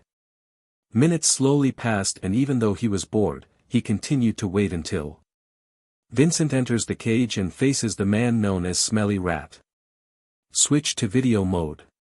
Keith gave out a mental command and saw the text on the system screen disappear. Replacing it was a first-person view of the cage in Vincent's perspective. Vincent stared at the scrawny-looking guy in front of him who wasn't too different from himself. He himself was a 17-year-old teenager, but looked like a 14-year-old thanks to malnutrition, which happened due to the lack of food. Smelly Rat, huh? Do you actually smell? He asked as he tried to hide his nervousness, but the guy simply stared at him like he didn't care about the question even one bit. He couldn't help but glance at the crowd that was surrounding the cage. There were around 50 people watching, and even though Vincent was nervous, he pushed through. And his first step to focus was to bang his head against the cage. "Ah, I feel slightly better now," he said as he looked at the middle-aged woman who was outside the cage, sitting on a huge chair that looked like a makeshift throne. "Can we start?" Hearing his confident words, the woman grinned before nodding. "Absolutely, kid, absolutely." She then looked at the spectators who seemed to be ready to watch the fight too and began commenting, "Okay then, before we begin the fight, I'd like to introduce this new blood to every one of you. He will be called the Battle God from now on, and even though it sounds narcissistic, it's hard to deny the fact that it sounds cool. But here's the question. Will he be able to spread and make his name in the cage? Or will he get chewed out by our trusty rat? Chew chew chew chew. Ratty ratty ratty." The crowd mostly cheered for Smelly Rat, and seeing the crowd roar, the woman raised her voice even louder, "Let the fight begin." The moment she was done, Rat and Vincent dashed forwards before both of them punched their opponent, not caring much about their own bodies. But unfortunately for Vincent, Rat's punch was just stronger than his own. First punch was the deciding factor and a chance for smelly Rat, and he did not let it go. He pressed on and continued to rain down punches on Vincent, who tried his best to dodge and block his hits. He saw a fist flying from the left towards his cheek, so he immediately leaned back before sending a powerful kick towards Rat's delicate eggs. He lost his balance and fell backwards, but Rat's situation was even worse as the guy fell to the floor, struggling as he cried out in pain. Vincent got up, but didn't use the chance to end the fight early. Instead, he waited for his opponent to recover and used this time to take a quick glance at his system screen, which showed how War God's body worked. Battle God's body. 1. Battle instinct: the more you fight, the more you learn from the fight. This knowledge will be permanent and cannot be erased under normal circumstances. Current grade, F. 2. Locked. 3. Locked. I don't really know what it means, but I'll just have to make the fights last longer to gain more benefits, right? He thought, feeling slightly doubtful and conflicted as the opportunity to win was right in front of him. But fortunately or unfortunately, Rat recovered while Vincent was struggling internally. "I'll make you regret not taking this chance," Rat declared, feeling humiliated thanks to Vincent's mercy. He then took a few steps back to make some distance so that he could buy some time to recover a bit more. Vincent understood what he was up to and let him do as he pleased. He used the free time to mentally prepare himself, and after a few seconds, he rushed in to fight. He balled his fist and let it fly towards Rat, who easily dodged it, but Vincent didn't stop and used his momentum to his advantage, rotating his body as he sent a roundhouse kick towards Rat. It hit his shoulder, and even though it wasn't a delicate area, the force behind the kick was a bit too much for Rat to withstand. He lost balance and fell to the ground along with Vincent, who had also lost his footing thanks to the risky move he made. "I should keep him on the ground." Rat came to a realization after experiencing the kick and knew that there was no way he could withstand too many of those kicks. He knew that he didn't have the same level of technique as Vincent, but he knew his own strengths well. He pounced towards Vincent as he screamed, "Battle God." It was too late for Vincent to act, as Rat had already latched onto his legs, but when he turned to look at Rat, he saw him open his mouth wide before chomping down on his leg. Rat didn't show any mercy, and every single spectator could see that as blood flowed from the bite marks. Auberg. Vincent let out a blood-curdling scream before pouncing on Rat with his mouth wide open. The logical part of his brain seemed to have taken the back seat while his beastly side took control. He copied Rat's move and chomped down on his arm, his teeth tearing into the poor guy's biceps that were barely there. Rat clawed on Vincent's back, but it seemed to have no effect on stopping him from biting. Instead, he sent his right arm towards Rat's face, copying his move once again, but instead of clawing his back, he went for the face. His nails pulled the skin, tearing it in straight lines while he pulled his head backwards, tearing out the flesh that was on Rat's arm. Stinky Rat screamed, but he didn't let Vincent go. With pain and rage as a fuel, he went for another bite, but before he could do anything, his was met with a hard punch right to his face. Vincent didn't stop, and nor did he wish to, as he continued to punch. The more he punched, the more his fingers and knuckles hurt, but this also pushed him to get even more aggressive. "Raph!" he screamed, flailing his arms and legs violently as he felt himself getting yanked backwards, away from the bleeding Stinky Rat, who looked like he had passed out. Keith stared at the screen in front of him with disbelief. He wasn't new to fights, as he had watched plenty of MMA fights on TV, but seeing people biting each other's flesh out was something he never expected. "Make a new rule. From today onwards no one is allowed to bite people," he saw the middle-aged woman say to her people as she watched Vincent and Rat getting taken away. The view stayed with Vincent, so Keith wasn't able to hear more after Vincent was taken far away from the crowd. But it did not matter, as his system gave him access to the information that he needed. Quest has been completed. Please get ready to reward the user.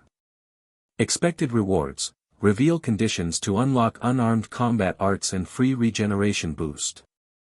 Seeing this, he knew that Vincent was declared the winner.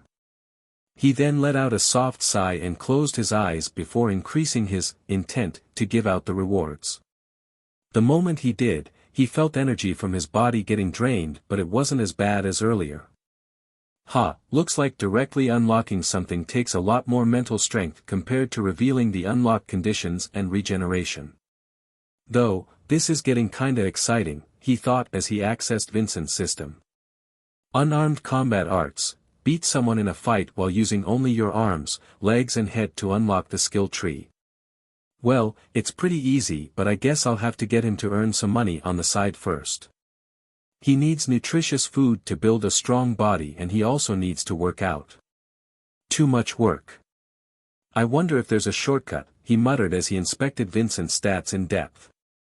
One by one, he checked all the skill trees before moving up to Vincent's personal stats. When he got to physique, he grinned. Great.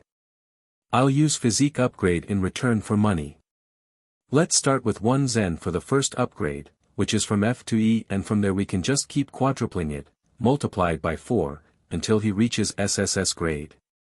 After making up his mind, he sent out a new notification to Vincent letting him know about the new feature. He'll probably buy the E grade once he wakes up, but I'm a bit too tired right now. Oh well, he can wait. Keith muttered as he leaned back and closed his eyes, drifting off to sleep almost instantly even though he had slept for almost an entire day already. 5 days quickly passed, and during this time, Vincent lied on his bed as he focused on recovery while Keith kept an eye on him, feeling extremely bored thanks to the lack of portable entertainment in this world. During this time, Vincent had bought the E and D grade physiques using the money he received from Keith and the money he made from the underground cage fight, which was 7 Zen. In total, he had 11 Zen and 19 Brax, but after deducting the 5 Zen that he used for the upgrades and almost 9 Brax that was spent on food, he only had 6 Zen and 10 Brax. Just as Keith was watching Vincent in boredom, he heard the carriage driver's voice. "Sire, we have arrived." "Oh great, give me a second," Keith said as he grabbed his things and climbed out of the carriage before heading straight to the river port where he could see multiple boats lined up to transport people and goods. Not wanting to waste too much money, he went to the long boat that was behind a large goods ship. Most people picked the long boats for their travels as it cost the least compared to other boats as long as they didn't have too much luggage to carry. Keith with his suitcase and briefcase fit the criteria, so he didn't bother wasting his money on other boats. Long boats usually followed one particular path and would drop people off along the way. It was like a public bus back on his old planet, but the long boats only operated on rivers. He stopped in front of the boat and looked at the man who was handling the tickets, which were basically just small pieces of paper that were stamped like the newspaper tokens that Keith bought a few weeks ago. "I'd like to go to Baroma Kingdom. Any district that has Goddess of Protection's church will suffice," he said, and the guy nodded before using a thin stick to poke a hole on one of the boxes that were printed on the brown ticket. "For Brax.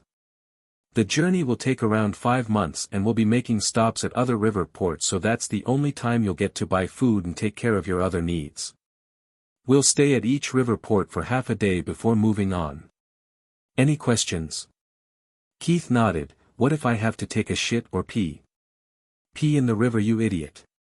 As for shitting, we can stop for you at the banks, but you must make it quick." "Is that it?"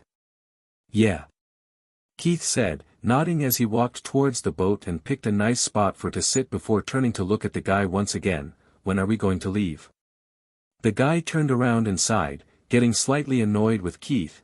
"Based on the number of people coming to us right now, I'm guessing that we'll leave during the night." He didn't look at Keith anymore and went back to staring at the women who were standing outside a well-known local pub. Keith, on the other hand, leaned back and directly fell asleep as he knew that the journey would be bumpy and getting quality sleep during that time would be hard. When he woke up, it was almost evening and the boat was also almost filled up. "Hey, would it be too late if I go and buy some food right now?" he shouted as he looked at the ticket guy, who turned around and nodded, "Go and come back here in an hour. We won't be waiting for you." The journey on the boat was long and tiring, but Keith at least had something he could watch. A day after Keith boarded the boat, Vincent had managed to recover almost completely. Once he felt fine, the first thing he did was to go back to the underground cave ring to find the owner, who was the middle-aged woman. "Hey, I'm fine now. Who should I fight next?" he asked enthusiastically, wanting to unlock the unarmed combat skill tree as soon as possible. Keith, who was watching everything happen from far away, sighed. This guy, his parents most probably got killed in front of him and he himself got tortured too. Just how is he able to act so enthusiastic and cheerful? Putting Keith aside, even Vincent wouldn't know the answer as he was trying his best to not think about his past, and the best way to do it was to blindly follow the system's orders to get as strong as possible. Every time he saw a reward, he couldn't help but get excited. Keith continued to watch and saw the woman laugh loudly in response to Vincent's question. "Ha ha ha ha ha, this wild kid.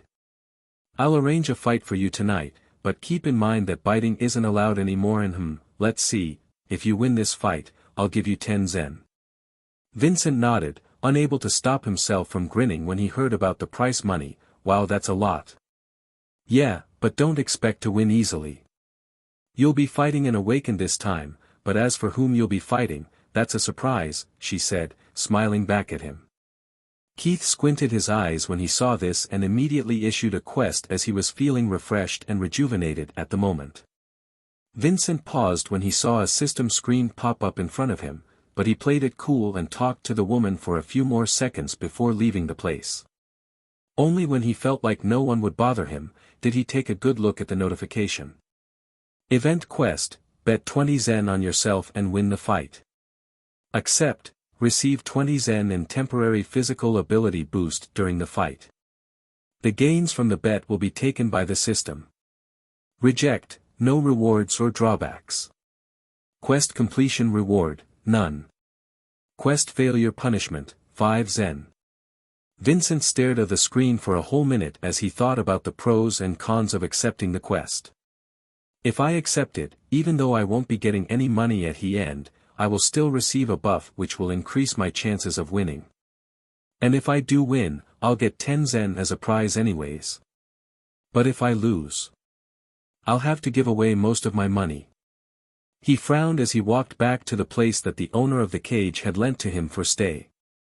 He didn't know when he would be kicked out, but until that happened, he decided to stay there for free. Keith silently watched him overthink about the quest through his screen and relaxed as he didn't bother too much with the outcome. He was technically gambling his own money through Vincent, so if he rejects the quest, then he wouldn't have to risk losing his money. And in the off chance of Vincent accepting the quest, Keith simply planned to support him as much as possible so he could win some good money. "In both cases, there isn't much for me to lose," he thought as he sent out another notification which wasn't a quest but a simple message. System advice, practice using your awakened ability in secret to get ready for the fight that'll take place at night. Reading this, Vincent nodded to himself and rushed out of the room before heading towards the river. He ran along the river bank for a few minutes until he got tired and continued to walk for a few more minutes. Once he made sure that there was no one in the vicinity, he took a deep breath and opened his hand, making his palm face the skies before forcefully willing to create a fireball. Keith stared at Vincent's constipated-like face and chuckled before sending him another tip. System advice, imagine a spark forming on your palm and once it does, imagine it turning into a flame. If you want a ball of fire, imagine a vortex of air forming at the center of this flame, sucking in the air from the surroundings. "Oh, so it's like that," Vincent muttered as he followed the advice. He remembered the times when he used to play with the other kids of the village, hitting 2 stones against each other to create sparks. The one who created the biggest spark would be the winner. He felt a little sad as he remembered the good times, but he pushed those thoughts away and imagined a spark forming on top of his palm, which happened almost instantly. "Hell yeah! I love you, Battle God System." The corners of Keith's lips twitched, but he didn't take Vincent's words at face value and silently watched without responding. Vincent tried it once again, and this time, the spark turned into a flame. With a wide grin on his face which made him look foolish, he imagined a vortex forming at the center of the existing flame which pulled the surrounding air towards itself. It made the flame even bigger, but it didn't exactly create a fireball. "Well, something is better than nothing," he commented, imitating one of the sentences that Keith used while he traveled with Vincent. He then stretched his arm forward with his palm facing a rock that was at the river bank. "All right, here we go," he muttered as he used his imagination as a tool once again to shoot the fire forward. The flame shot forward, but disappeared in less than a second as soon as it left his palm. What am I doing wrong?" he asked out loud before looking at the skies. "Hey system, help me out, will you?" Keith took on the job of a mentor and used the knowledge he had from reading the novel to help Vincent out. One of the reasons to his actions was that he himself did not have the opportunity to practice or try things out, so he decided to see Vincent do the trial and error. Hours quickly passed, and once 2 to 3 hours past afternoon, Keith sent out a message for Vincent to take a break. Keith himself wanted to get some rest as he had to stay awake at night to watch the fight. Both of them took a nice nap, but Keith had some trouble sleeping as the boat wasn't exactly stable. A few hours after sunset, he groggily woke up and grabbed a long loaf of bread that was wrapped up in a cloth and placed in his suitcase.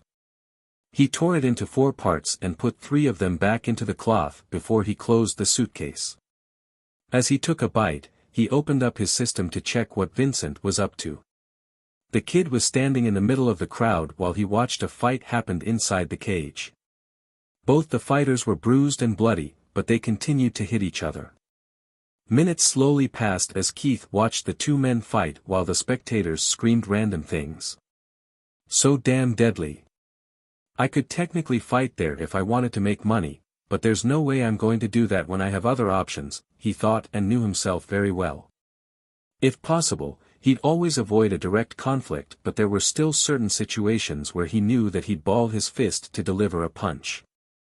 But an underground cage fight was not one of those situations. 3 more fights occurred, and each one of them went on for more than 40 minutes, with one of them crossing the 1-hour mark.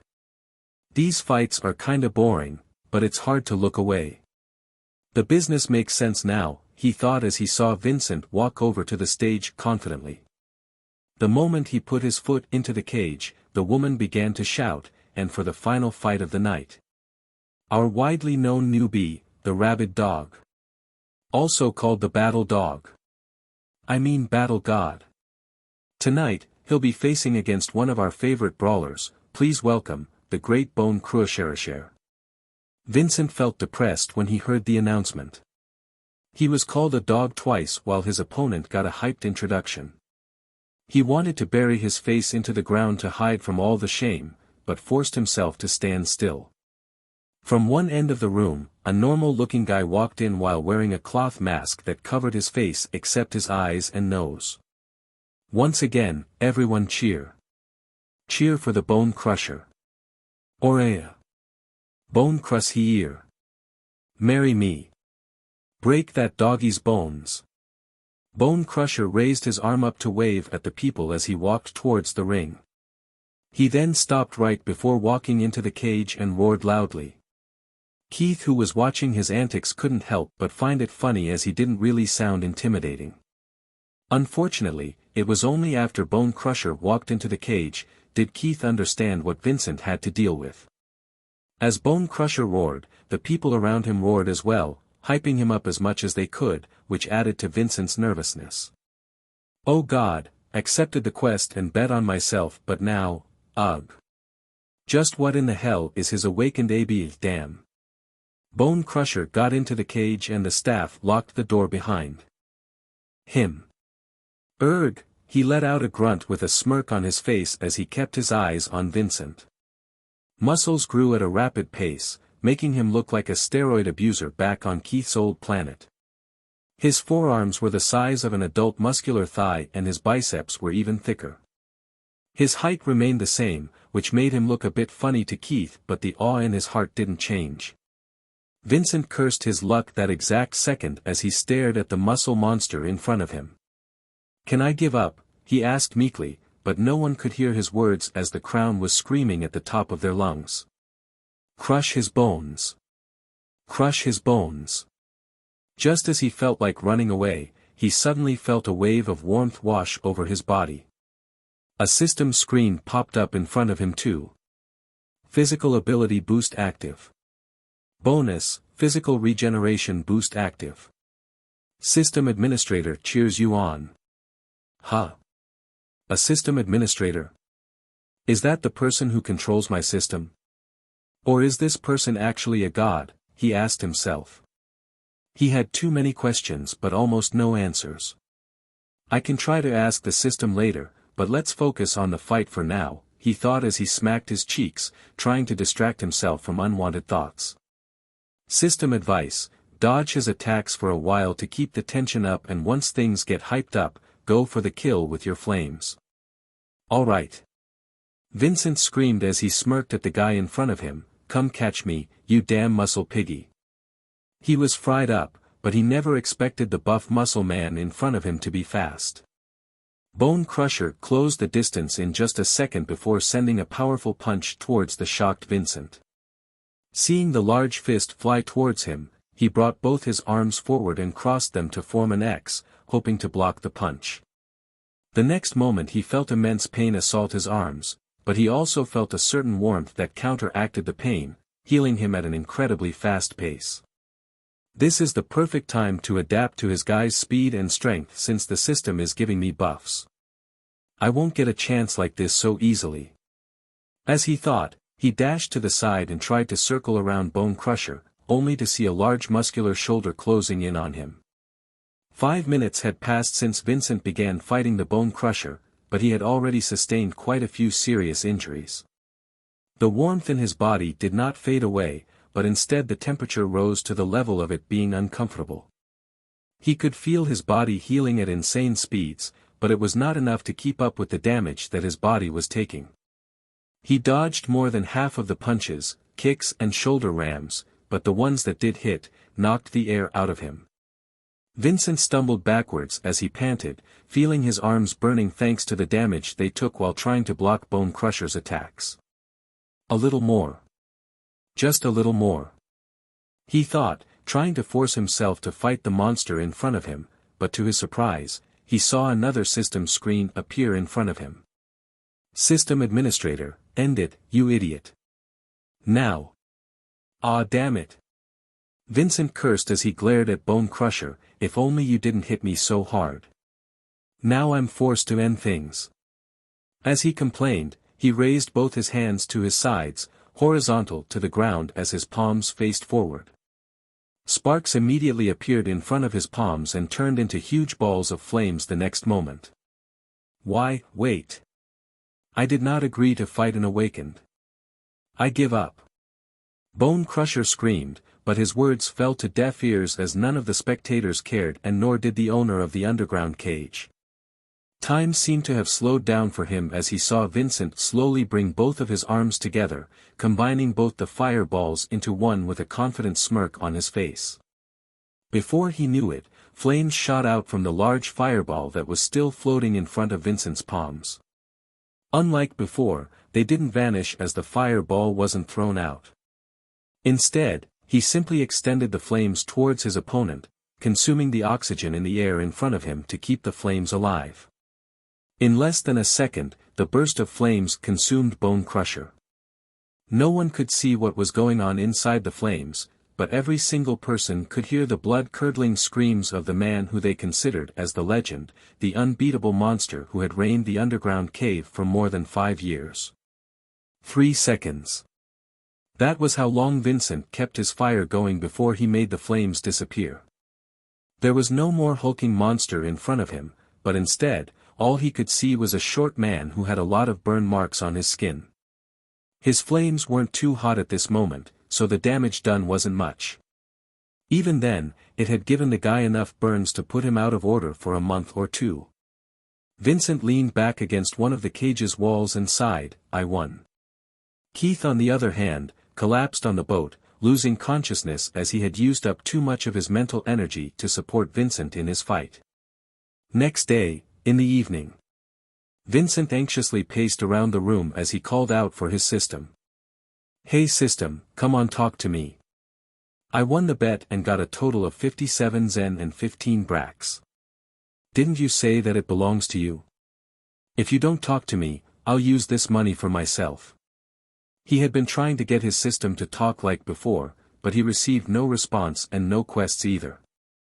The only thing he could see was his regular system screen. Host's current stats. Physique, grade D. Genetic physique type, endurance. Awakening status, awakened, fire creation and manipulation. Skill trees. Battle God's body, click to view skill tree. Awakened ability boost, locked. Unarmed combat, click to view skill tree. Sword arts, locked. Spear arts, locked. Staff arts, locked. Shield arts, locked. Knife arts, locked. Archery mastery, locked. Throw mastery, locked. War God's inheritance, locked. Battle God's body. 1. Battle instinct, the more you fight, the more you learn from the fight. This knowledge will be permanent and cannot be erased under normal circumstances. Current grade, E. 2. Locked.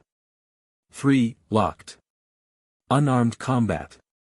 Pick one style of unarmed combat. 1. Fist style, balanced, aggressive with counterplay potential. 2. Palm style, defensive and focuses on counterplay. 3. Kick style, aggressive, dominant and risky. Since his system wasn't responding to him, he decided to pick his style and try things out. Well, I don't really like playing defensive and my body is genetically endurance focused, which means that aggressiveness won't go well with it. Either fist or palm style. He thought and didn't think more about it. He immediately picked fist style and saw the contents on the screen change. Modifying the skills to synergize with user's awakened ability. Vincent didn't have to wait for long as a new skill tree appeared in front of him. He could only see 3 skills while the rest of them only had, written instead of their names. First skill was Fists of Steel and it branched out into 2 different skills. One was the Red Hot Fists and the other one was the Flaming Fists. He couldn't tell much from just the names so he checked their descriptions instead. Fists of Steel, grade F. Increases the hardness of your arms from the fingers to the elbows, directly improving their defense and offense. Red Hot Fists, open to select. Increases the internal heat of your arms, making them resistant to flames and heat. Once a certain level is reached, every touch will cause severe burns to your target. The heat of the fists increase with skill grade. Flaming Fists, open to select. Creates a layer of flames around your arms, causing burns to the anything that they touch. The heat of the flames increase with skill grade. Note, picking one will lock the other skill, so choose wisely. Just when Vincent was having trouble deciding, he saw something he had been waiting for almost an entire day. System advice, Red Hot Fists scale better with each grade, which means higher temperature and fire resistance. Flaming Fists have their range increased with each grade, which means better versatility. As the system administrator, Keith could take a look at the upgrades that higher grades gave, so he shared the information with Vincent the moment he woke up. The other passengers on the boat were worried about him, so it took him a while to convince them that he was fine. He saw Vincent immediately choose the Red Hot Fists and the other option got grayed out, locked forever. "Woo, you're back," Vincent declared, making Keith smile slightly as he took the money that belonged to him. His hand was inside his leather pouch, so all the 57 Zen and 15 Brax were teleported inside it, successfully managing to avoid suspicion.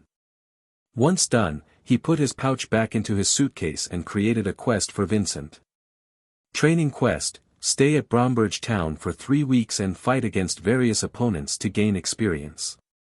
Reward, requirements for awakened ability boost or direct unlock for 10 Zen. The reason for the option was simple. Keith knew the requirements needed, and due to this, he knew how hard it would be. On top of that, he liked money, so he decided to make some money on the side while increasing Vincent's strength. Once the quest was issued, he sent out another message. System alert, system will be undergoing maintenance during this time, you will not receive any messages until then. Keith then let out a sigh and chomped down on his bread. Talking to Vincent is fun, but he's talks so much that it gets annoying. Especially now that he thinks that his system has sentience. I should probably give him a quest to make some real friends in the future. He was slightly worried about Vincent, but he didn't bother getting too involved. For the next 3 weeks, Keith suffered on the boat while Vincent proactively looked for fights both in and outside the underground cage. This did worry Keith, but after observing for a while, he stopped bothering as Vincent had gotten a bit too strong for a regular person to win against him. Of course, things would be different if he faced someone with a firearm, but Vincent just asked for a duel and didn't go around making people hate him. Keith got off the boat and headed towards the protection church that was in the town, only to see a few familiar faces in front of the chuck gates. "Wait, is that Keith?"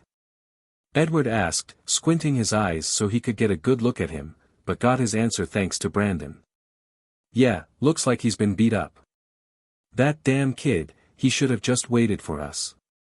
He left early and still came here after us." Brandon complained as he crossed his arms across his chest. Amelia stood with them silently as she glared at Keith while Clara went on to defend him. "Maybe he got into some trouble. I've never seen him this tired." By the time they were done talking, Keith got close enough to hear their words. "What are you doing here?" "I thought that you didn't have to come," he asked as he looked at Edward, who grinned and nodded. "I didn't have to come, but I sent a request which was approved in under an hour. I'll be one of the instructors for the training program, so let me tell you one thing. Get ready to experience hell." Keith groaned when he heard this. He already knew, but Edward's reminder just made him want to run away. "Ha ha ha, now that's the kind of attitude everyone has towards the training program. Now then, we just have to get to the capital and then we're good to go. The church will let us borrow a carriage, so don't think about the money." Hearing this, Keith nodded before asking, can I get some rest first? I haven't eaten anything good for like, an entire month." "Aha, so you came here by the river route?" Amelia exclaimed, feeling victorious as she compared her own comfortable journey to Keith's, but he simply gave her a shrug and focused on Edward. "Sure, let's go and have a nice feast. Though, this time everyone pays for their own food and drinks." Keith nodded and turned his head to look at a restaurant that was on the other side of the street, but just as he was about to rush there, Amelia grabbed his shirt. "You. Wait, damn it. That place is known for bad food. It's better to find another place." Hearing her words, Keith stopped resisting. "It's bad, huh?" "Yeah, everyone who goes there drinks a lot and they always cause trouble. The food is also bad and there are rumors of their food having insects in them," she explained with a serious look on her face as she looked at Keith, whose frown deepened the more he listened to her. He turned to look at his teammates and declared, "Let's go to another place." "Well, why cares so much about picking restaurants? Let's just go inside the church and ask for food. They'll feed us for free," Brandon nonchalantly said, enlightening Keith, who immediately nodded. Amelia clicked her tongue while Edward and Clara shook their heads. "Why are you guys looking at me like that? We'll be eating with the priests and not the knights. The food for the priests is much better," Brandon added, and Edward clasped his hands together. "Oh yeah, I totally forgot. Let's go," he said and walked in with the others following behind him. Amelia inched closer to Keith, the annoyed look no longer on her face. "Hey, why were you actually late? You also look like you might pass out at any second." "Well, I got lost," he lied before continuing, "and I boarded a long boat since it's cheap." It was uncomfortable and slightly stressful since I couldn't get good sleep and nor was I able to eat good food. I mostly just survived on stale bread and didn't buy jerky because the people on the boat liked to steal stuff. Hearing this, she felt pity and patted his back. Well, I can give you my portion of meat if you want. But only for today. For the first time in almost a month, Keith finally felt like he had overeaten. As he got onto the carriage, he opened up his system screen and let it stay in front of him as he kept an eye on Vincent's actions. "Aw man, I'm stuffed," he said as he scooted beside Brandon, who took the corner seat. "Yeah, we can see," Amelia commented as she pushed Clara inside before following behind her. Edward, on the other hand, went ahead to sit beside the driver. Brandon saw Clara's hesitation and didn't keep his thoughts to himself. "Hey, did you do something? I've never seen Clara act this skittish." "Yeah, of course he did. Remember the day we all went out to celebrate your survival?" "Yeah, that night these two, MMPH. Amelia began blabbering until her lips were pinched close by Clara, whose face was beet red. Brandon wasn't dumb. Amelia had given him enough information to put two and two together. "Wow, that's unexpected," he commented as he glanced at both Keith and Clara. One who looked like he didn't care too much while the other one looked like a ripe tomato. He nudged Keith and leaned towards him. "Hey, you should probably show some emotion here. Use this chance, come on." "Well, she has her own circumstances and wants to keep things temporary between us, so I do not wish to make things hard for her nor for myself.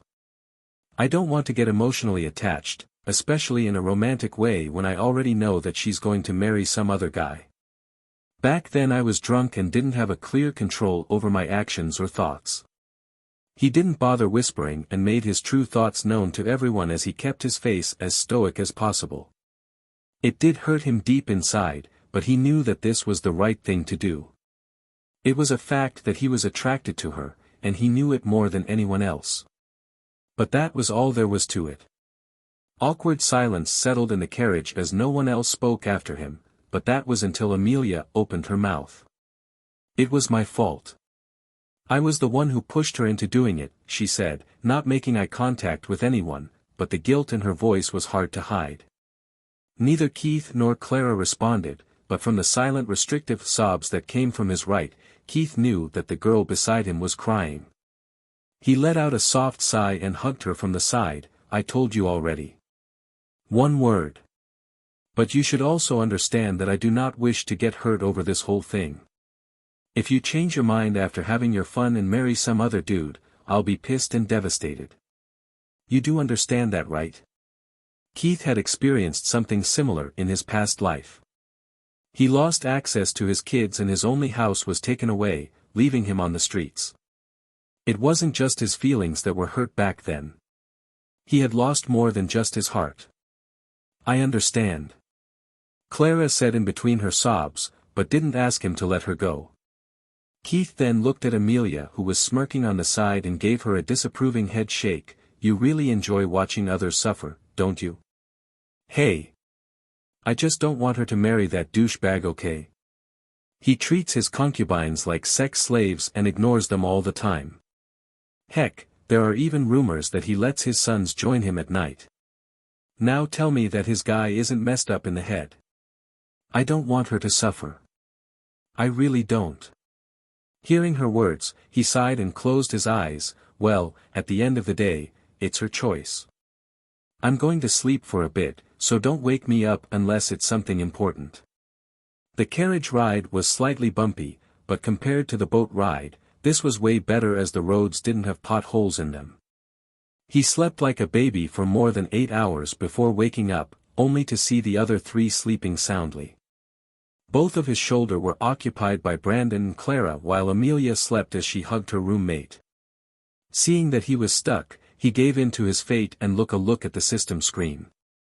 He read through the text and nodded to himself. So he's at the capital of Moros right now.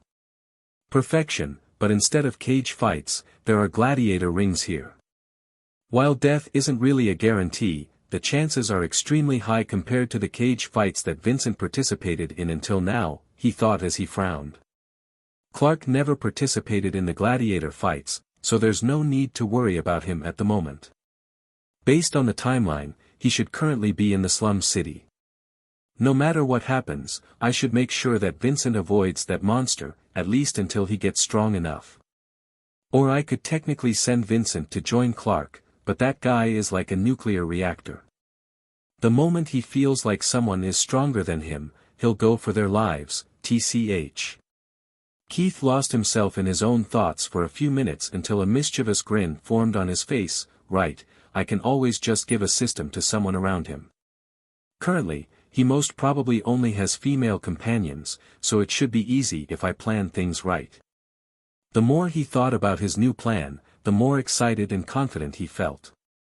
Well, let's not make him wait and give him a quest, he thought to himself as he opened up a new system screen and created a quest. Quest: infiltrate Lady Grace's red stone mansion and steal everything in her treasury. As long as you touch the money, it will be sent to the system. Reward: 10% of stolen money and 2 free upgrades to any skills grade. Additional rewards, based on the value of the goods stolen.